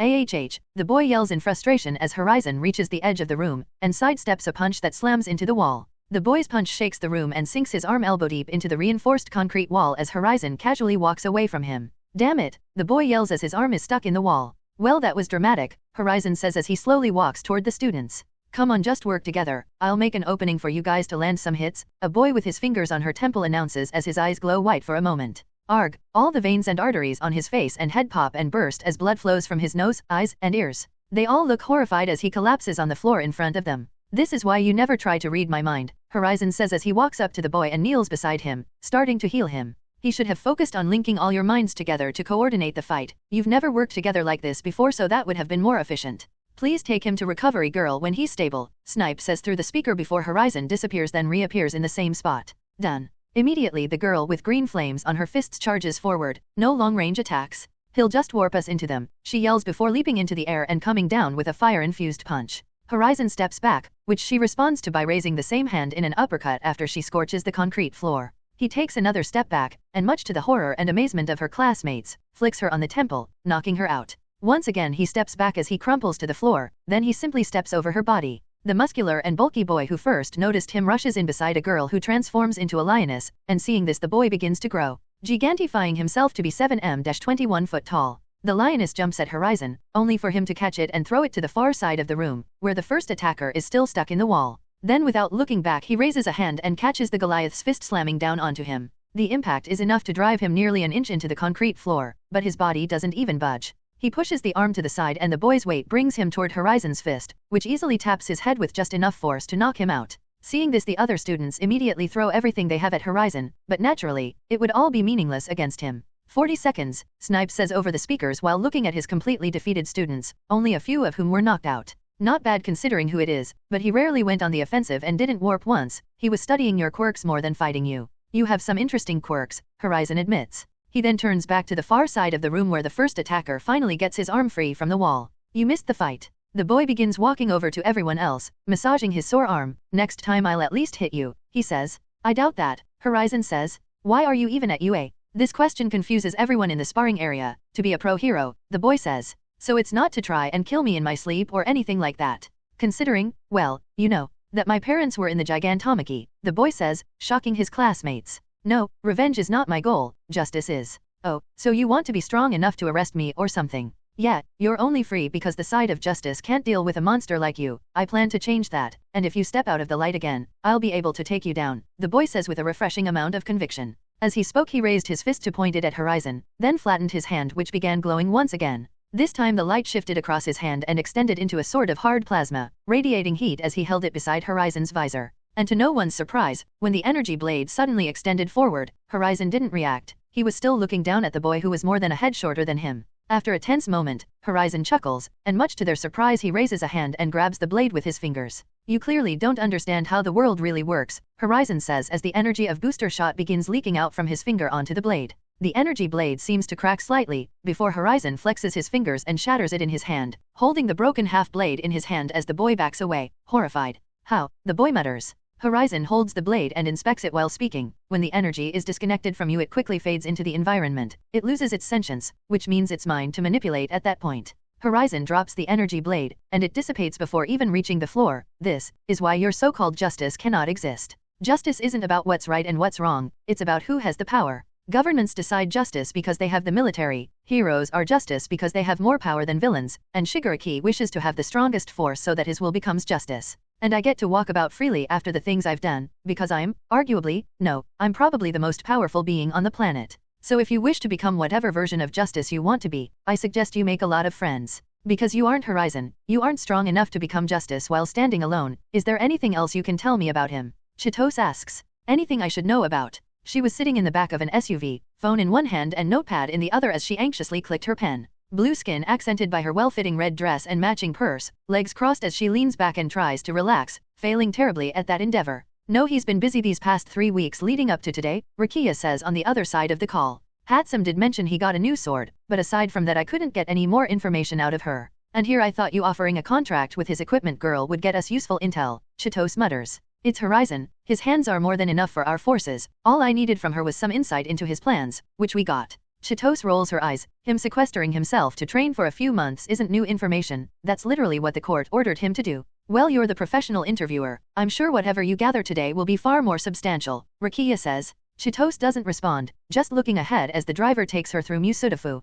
You don't have any reason to be so scared my dear, Rakia says in a soothing tone. Horizon doesn't know anything that would make him aware of what we are. As far as he knows I'm just a business partner using his name to grow my company, and you're my secret girlfriend using our connection to land some interviews. That doesn't make this any less nerve-wracking. Rakia sighs, I wouldn't put you so close to that thing if I had any other choice, you know that, but we have to see where Horizon stands. He could be a key player in helping us liberate people from this restrictive society. And what do we do if he sees us as the enemy? Chitose asks. We could leave Japan, just the two of us. We could, but that would betray the people as much as the current governing system already does. Chitose chuckles, expecting that response. Well, hopefully, whatever All for One has in motion will get him out of our way, if he refuses to join us. Our mystery benefactor says the Demon Lord's plan is going perfectly thus far, but regardless, we're too weak to stand against either of those monsters. Horizon is too strong and All for One is too connected, best to let them kill each other instead. TCH, it's too bad we aren't allowed to wipe out the League of Villains, those fools are making our jobs harder.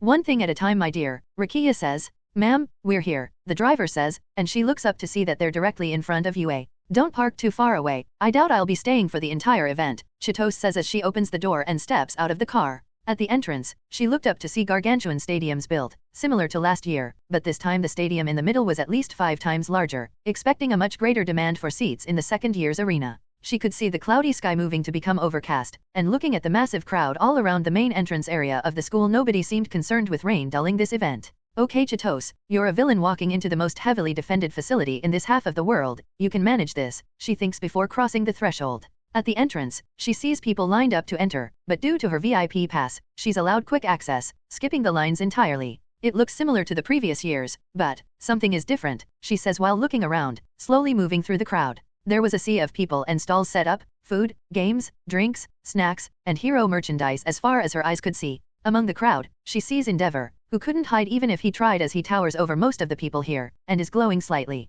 His flames weren't active but his hero costume was bright enough. She sees him standing awkwardly beside Shoto Todoroki and Fuyamai Todoroki. Chitose quickly takes note of that as the family is at one of the game stalls. Looking around she sees families enjoying the games and a few pro heroes near the merchandise stalls signing things for younger fans. But then she realized why something felt different compared to the previous years. She looks around quickly and does a rough head count. Only 20 pro heroes in this area. She double-checks her numbers and gets the same result. Even if Endeavor and Edgeshot are here, there were at least 4 times as many last year. Did they cut back on security that much? She spends a few more minutes walking about and observing the crowd, spotting some of the more popular students walking among them, easily spotted since they were all wearing their PE uniforms for the competition. Eventually, she finds someone who she recognizes and knows is, or at least was friendly with Horizon. Itsuka Kendo is sitting on a bench in a playground area answering questions from some children who are all dressed up as different popular pro heroes. The moment they leave, Kendo leans back and takes a sip of her drink, taking out her phone to check the time, and Chitose swoops in. "Hi," she says excitedly, startling the girl. Kendo looks to her left to see the woman sitting beside her, notepad ready and not blinking at all. Hi, can I help you?" "Yes, actually, I'm Chitose Kizuko, and I was wondering if you could give me just a small interview. I promise this won't take too much of your time."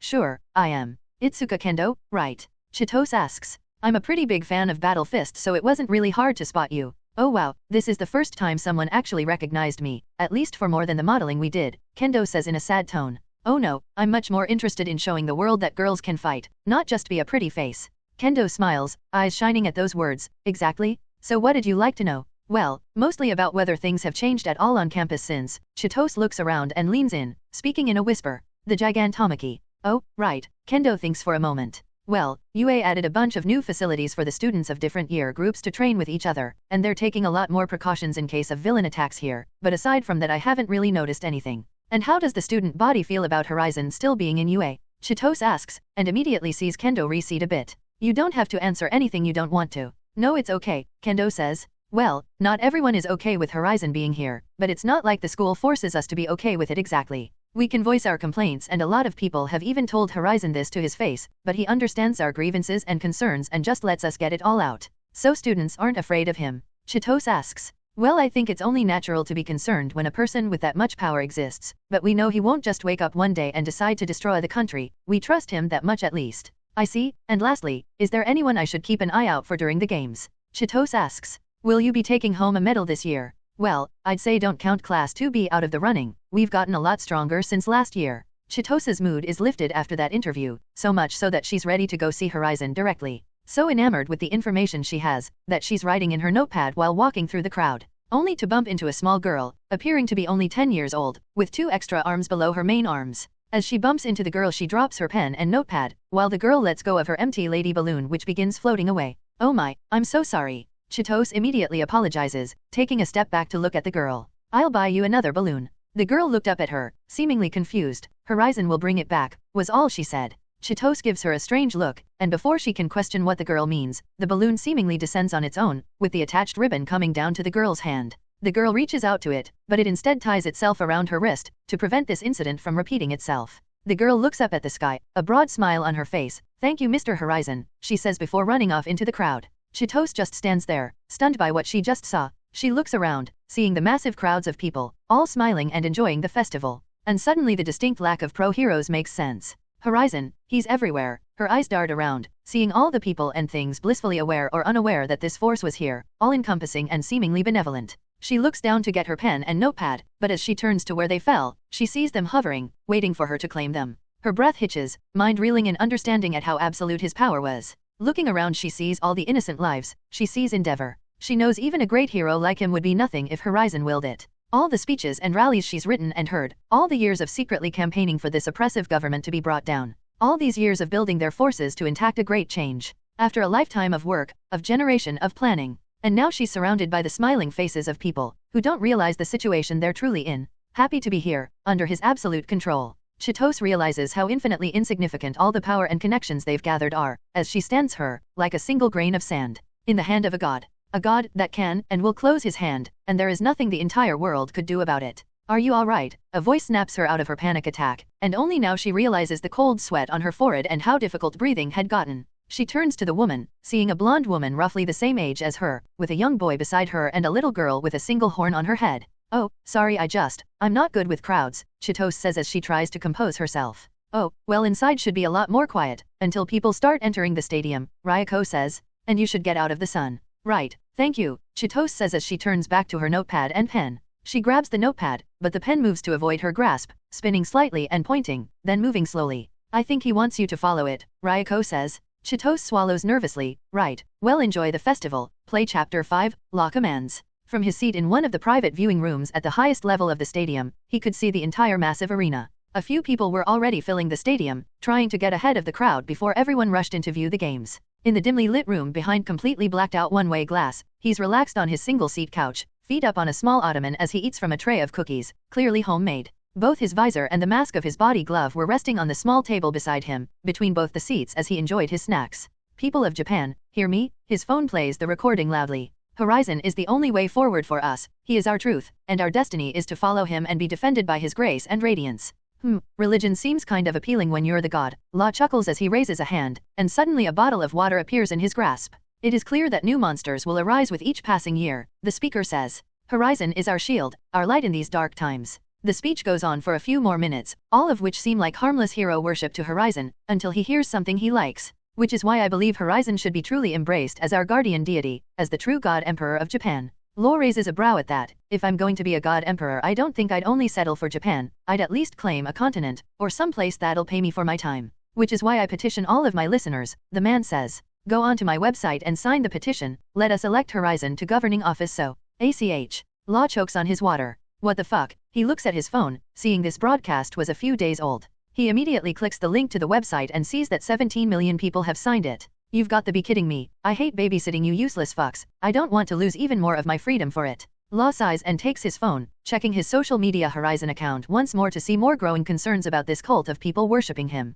No wonder all you religious people are ignored by your gods. You're all so annoying. He locks his phone and tries to relax, only for his mask and visor to warp back onto his head. Just come in. Horizon yells, clearly annoyed. Horizon hears the door open behind him then close once more, then Deku's voice reaches him. Hi, I've been looking for you. I know, Horizon says, still not opening his eyes. I can sense everyone moving on campus and in most of the city, remember. Oh, right, Deku takes a deep breath and walks over to Horizon. I was wondering if I could talk to you about something. I need some advice for. No, ask someone else, Horizon says. Thanks, Deku sits on the other seat beside Horizon. So anyway, Eureka asked me out earlier this morning and I'm not really sure what to do. Horizon turns his head to look at Deku, who was just sitting there in his PE uniform but wearing some new boots from his upgraded hero costume. Horizon groans as he sits up. The only reason I'm not warping you away is because this at least seems interesting. So what's the problem? I don't know what to do, Deku admits. Well, she's been into you since day one and you have a dick, so, seems simple enough. That, Deku stutters and gets red-faced as he thinks about what Horizon means.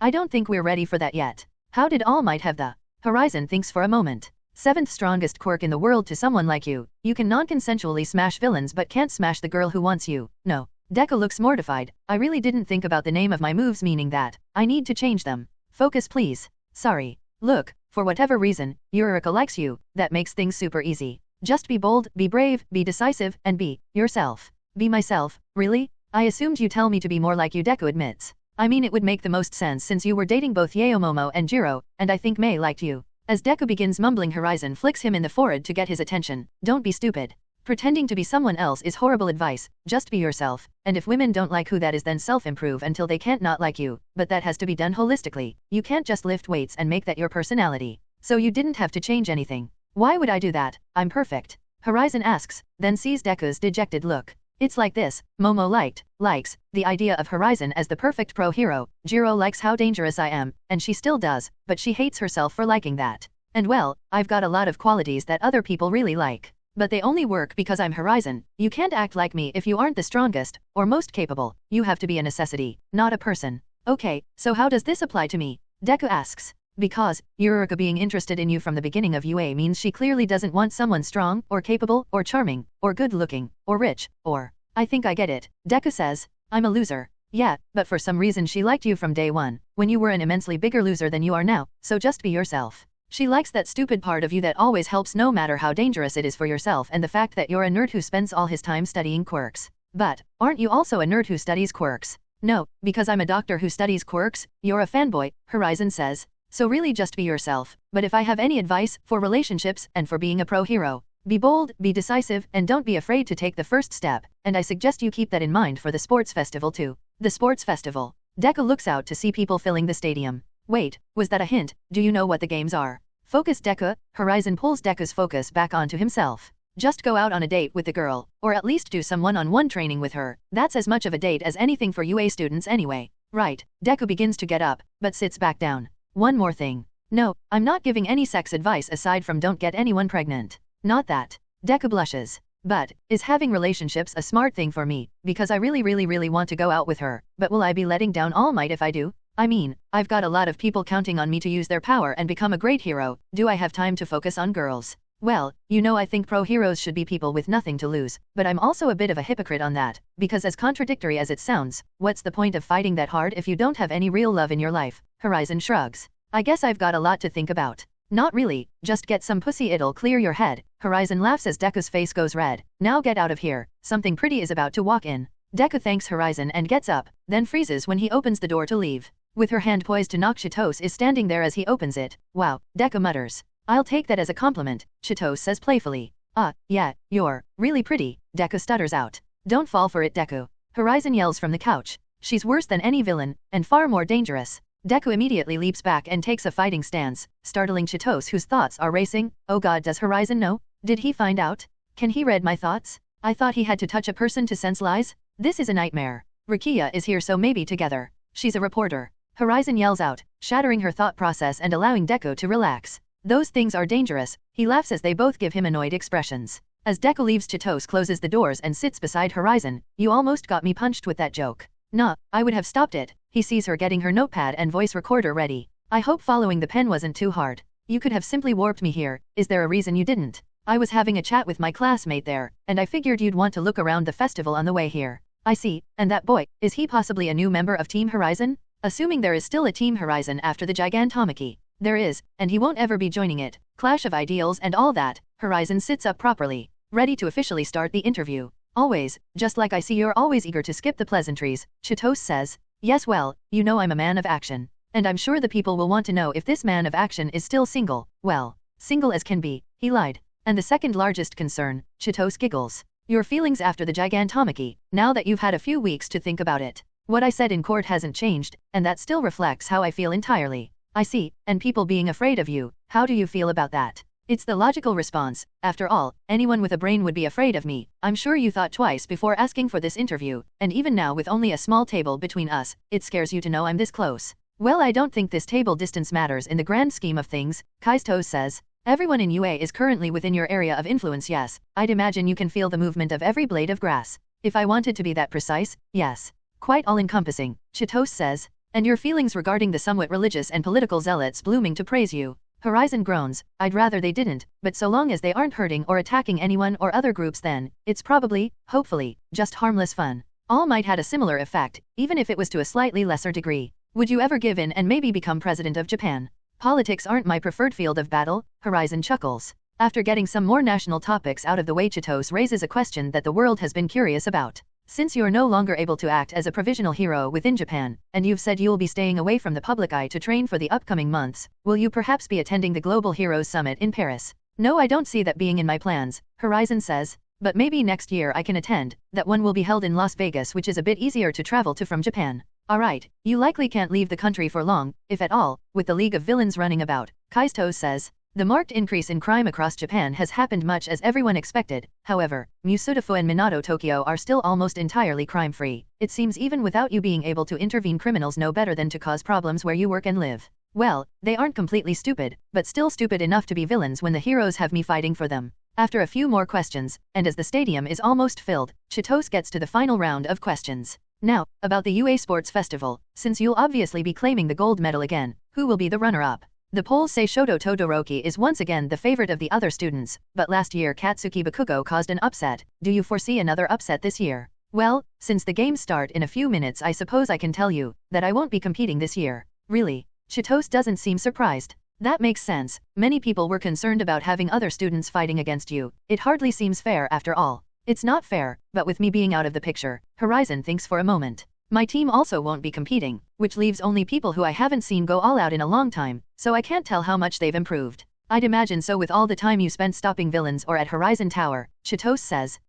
Yeah, but based on how I think people have improved, if Izuku Midoriya gets to the one-on-one stage of the tournament, it may be tough, but he'll win. Is everyone ready? Momo asks as she steps into the 2A changing room. The crowd is excited and they've started bringing out the other classes. We need to go. I don't think I'll ever be ready for this much attention, Jiro mutters as they all get up. Glancing around the room, Momo sees Kirishima and Shiro chatting about something. Shiro is in his full hero costume while Kirishima is in his PE uniform. She sees Nejire talking to Yuruka and Ajui, and a bit farther away Izuku is saying goodbye to Eri and Kota, whom Ryoko accompanies as they came to wish him luck. Let's do this.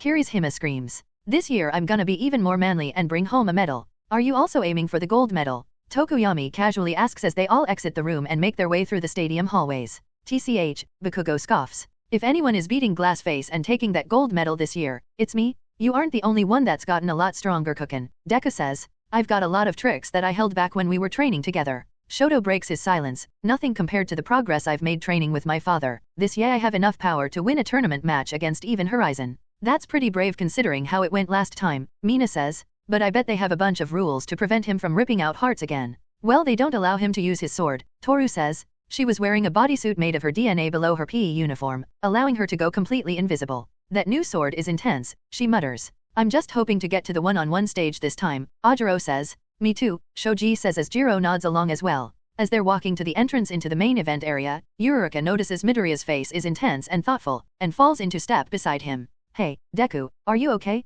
You look like you need to use the bathroom, she says quietly. Oh, sorry, it's just, Horizon said some things earlier that I can't stop thinking about. Oh, she says in a smaller voice, clearly sad. Be decisive, be bold, be brave, take the first step. Horizon's words echo in Deku's mind. Taking a deep breath and ignoring the intense blush on his face, he leans down slightly to whisper in her ear, I'll explain later. We can have dinner together to celebrate my win, just you and me. Yuruka stops dead in her tracks, face completely red. She sees everyone walking ahead, and Mina, who is standing directly beside her, just looks back and gives her a thumbs up, which makes her blush even more. She takes a moment to compose herself before jogging to catch up. Just as everyone else is stepping onto the field, she comes out last. Hey, what makes you so sure that I won't be the one to WI? Her words fall away as the spectacle of the stadium stuns her. The crowd was roaring so loudly she couldn't hear herself think. Even after competing last year, she couldn't grasp the magnitude of what she was seeing. This year the stadium was at least 4 times as large, with tens of thousands of people here cheering them on. Reino. High above, fireworks were going off like thunder, but Ms. Midnight's voice cuts through it all. And there you have it, folks. The Hero Corps students take to the field, she says proudly, causing the crowd to get even louder. Most of the other second-year students were on the field wearing the PE uniforms, with the hero equipment students equipped with all kinds of gadgets. Hatsum isn't here, that's odd, Deku says as he scans the crowd. She's probably up there. Jiro points to the highest level of the stadium. There they could see a floor that didn't have balconies like the other seating areas but was separated by one-way glass. The private booths are for wealthy sponsors of the tournament or simply important people from around the world. One of which had the Degenerate logo on the front of it. Oh, that's a pretty big company to make a deal with, Momo says. I hope it goes well for her. I'm more concerned about why the hell that's up there, Bakugo says as he nods toward one of the private booths in the middle section of the stadium, with Horizon's logo on the front of it. Welcome to the UA Sports Festival, second-year arena, Midnight announces as the crowd quiets down. Now I know you're all very excited for what we've got in store for you, and we know the second-year students will be the main attraction this year. So we've taken a lot more precautions for safety, and changed things up a bit for entertainment. We've done away with the traditional method of spinning a wheel to randomly decide the game, and this time we've got a game master controlling things from behind the scenes. This causes a small murmur in the crowds. The luscious and beautiful Ms. Midnight will be acting as the referee for the games in this arena, she points to the announcer's booth high above.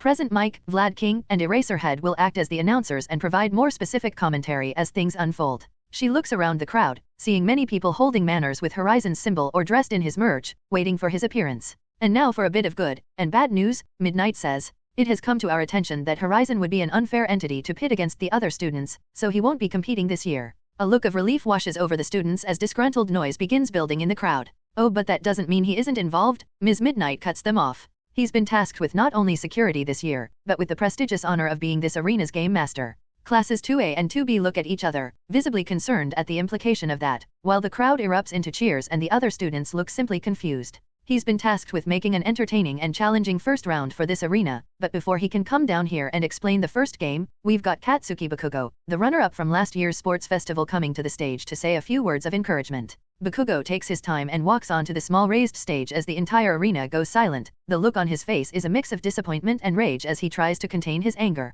ALR. He snatches the mic out of Ms. Midnight's hand and turns his back to the students, looking directly at Horizon's booth high above. What's the point of all of this if I'm not up against the best? Bakugo yells. Glassface, get down here so I can have a real challenge already. Looks like you were right, Eraser, Vlad King says through his mic. You know your students quite well. Yes, Eraserhead replies in a groggy voice. Which means any second now Horizon is going to shambles? Horizon suddenly appears standing in front of Bakugo, wearing a much more casual outfit of white pants and a matching t-shirt with his logo on them. He looks down at the shorter boy. Bakugo isn't surprised when Horizon appears, and doesn't even take a step back, just glares up at him. For a few seconds, the tension builds, and then Horizon sighs. If you want to challenge me, the least you could do is win the gold medal first. Bakugo gives a vicious smile at that. First I kick their butts, then yours. Horizon chuckles. It's good to dream big, but that's just delusional. Bakugo suddenly warps back to his spot among his classmates, but the mic hovers in place beside Horizon. And now Game Master Horizon will explain the rules of his game. Ms. Midnight announces. These feisty students sure don't like wasting time. The first game reflects life, Horizon says, which means it will test every aspect of you. Power, speed, intellect, adversity, social skills, leadership, and your ability to function under pressure. It is an obstacle course like you've never imagined before. That is all the information I'll be giving any of you about it. The students and spectators look a bit confused at that. You're allowed to make teams as large or small as you'd like, so long as you hit every checkpoint along the course you will be fine. But this year there are only 2 rounds of the tournament for our arena. But I promise you, this will be more exciting than both the obstacle course and Calvary game from last year put together. But this also means that regardless of how large your teams are, only the first 16 people to touch the flag will move forward. Some murmurs break out around the arena and even Ms. Midnight looks confused, but she trusts Principal Nizo to have signed off on all of this. Kirishima raises a hand. Yes, Kirishima, what is it? If we make teams but only 16 people who touch the flag advance, what's stopping us from betraying each other during the game? Nothing, that's part of life, picking your allies carefully, Horizon says. But just like life, most people cannot make it alone. Monoma raises a hand and then immediately begins talking. How do we know you aren't going to cheat for your classmates?